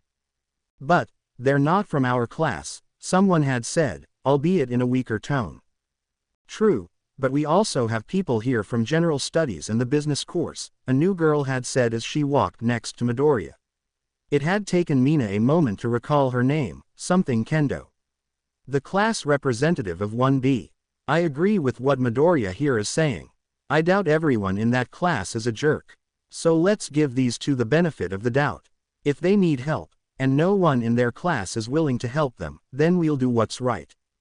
Well, if that's the case, came the voice of one of 1B's female classmates. Mina's eyes then widened as various masses of flesh began flying through the air, including a human head of a green-haired girl. Surprised, all Mina could have done was stand there with her eyes wide as these masses dashed towards her with the floating head showing off a fanged grin. Thankfully, those pieces passed right by her. No, rather they rushed right past her to get to their real target, Uraraka. Mina remembered how her heart had pounded in her chest as she turned her body, finding that the green-haired girl was reassembling herself behind the shaking gravity girl. The splitting girl's head seemed to rest on Uraraka's shoulder, her grin sending chills down Mina's spine. I think setting some ground rules would be a good idea, the girl had said, her hands resting on Uraraka's shoulders. Like no telling your classmates what our quirks are. Oh, and don't tell them every little thing we are doing. You can tell them that you are training with us, just don't get into specifics and ouch. The girl was interrupted by Kendo who had moved behind her classmate to karate chop the girl's head with an enlarged fist. Turning around, the green-haired girl gave her class rep a look of surprised anger while Kendo just gave her a deadpanned look. Hey Kendo, what's the big idea? You didn't have to scare them with your antics Tokage, Kendo had said with a sigh. She then turned to Uraraka and Mina. Sorry about that, but Tokage does bring up a good point. We don't want the rest of your class to find out about our quirks. I'm sure the same goes for you. So, let's make this fair. We won't ask about your class quirks and you keep ours a secret. Sound good? Why yes, Uraraka had agreed. Mina echoed the promise instantly. Then, she noticed that Tokage was giving Uraraka a once-over. Starting from her feet and going all the way up to the permanent blush on her face, the green-haired girl seemed to study her features until a light blush appeared on her face. Then, before Mina could put anything together, Tokage looked away while scratching the side of her face. Well, I guess we'll be training together, she had said. Ah, listen, I don't mean this in a perverted way but, if you're at all bi-curious, give me a ring. Uraraka's face went hot red, steam coming out of her ears as she looked at Tokage. Well, it's better than what Mineta usually tries with us, Mina had said, her shoulders slumping slightly as a small smile made its way to her face. From there, training began in earnest with Midoriya taking the lead in their training. The first thing he wanted to know was what their quirks were, stating that once he knew what they were he could come up with something suited for them. Uraraka had gone first, telling him that she could remove the effects of gravity on anything she touched with the pads on her fingers. This had brought out a hum from the green-haired boy, before looking up. I think your best option is to learn a little judo, he had said. One of the basic elements of judo is grappling their arms before tossing them. Adding your quirk into the mix, you have the potential to throw them farther than any normal person without a strength-enhancing quick is able to. Or you can toss them into the air then. Once they're high enough, you can release your quirk. Basically allowing gravity to take back control in order to deal a significant amount of damage to the villain. Now, this won't work against everyone, especially those who know mid-air mobility. But it's something simple that I can teach you in a week. Another possibility is to learn the German suplex. It's not something that I'm personally fond of, but removing the weight of your opponent might make this a more powerful move for you. Mina remembered barely having to glance at Uraraka to see that she was perfectly okay with this. Stars seemed to sparkle in her eyes, almost bouncing from side to side ready to try this. So, for the next 10 or so minutes, Mina watched as Midoriya taught her classmate the basics. Uraraka gave her teacher her full undivided attention, mimicking his stances when told to. Then, once he was done, the team called Pony over to help Uraraka practice on a living person. Once he was done explaining to the pair how they were going to be training, their green-haired instructor had approached Mina. I think I have an idea on how to approach your quirk, Midoriya had said after Mina gave him a detailed run of her quirk. But before I tell you anything, I need to know, can you produce acid anywhere on your body or is it just confined to your hands and feet? Anywhere on my body, Mina had said as she held up an arm, forming a small amount of her least dangerous acid in her palm. I guess it's just easier and more convenient for me to form it on my hands and feet. My basic strategy has always been to keep moving, sliding around on my acid while flinging a more powerful type from my hands. A decent mid-ranged strategy, Midoriya had said with a nod. Though, it won't be as effective when you are dealing with someone who has better long-ranged capabilities or can get up close to overpower you. Do you have anything for those types of situations? What about when you are in a narrow area like a hallway? What about when you are in a situation where civilians are nearby, where a single missed shot could seriously harm them? All Mina could do was stare at the other team for a moment before a nervous laugh overtook her while looking away. That had been some of the stuff she had been working on, with little to no success at this point. For example, when she was trying by herself to fight in the narrow hallways of the battle trails, Mina's best idea was to rush straight ahead while flinging as much acid as she could. It was an idea, though one she knew wasn't all that good. If she fought against someone like Bakugo in that situation, he would have unleashed explosion after explosion at her to not just blow her acid back but herself as well. Possibly even burning her badly. She had been telling herself that she was just starting on it. That expecting results right out of the gate was too much and that she would come up with a better plan later. It was just figuring out what to try next was a bit harder than she imagined. Thankfully, Midoriya didn't seem to have that problem. He gestured for her to follow him to a corner of the gym where several punching bags hung, suspended in the air by specially reinforced chains to keep them from flying off. Anyone with superhuman levels of strength not named All Might would have a hard time sending them flying. But along with them was something a bit more disturbing: ballistic dummies. There were 4 of them, each having transparent skin that allowed you to see all the bones in their bodies as well as organs and major blood vessels. Once they were in front of the first ballistic dummy, Midoriya held up a clenched fist.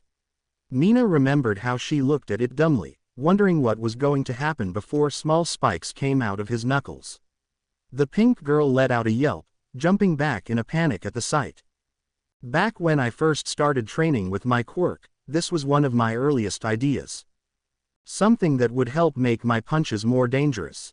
However, I quickly abandoned that idea, he had explained. Then, as if to illustrate his point, he began to punch the dummy with both fists. Mina watched in awe as blow after blow was delivered with such grace, until she felt something land on her face. Without really thinking about it, she had brought a hand up to wipe it away before spotting the color.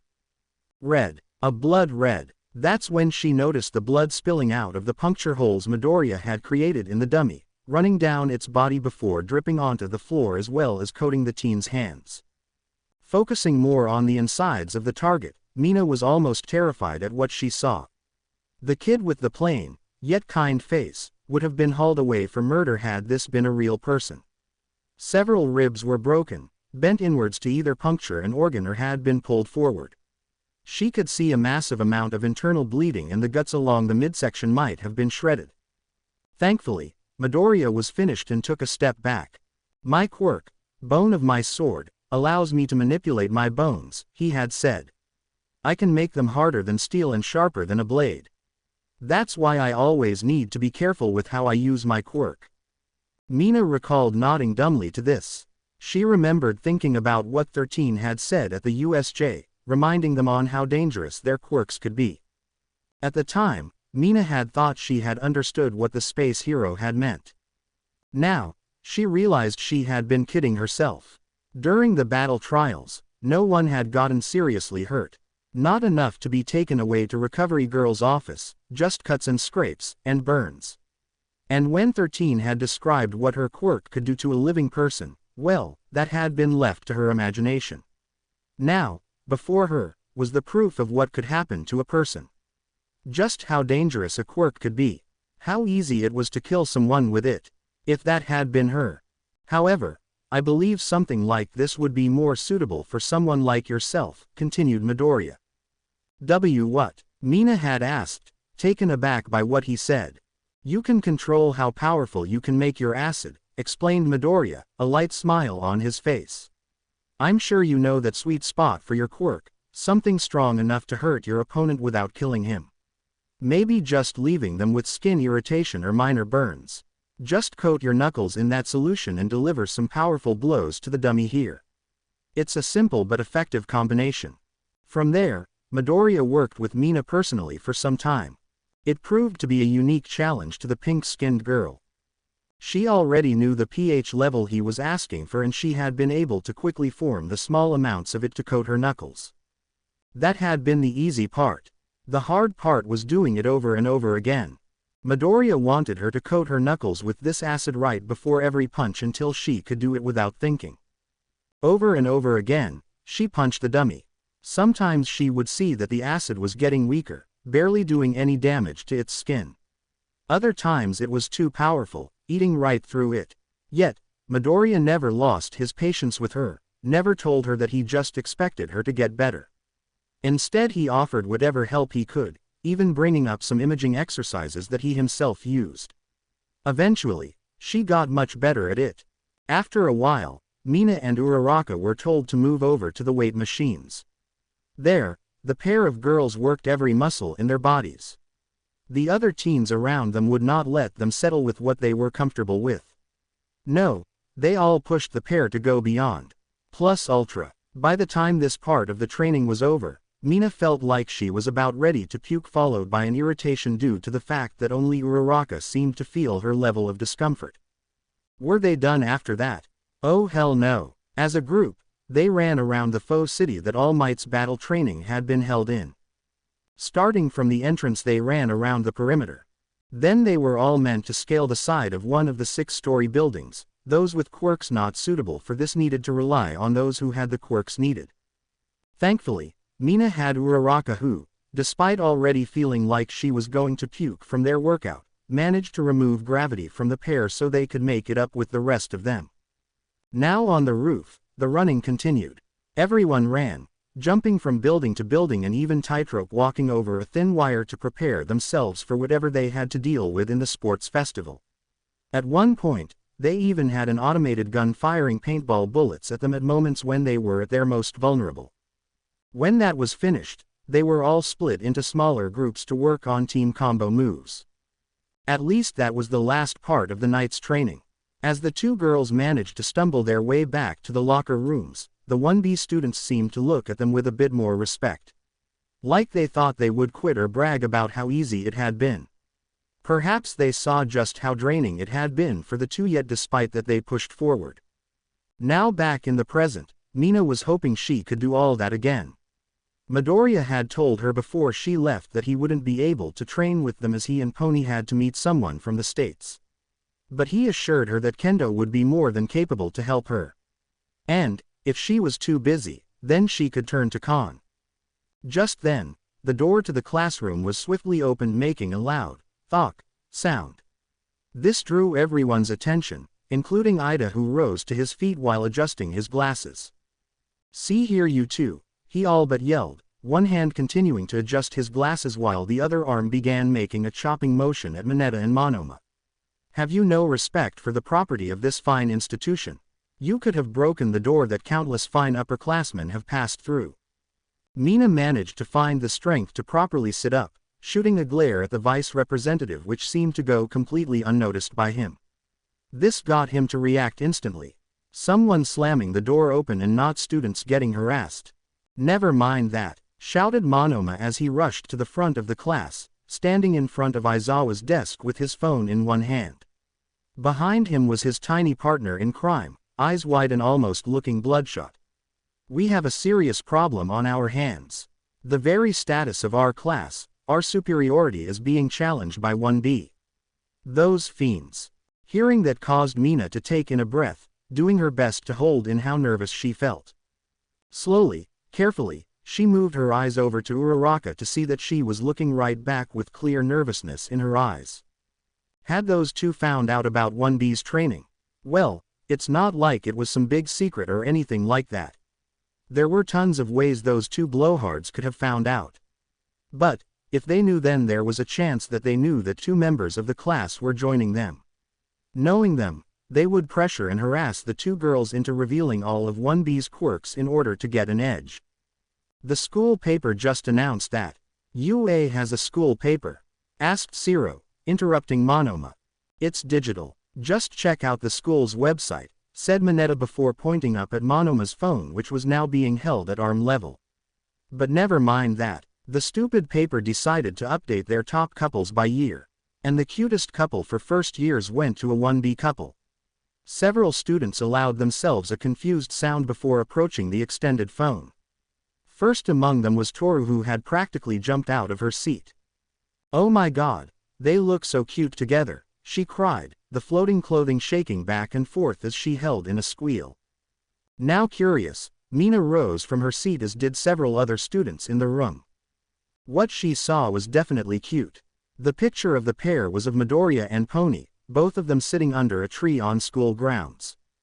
The horned girl was sitting on the bone quirk user's lap, pointing and smiling at something in the distance as a wind blew through her hair. As for Midoriya, he was laughing as well. All throughout the image, you could almost feel the love they had for each other in this moment, as if it were a tangible force that was oozing out of the screen. Glancing to the side, she saw clearly that several of the guys were looking on with clear jealousy written on their faces. And while Sue and Toru were harder to read, she could see the blush on Momo's face as her hands shot to her face. You're right, they do look cute together, agreed Uraraka as she too began to gush over the image. This is something we cannot stand for.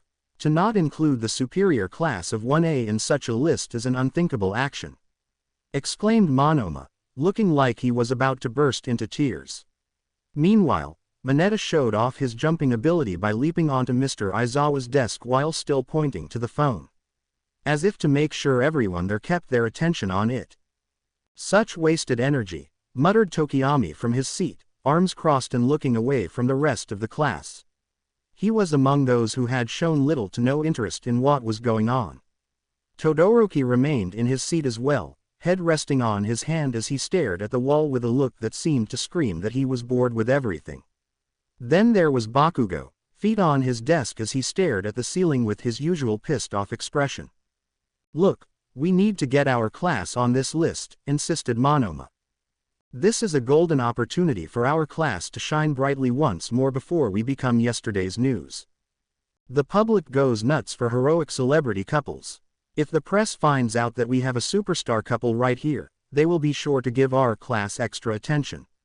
Seeing them together might give them fans before they even make their first heroic appearance. Groups gossiping around the couple shall spam the web, bringing more attention to them as well as the rest of the class. Why, we might even get reporters coming up to us and asking about them. Ah, okay, said Sato, raising himself to his full height as he gave their blonde classmate a questioning look. But you know there's nothing much we can really do, right? Mr. Aizawa made it very clear what will happen if he catches any of us dating. Yeah, but that's only if he catches us, said Kaminari with a laugh of his own before giving everyone a thumbs up. You do realize that if we want people to think there's a couple in the class we have to put it out there, right? Asked Shoji, one of his tentacles moving close to the electric quirk user before becoming a mouth. All while the main head just gave him a deadpanned look. He's going to find out it's on the school's website. Ha ha, such an issue is barely an inconvenience for the superior minds of Class 1A. Exclaimed Monoma with a wild grin. For you see the devil is in the details.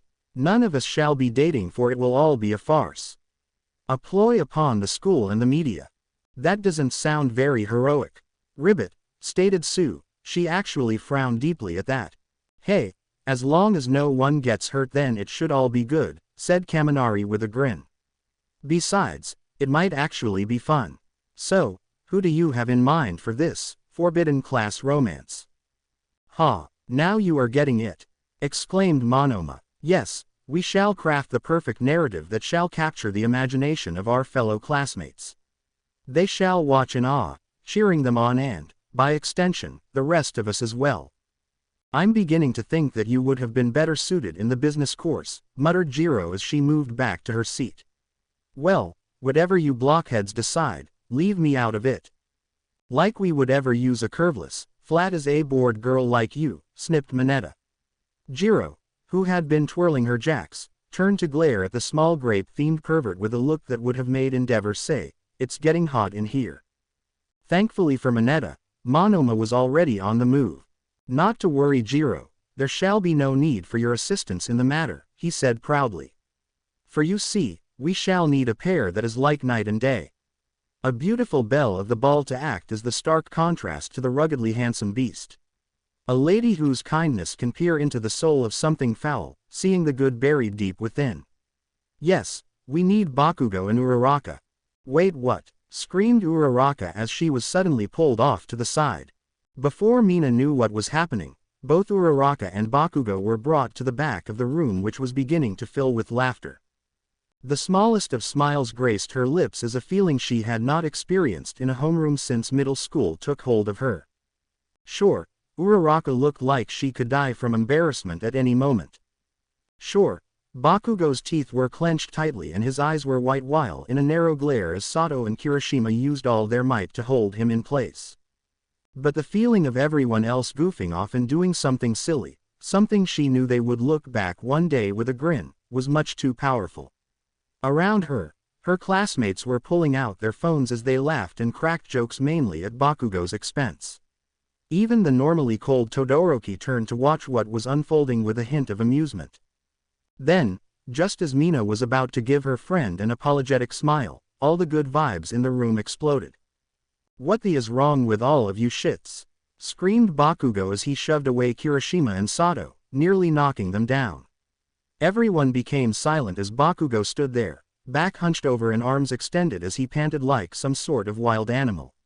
Fear now seemed to ripple among the class, some even taking a step back. Then, Kaminari spoke up. "Hey, relax man," he said with his hands raised in a surrendering manner. "It's fine. Just having a good laugh is all. If you don't want to do this then we can find someone else." "That's right. There's no need to be so hostile," added Momo, whose hands were also raised in a similar manner. "We shouldn't be doing this at all, you worthless extras," growled Bakugo, looking a bit less likely to attack his classmate. Though the danger was still there. Slowly, Mina's attention shifted from Bakugo to Ida before a frown appeared on her face. The taller teen was just standing there. Standing there. Where was all that discipline he wanted to dish out over a door? At least Momo was trying to calm things down, trying to act like a class leader. "Come now, who better to represent the superior nature of 1A than you, Bakugo?" urged Monoma, who clearly didn't want to let this go. Yet even as the copy Quirk user spoke, Bakugo just brushed past him with an angry huff while returning to his seat. "You, the teen who scored the highest this year in the entrance exam versus the second place holder. The two of you finding love. Surely you don't want to be upstaged by that inferior fool. We need to take that guy down," Mineta yelled, waving his fists in the air. "It's just not fair. How can such a plain-looking loser like him get a hot babe like her while I'm stuck with nothing? Bet he thinks he's so much cooler than us. Well, just wait until the school hears about you. They'll forget all about that loser." "Wait, you mean we were really going to spread this around the school?" asked Momo, suddenly looking scared and nervous. "I thought we were just joking around. Having fun. If I had, oh my god. I'm so sorry, Uraraka." While the wealthy girl was apologizing, Mina's eyes had gone wide. Then, she turned on the pair so quickly that they both jumped back in shock. "Damn it, Monoma," growled Ashido, surprising the class as her normally cheerful and excited tone was nowhere to be found. More people were taking a step away from her, the pink girl's fists shaking in anger as she looked at the blonde-haired braggart along with his sidekick. How could she have been so stupid? Maybe because the idea of doing something as a class sounded so appealing to her that she had forgotten to look at the source. Well, like hell she was going to keep quiet about this. She had been quiet for far too long already. That's what this is about. Finding a new way to antagonize 1B. Is the fact that two of their classmates are happy that upsetting that you have to do something like this? Or is it the fact that the rest of the school recognizing it that's the problem? "That's enough, Ashido," said Ida, adjusting his glasses with one hand while the other was doing that stupid chopping motion. Seeing that caused Mina to bare her teeth as she shot the vice representative a death glare. "No, I'm sick of this," exclaimed the pink-skinned girl loudly, causing most of the rest of the class to stop and look at her. Ida tried to approach her, to cut off whatever she was going to say, but Mina pushed him out of the way before returning her gaze to Monoma and Mineta. "I've kept my peace on this because you promised me, Ida, that you were going to handle it. That you were going to talk to them. Well, it looks like politely talking to them isn't going to get the message across. I'm sick of them bullying our classmates and acting like war heroes after what happened at the USJ." She then returned her glare onto Ida, who seemed stunned by this outburst. "I'm sick and tired of you being so slow when it matters. Chip a desk and you're honest before we even know what we did, going on and on about how important they are. But when it comes to living, breathing people, you just drag your feet. I mean, you just heard Monoma talking about how they are going to harass 1B. Did you bother to say anything then about how improper that was? No. What about when Bakugo was swearing his head at us? Nothing from you again. It's me calling them out on their behavior that gets you moving. It's like you're condoning their behavior." Ida's face went, mouth dropping.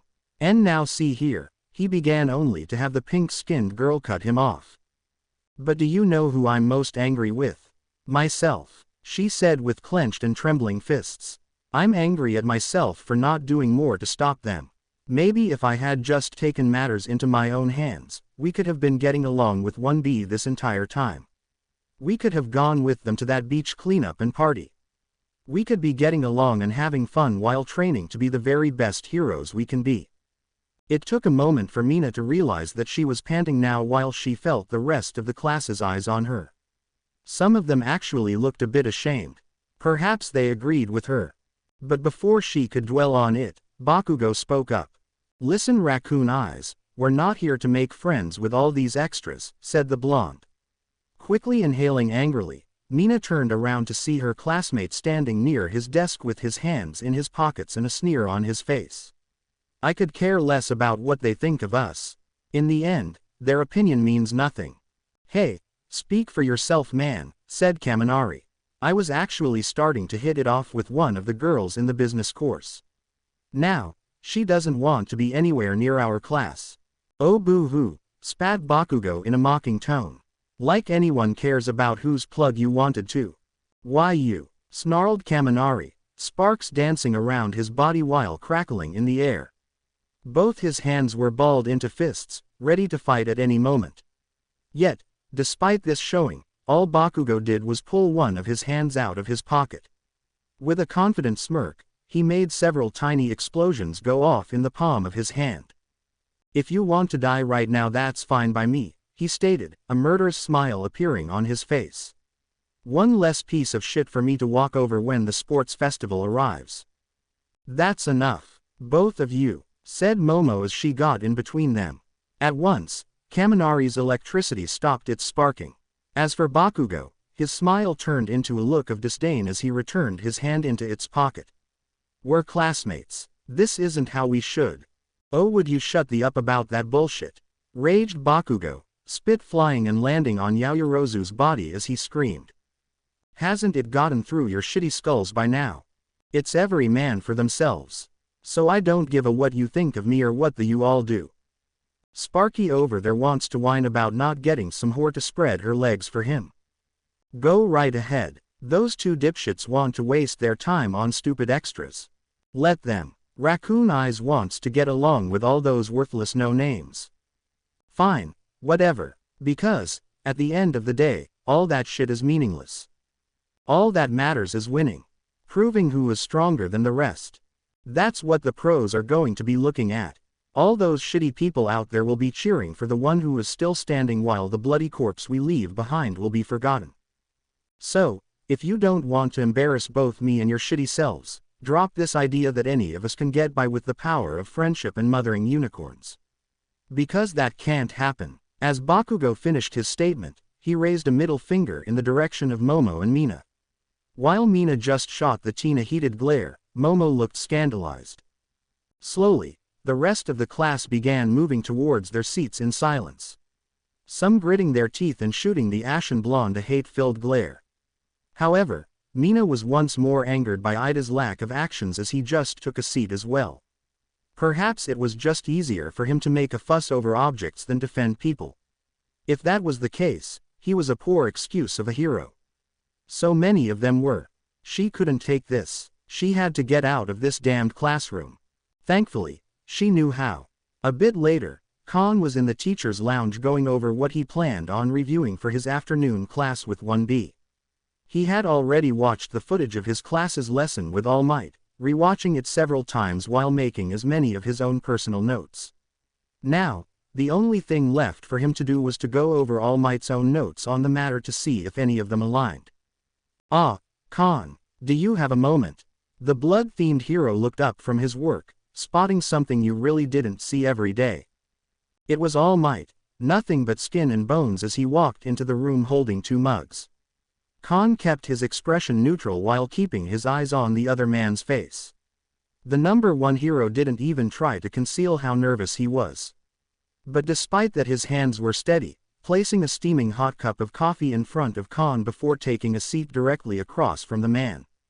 "I brought you some of Lunch Rush's coffee," said All Might, doing his best to smile, and for once failing in the act that had made him so famous.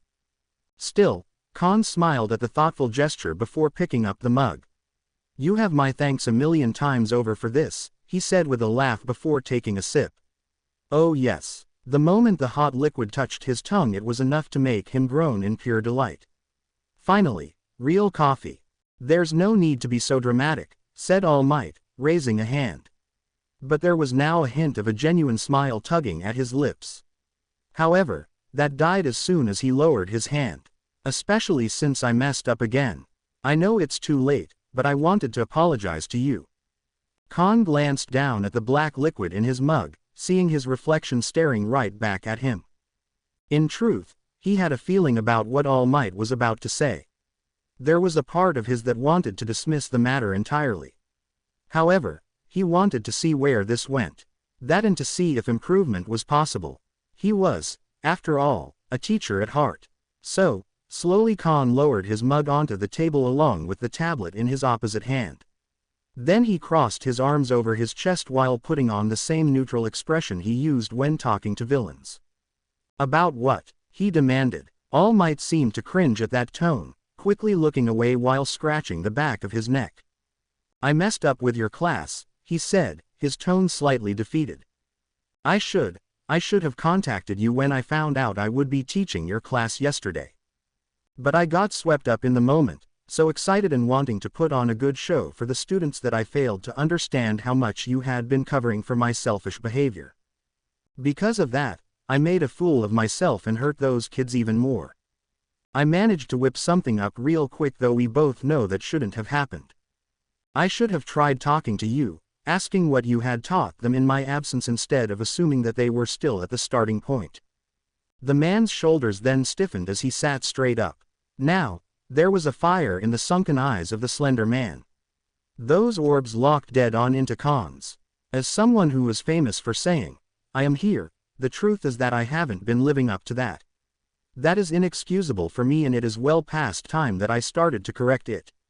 So, I was hoping to find out what you have taught those students so that I may start doing just that." Khan said nothing at first, only picking up his mug to take in a large gulp of the coffee that had cooled down.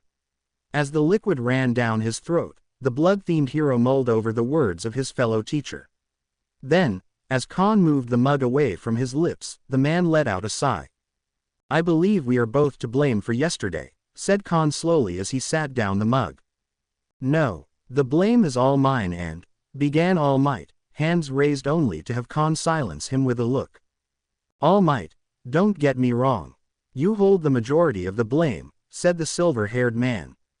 "It was because you were absent so often that you came into my class unprepared. And yes, you should have been the one to reach out to ask what I had taught them. Like how a teacher should."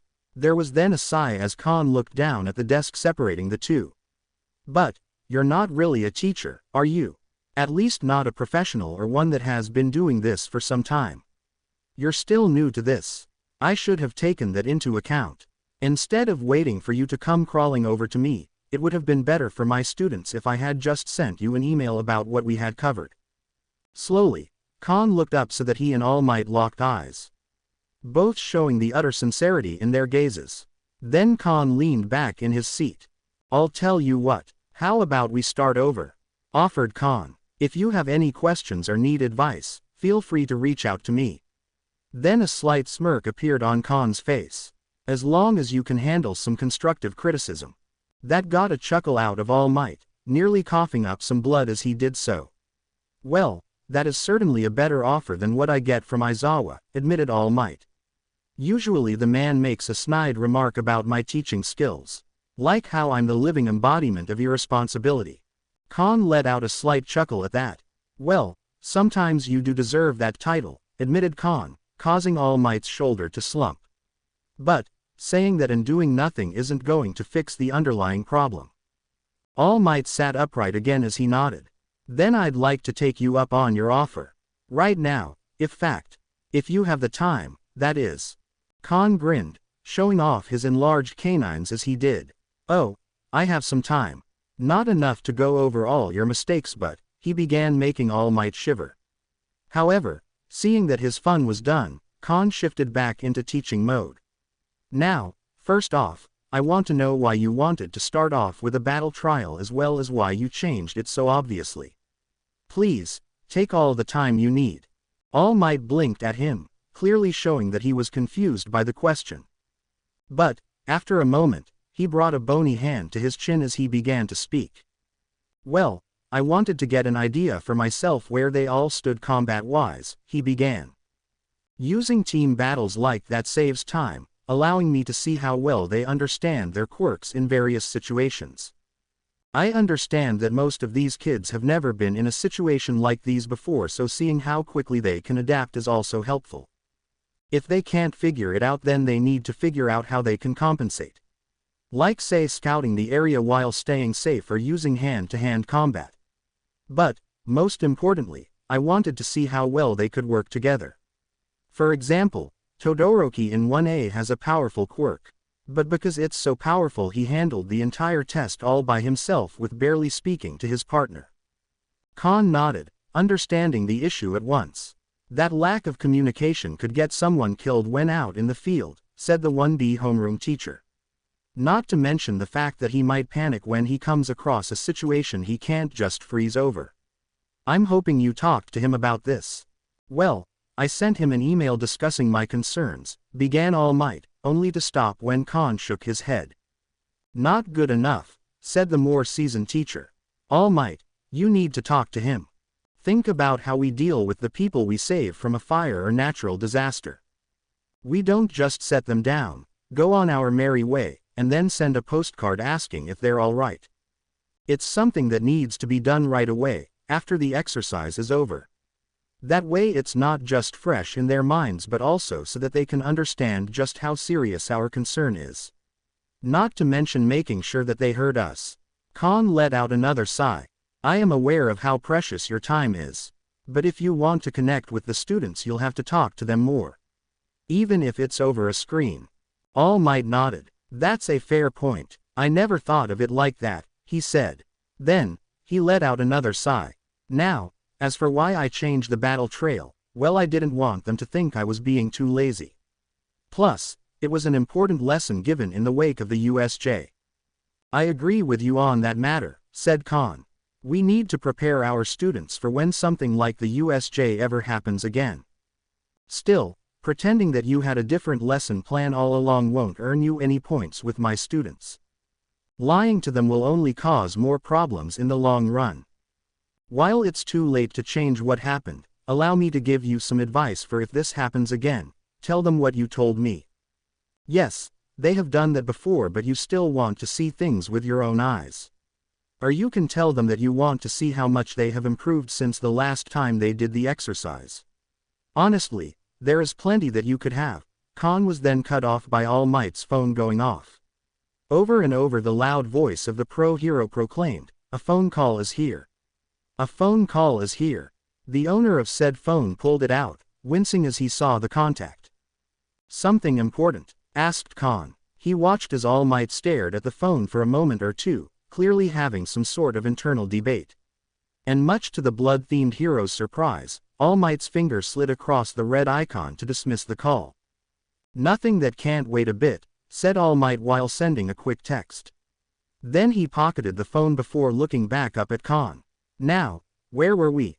And so, the conversation between the two men continued until the end of their break was near.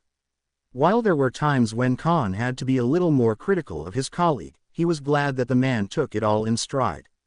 There was even a brief moment when All Might began taking notes of his own, reminding Khan of a certain green-haired young man in his class.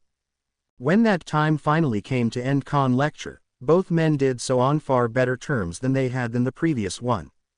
All Might was the first to leave, asking if he could count on Khan to give him more advice should he ever need it.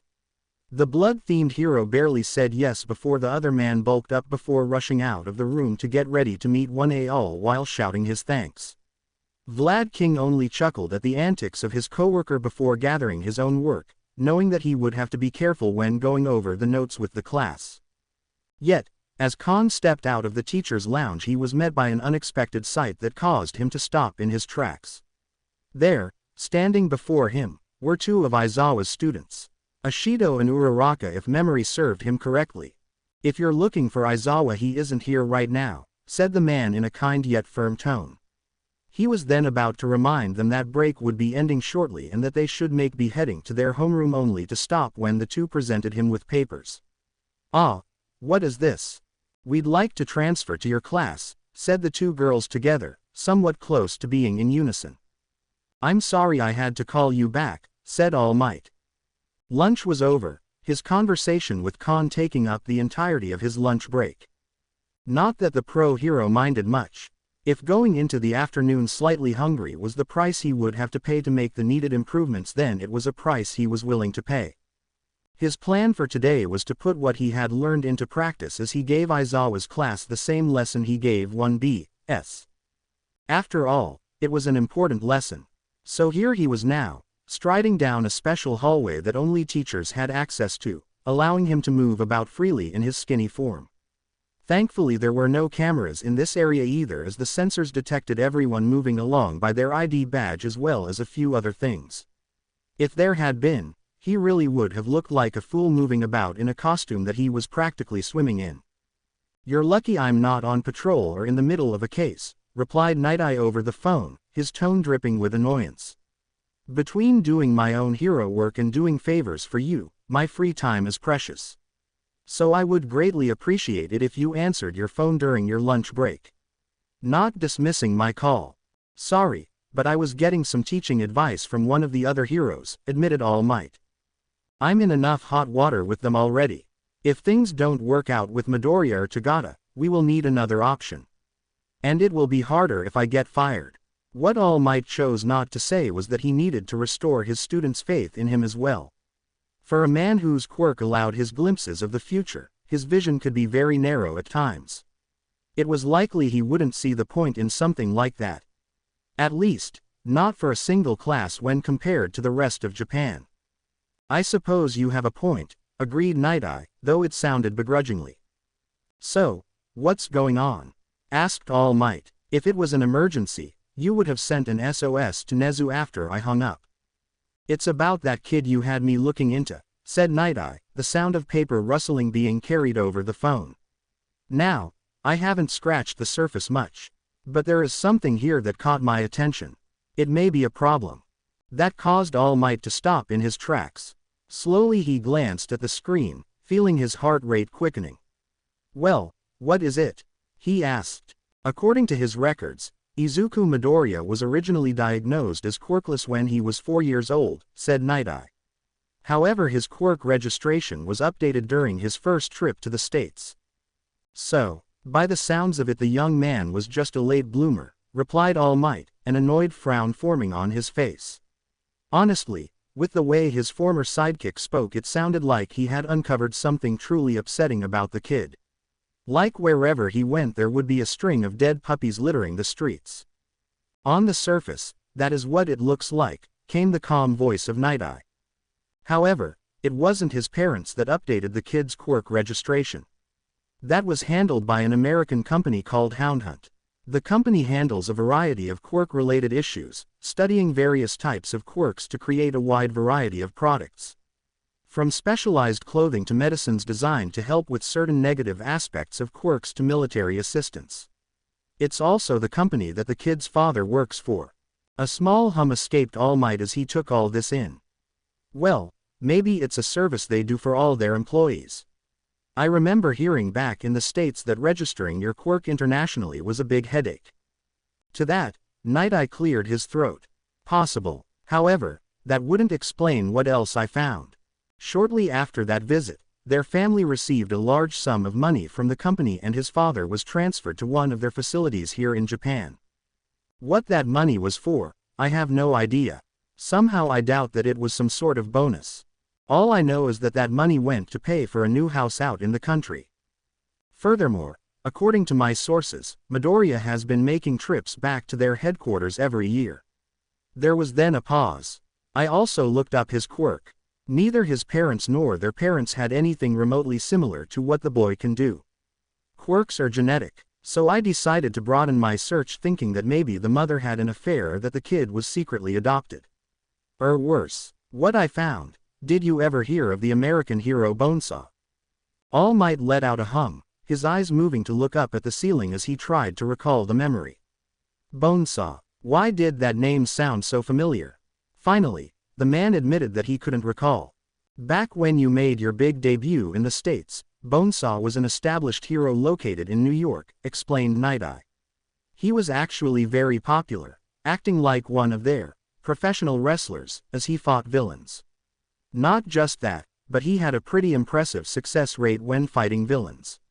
He used the bones that came out of his body to stab and cut down his opponents, but always made sure that he brought them back alive. I see, said All Might, wishing that he could recall some of this. So where is he now?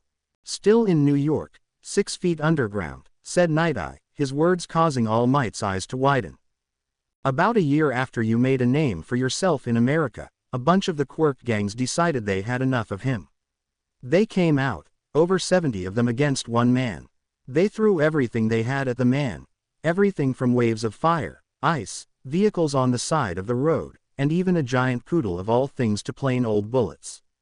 Bonesaw kept going, not stopping until he had taken down the last villain with his dying breath. The man died a legend. All Might's hand reached to touch his forehead as a wave of guilt washed over him. On some level he felt guilty for not remembering a fallen hero who had done so much for the sake of justice. For paying the ultimate price to keep the people safe. However, the sad truth of the matter was that crime in America was insanely high, with heroic deaths being a daily occurrence. He recalled back then he would hear on the news every night the 7 or 8 stories about how a hero was tragically killed in the line of duty. And, sadly, they all began to blend together, becoming noise in the background as the days went by. Everything felt like it was on a constant loop, one that felt unending even to this day. Then All Might's eyes shot open. Wait, if he died that long ago then he couldn't be Midoriya's father, said All Might. Did he have any other children? None on record, said Night Eye with a sigh. He died single, but that didn't mean he wasn't seeing some sort of action. Right now I'm planning on looking into anyone still alive that knew him. Hopefully that might shed some light on the situation. However, there is another possibility that we should consider, all for one. It is possible that he arranged for Bonesaw's death, hiding in the shadows and letting those villains do his dirty work. Then, right before the man died, All for One could come in and take the Quirk without anyone being the wiser. All Might's hand gripped on the phone a little tighter, so much so that cracks began to appear on the screen. Yeah, that sounded like something the ancient villain would do. While All for One mainly stayed in Japan at the seat of his empire, he did have agents all over the globe working for him. If this Quirk interested the man so much, he could have contacted these agents to put the idea of ganging up on Bonesaw. Knowing All for One, he would have been there in some manner, watching the fight with a smile on his face until its conclusion. Then, in some manner, he would get close enough to the hero to steal his Quirk and no one would be the wiser. After all, the dead can't report that their quirk was stolen. Taking a breath, All Might began to see where his former sidekick was going with all of this. All for One originally gained his following by taking the quirks of those who wished to be normal while giving them to those who hungered for power. And, to a degree, that was true of him up until his death at All Might's hands. He could see it clearly, parents wanting the best for their child with no one to turn to. Wanting him to have a normal life. Then, here comes All for One offering their boy a quirk in exchange for either their loyalty or a favor. But, there was a catch. One that All Might was well aware of. He could have given them the quirk, but the body, well, that was a completely different matter altogether. Using Bakugo's quirk as an example, if All for One stole that explosion quirk and gave it to one of his underlings, it would give them a powerful quirk. Yet, the pores on the hands would not be as large, allowing them only smaller explosions without harming themselves. Not only that, but unless the person already had a quirk that protected the body from the heat and force of the explosion, then there would be a limited amount of times they could use Bakugo's quirk. Scratching his chin, All Might began thinking of Midoriya. If he applied the same principle to his student, then every time he pulled a bone out of his body, then there would be a hole in his skin that wouldn't heal right. At least, that's what he believed. It was a tricky situation. He understood Night Eye's concerns and worries, especially now that they believed that All for One could still be alive. If All for One had made contact with the Midoriyas, then there was a chance that the young man was being used as a spy. Or something else. But, on the other hand, there was not enough evidence to support that he had met that monster. For all they knew, he could have just awoken a quirk while in the USA and the company did them a favor. All Might, came Night Eye's voice over the phone. I think we should play this safe. We should alert Nezu right away and have Midoriya detained until we can figure out what is going on. Nezu would never go along with that, not without proof, said All Might sternly. Look, I might not be the best teacher here, but I have checked in on the kid since I met him. As far as I have seen, he has been a model student who is going plus ultra. All we have are theories and suspicions. But, began Night Eye, only for All Might to cut him off. Night Eye, before we continue, I need you to answer me honestly, said the pro-hero. Imagine if Bubble Girl approached you, saying that she believed that a local nursing home was really a front to sell the drug Trigger. All she had was a few odd payments made out to the place and that one of the guests was a man who had been caught several times selling it on the street. Would you raid the place then and there? Or, would you look into seeing if the man was visiting a parent or grandparent? Would you check to see if the payments were just minor errors? Began Night Eye, his voice trailing off until silence took hold. Both men knew what his answer was. While Night Eye had his flaws, he was normally a very thorough man when it came to heroics. Both of them knew that in the situation that All Might presented, he would look into all these facts before making a move that would get him and his agency into any trouble. And the same should be true with Midoriya. All Might, I'm scared. That man, I know in my gut he's alive. He's had over 5 years now to plan his revenge, setting up all the pieces on a board that we can't see. We're not prepared. Your limit becomes more and more limited by the day. You're not as strong as you once were. We need to do something. And we are, assured All Might, his tone calm. He knew it had to be difficult for Night Eye, a hero who could see the future, dealing with so much uncertainty. But that doesn't mean we should jump at every little shadow and assume the worst. Just keep digging for now and we'll share what we found with Nezu, along with anything else you find. Then we'll go from there. Yes, that was the best thing to do. He didn't want to bring up the potential backlash of such reckless actions. If they had detained young Midoriya and his innocence was proven, then there were a lot of ways this could go. The best case scenario was that he would understand and forgive them, which would be hard since All Might couldn't really explain the situation to the kid afterwards. He had done everything in his power to keep his fight with All for One a secret along with his injury. Plus only a handful of people these days even knew about All for One.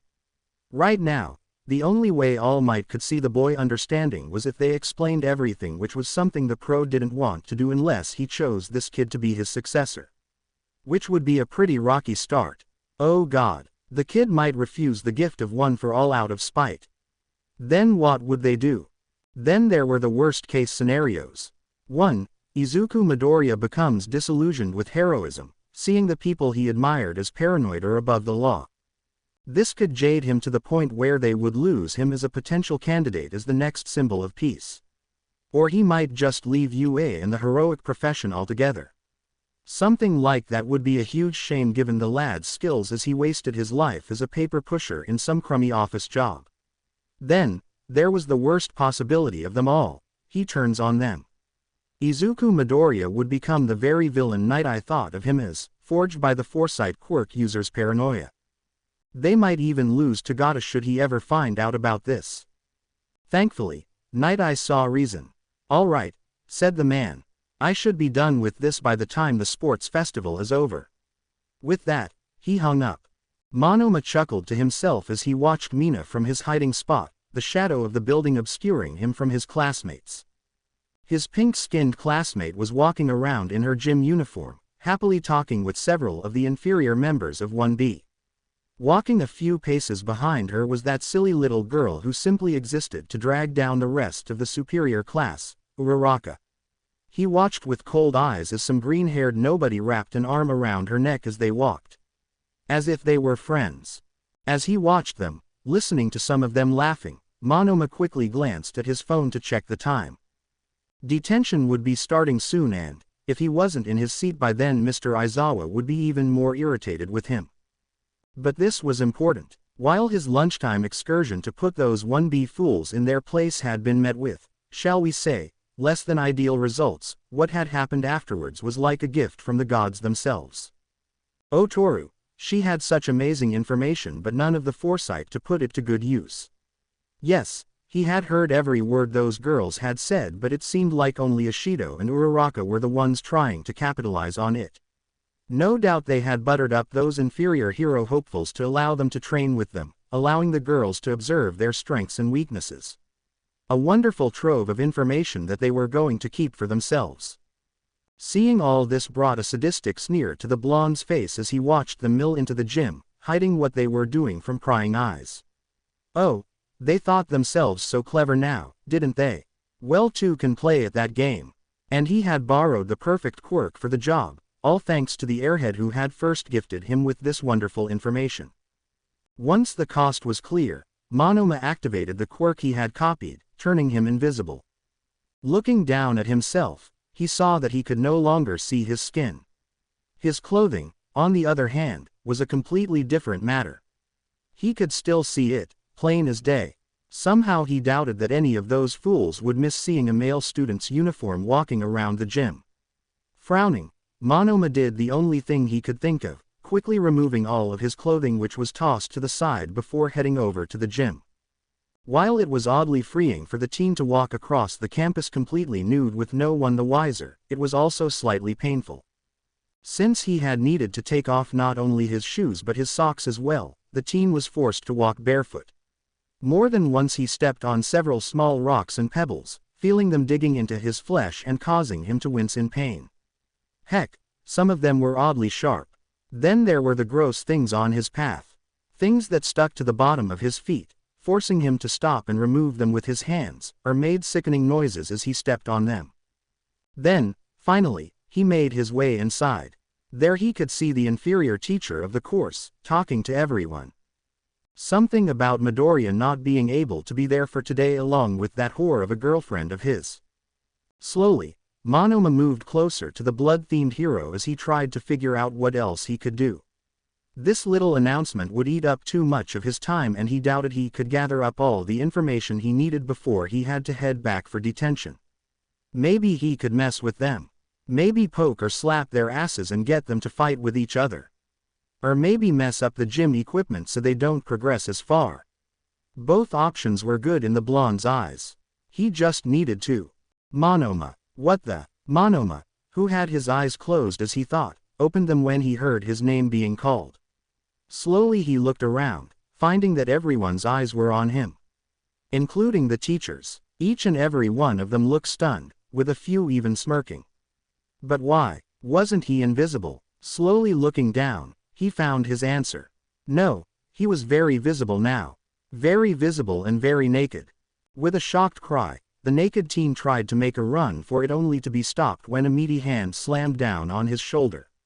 Looking behind him, he saw that 1B teacher glaring at him with a fury that caused his skin to turn pale. Let's go see Aizawa, now. At the same time, Izuku was walking down the street dressed in one of his nicer outfits. It was something his father had helped him pick out shortly after getting his acceptance letter to UA, something for him to wear to semi-formal events. His pants for this evening were simple, dark-colored dress pants with matching shoes along with a belt. The teen also wore a white, button-up dress shirt with long sleeves that were slightly puffy. There was no jacket, but rather a simple dark green vest with golden buttons. According to his father, he preferred to wear these things when going to anything that wasn't a black tie event. It would allow him to appear formal while also giving him plenty of mobility for things like dancing should the need arise. Izuku thought he looked like a waiter.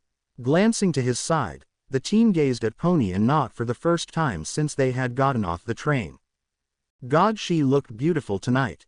The American girl was dressed in a cocktail dress whose colors were similar to her hero costume.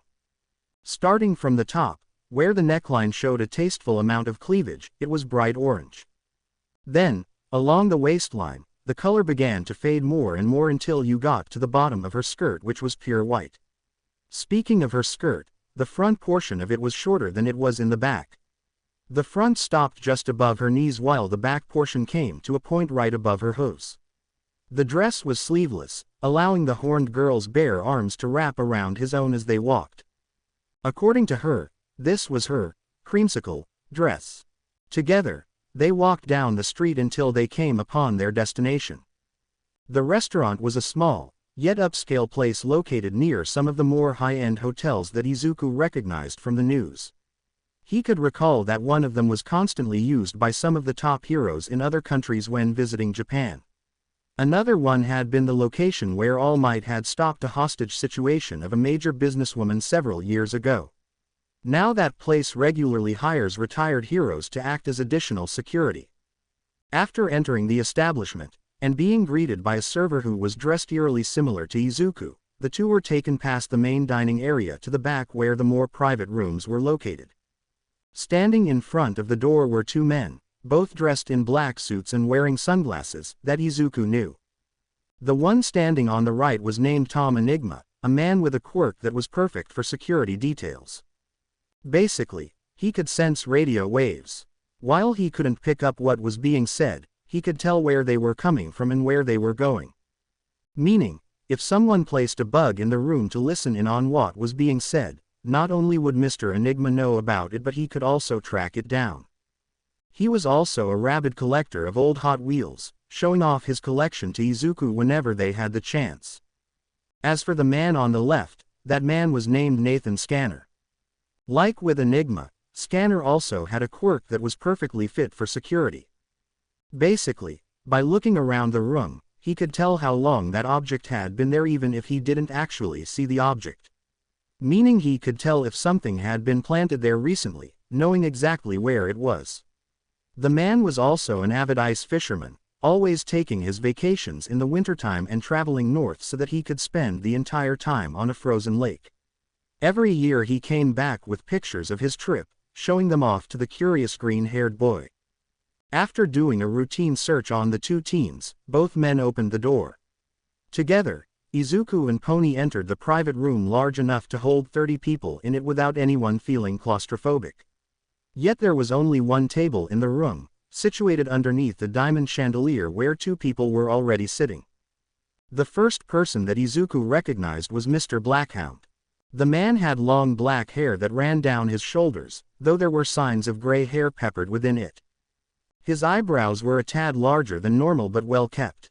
He looked at the two teens with icy blue eyes through a pair of oval-shaped glasses that rested on a very crooked nose. One that looked like it had been broken far too many times to count and that not even Recovery Girl could ever hope to fix it. His hands were also crooked along with scars showing the number of times they had been broken before being put back together. Yet, despite all these visible scars, the man smiled at his guests warmly. As for the other person, Izuku, Pony, with a laugh, Carol Blackhound jumped out of her seat as she rushed over to the teens to wrap them in the biggest hug she could. Like her father, Carol had long black hair, though hers went past her waist with several braids on the sides of her head. Her nose was small and thankfully unbroken, her own blue eyes twinkling with excitement. Even though she was a few years older than the teens, if Izuku remembered correctly, she would be starting college next year. Both her size and shape gave her the appearance of someone much younger.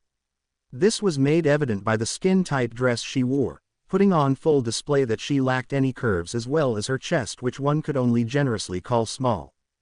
"It's great to see you again, Carol," said Pony, speaking in English as they parted. "I know, it feels like forever since I last saw you too," replied Carol, her tone giddy with happiness. "Agreed. It is nice to see you again, Midoriya. Tsunotori," said Mr. Blackhound, getting up from his seat before gesturing to the table. "Now, sit. We have the entire evening to catch up." Smiling, the teens walked back to the table with Carol taking her spot next to her father while Izuku and Pony sat directly across from them. Seeing the menu in front of him, Izuku picked it up to find a long list of some of the finest and meatiest steaks from around the world. Each one of them served with a long list of sides, some of which Izuku had never heard of. "I do hope you enjoy the food here, Midoriya," continued Blackhound, his eyes glancing down at his own menu. There was a very hungry look in the man's eye as he stared at one spot in particular.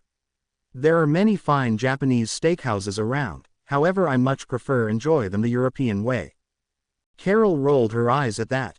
"Come on, Dad," she said with a laugh, smacking her father's arm with her menu playfully.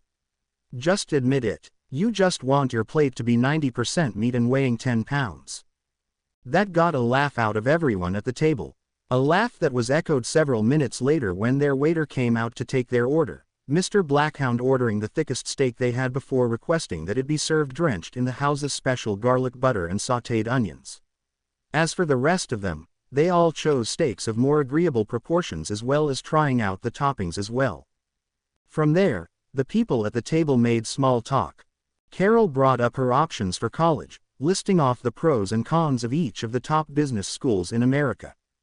She even mentioned how one of the schools had recently employed America's top white-collar hero, Number Cruncher, to teach business ethics. That had gotten both Izuku's and Pony's attention, as they both knew of the hero who could find a dozen or so corporate misconducts in a single afternoon. Still on the topic of heroes moving on to teaching, Mr. Blackhound brought up a rumor that had been going around lately that the pro-hero unicorn, Pony's mother, was considering becoming a teacher of heroics. "She is," Pony said, her shoulders slightly slumped as she spoke. "It's something she's been thinking about for the last couple of years. Said that she wants to slow down a little, chasing students trying to cut class rather than villains." That got a good chuckle from the rest of the table. "Do you know where she'll be going?" asked Carol as their food was brought out. "Champions High," replied Pony. "She's going to be teaching heroics next year." Blackhound nodded at that before cutting into a streak that looked to be about an inch thick. "Champions is one of the top hero schools in Texas. Perhaps even one of the top in the country," said the man before taking a bite out of his food, closing his eyes to savor the taste. Then, when he looked at Pony, there was a twinkle in the man's eyes. "Though, she will be missed. Unicorn has always been one of my favorites ever since she saved me back when she was a fresh sidekick.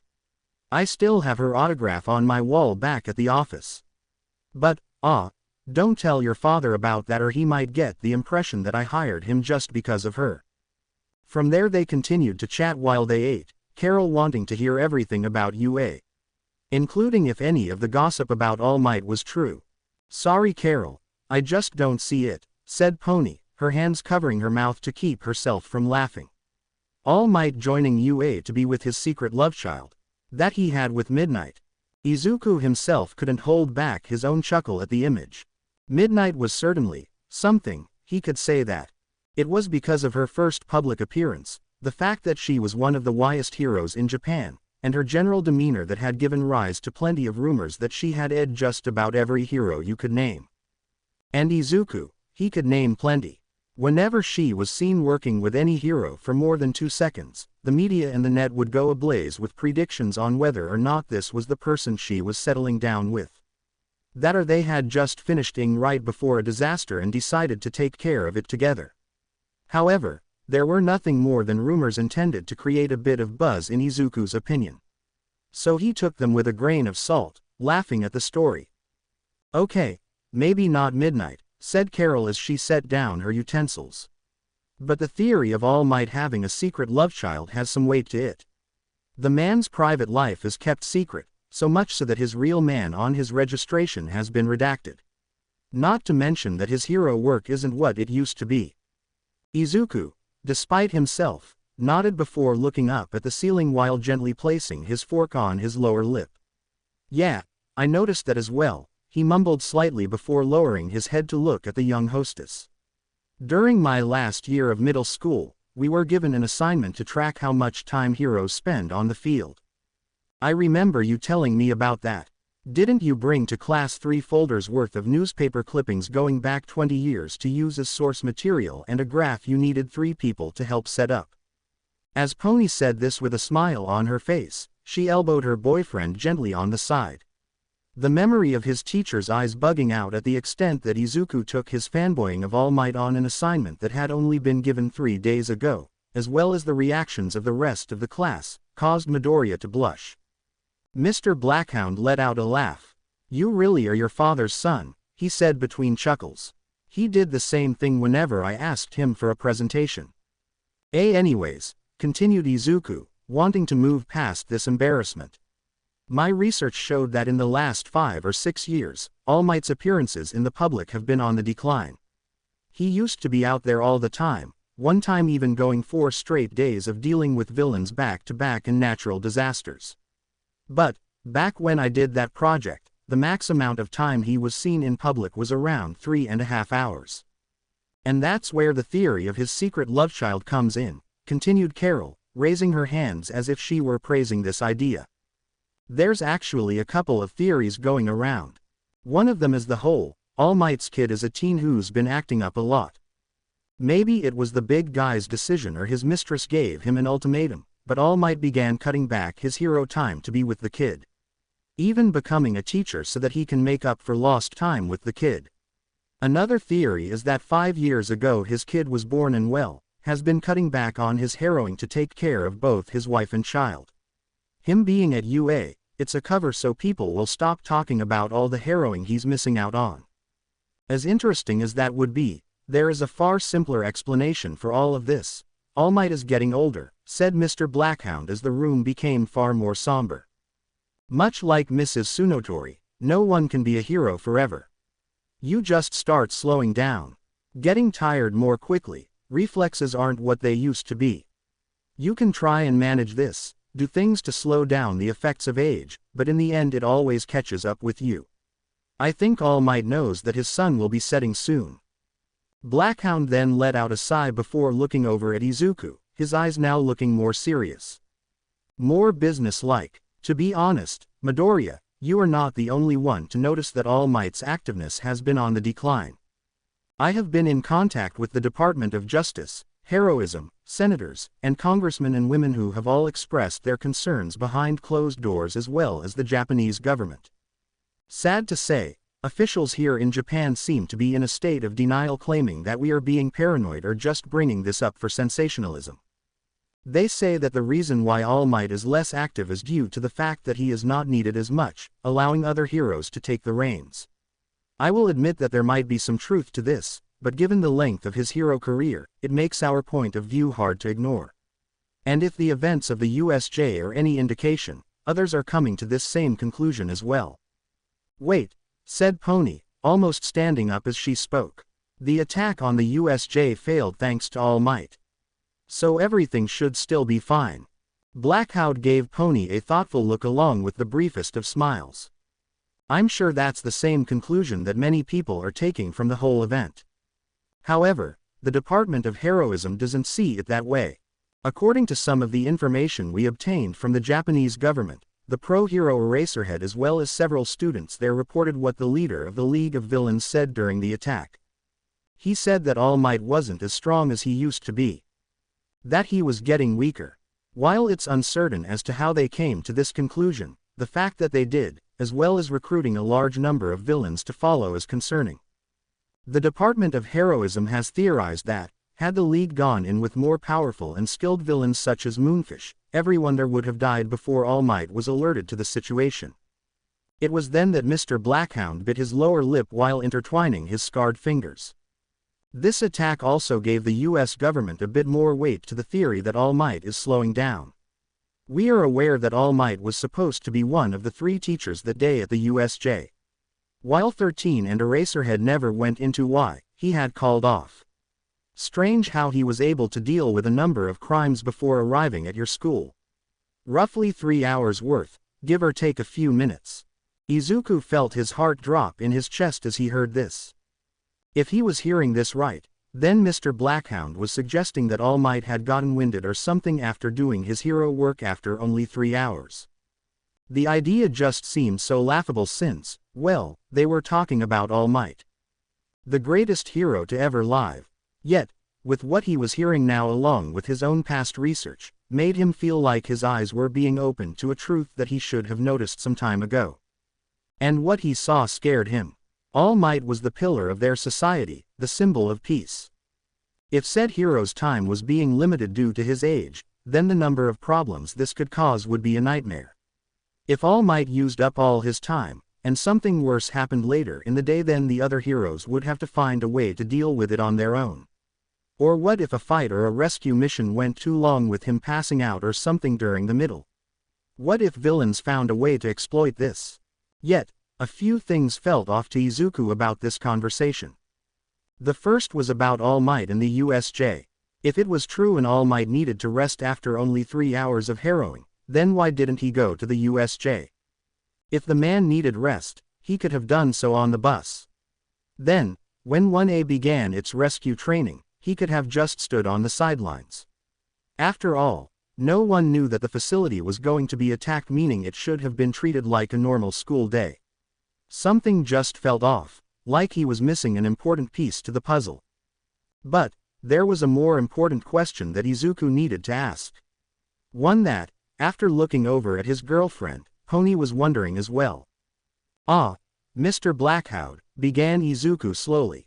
A lot of what you're telling us sounds really important.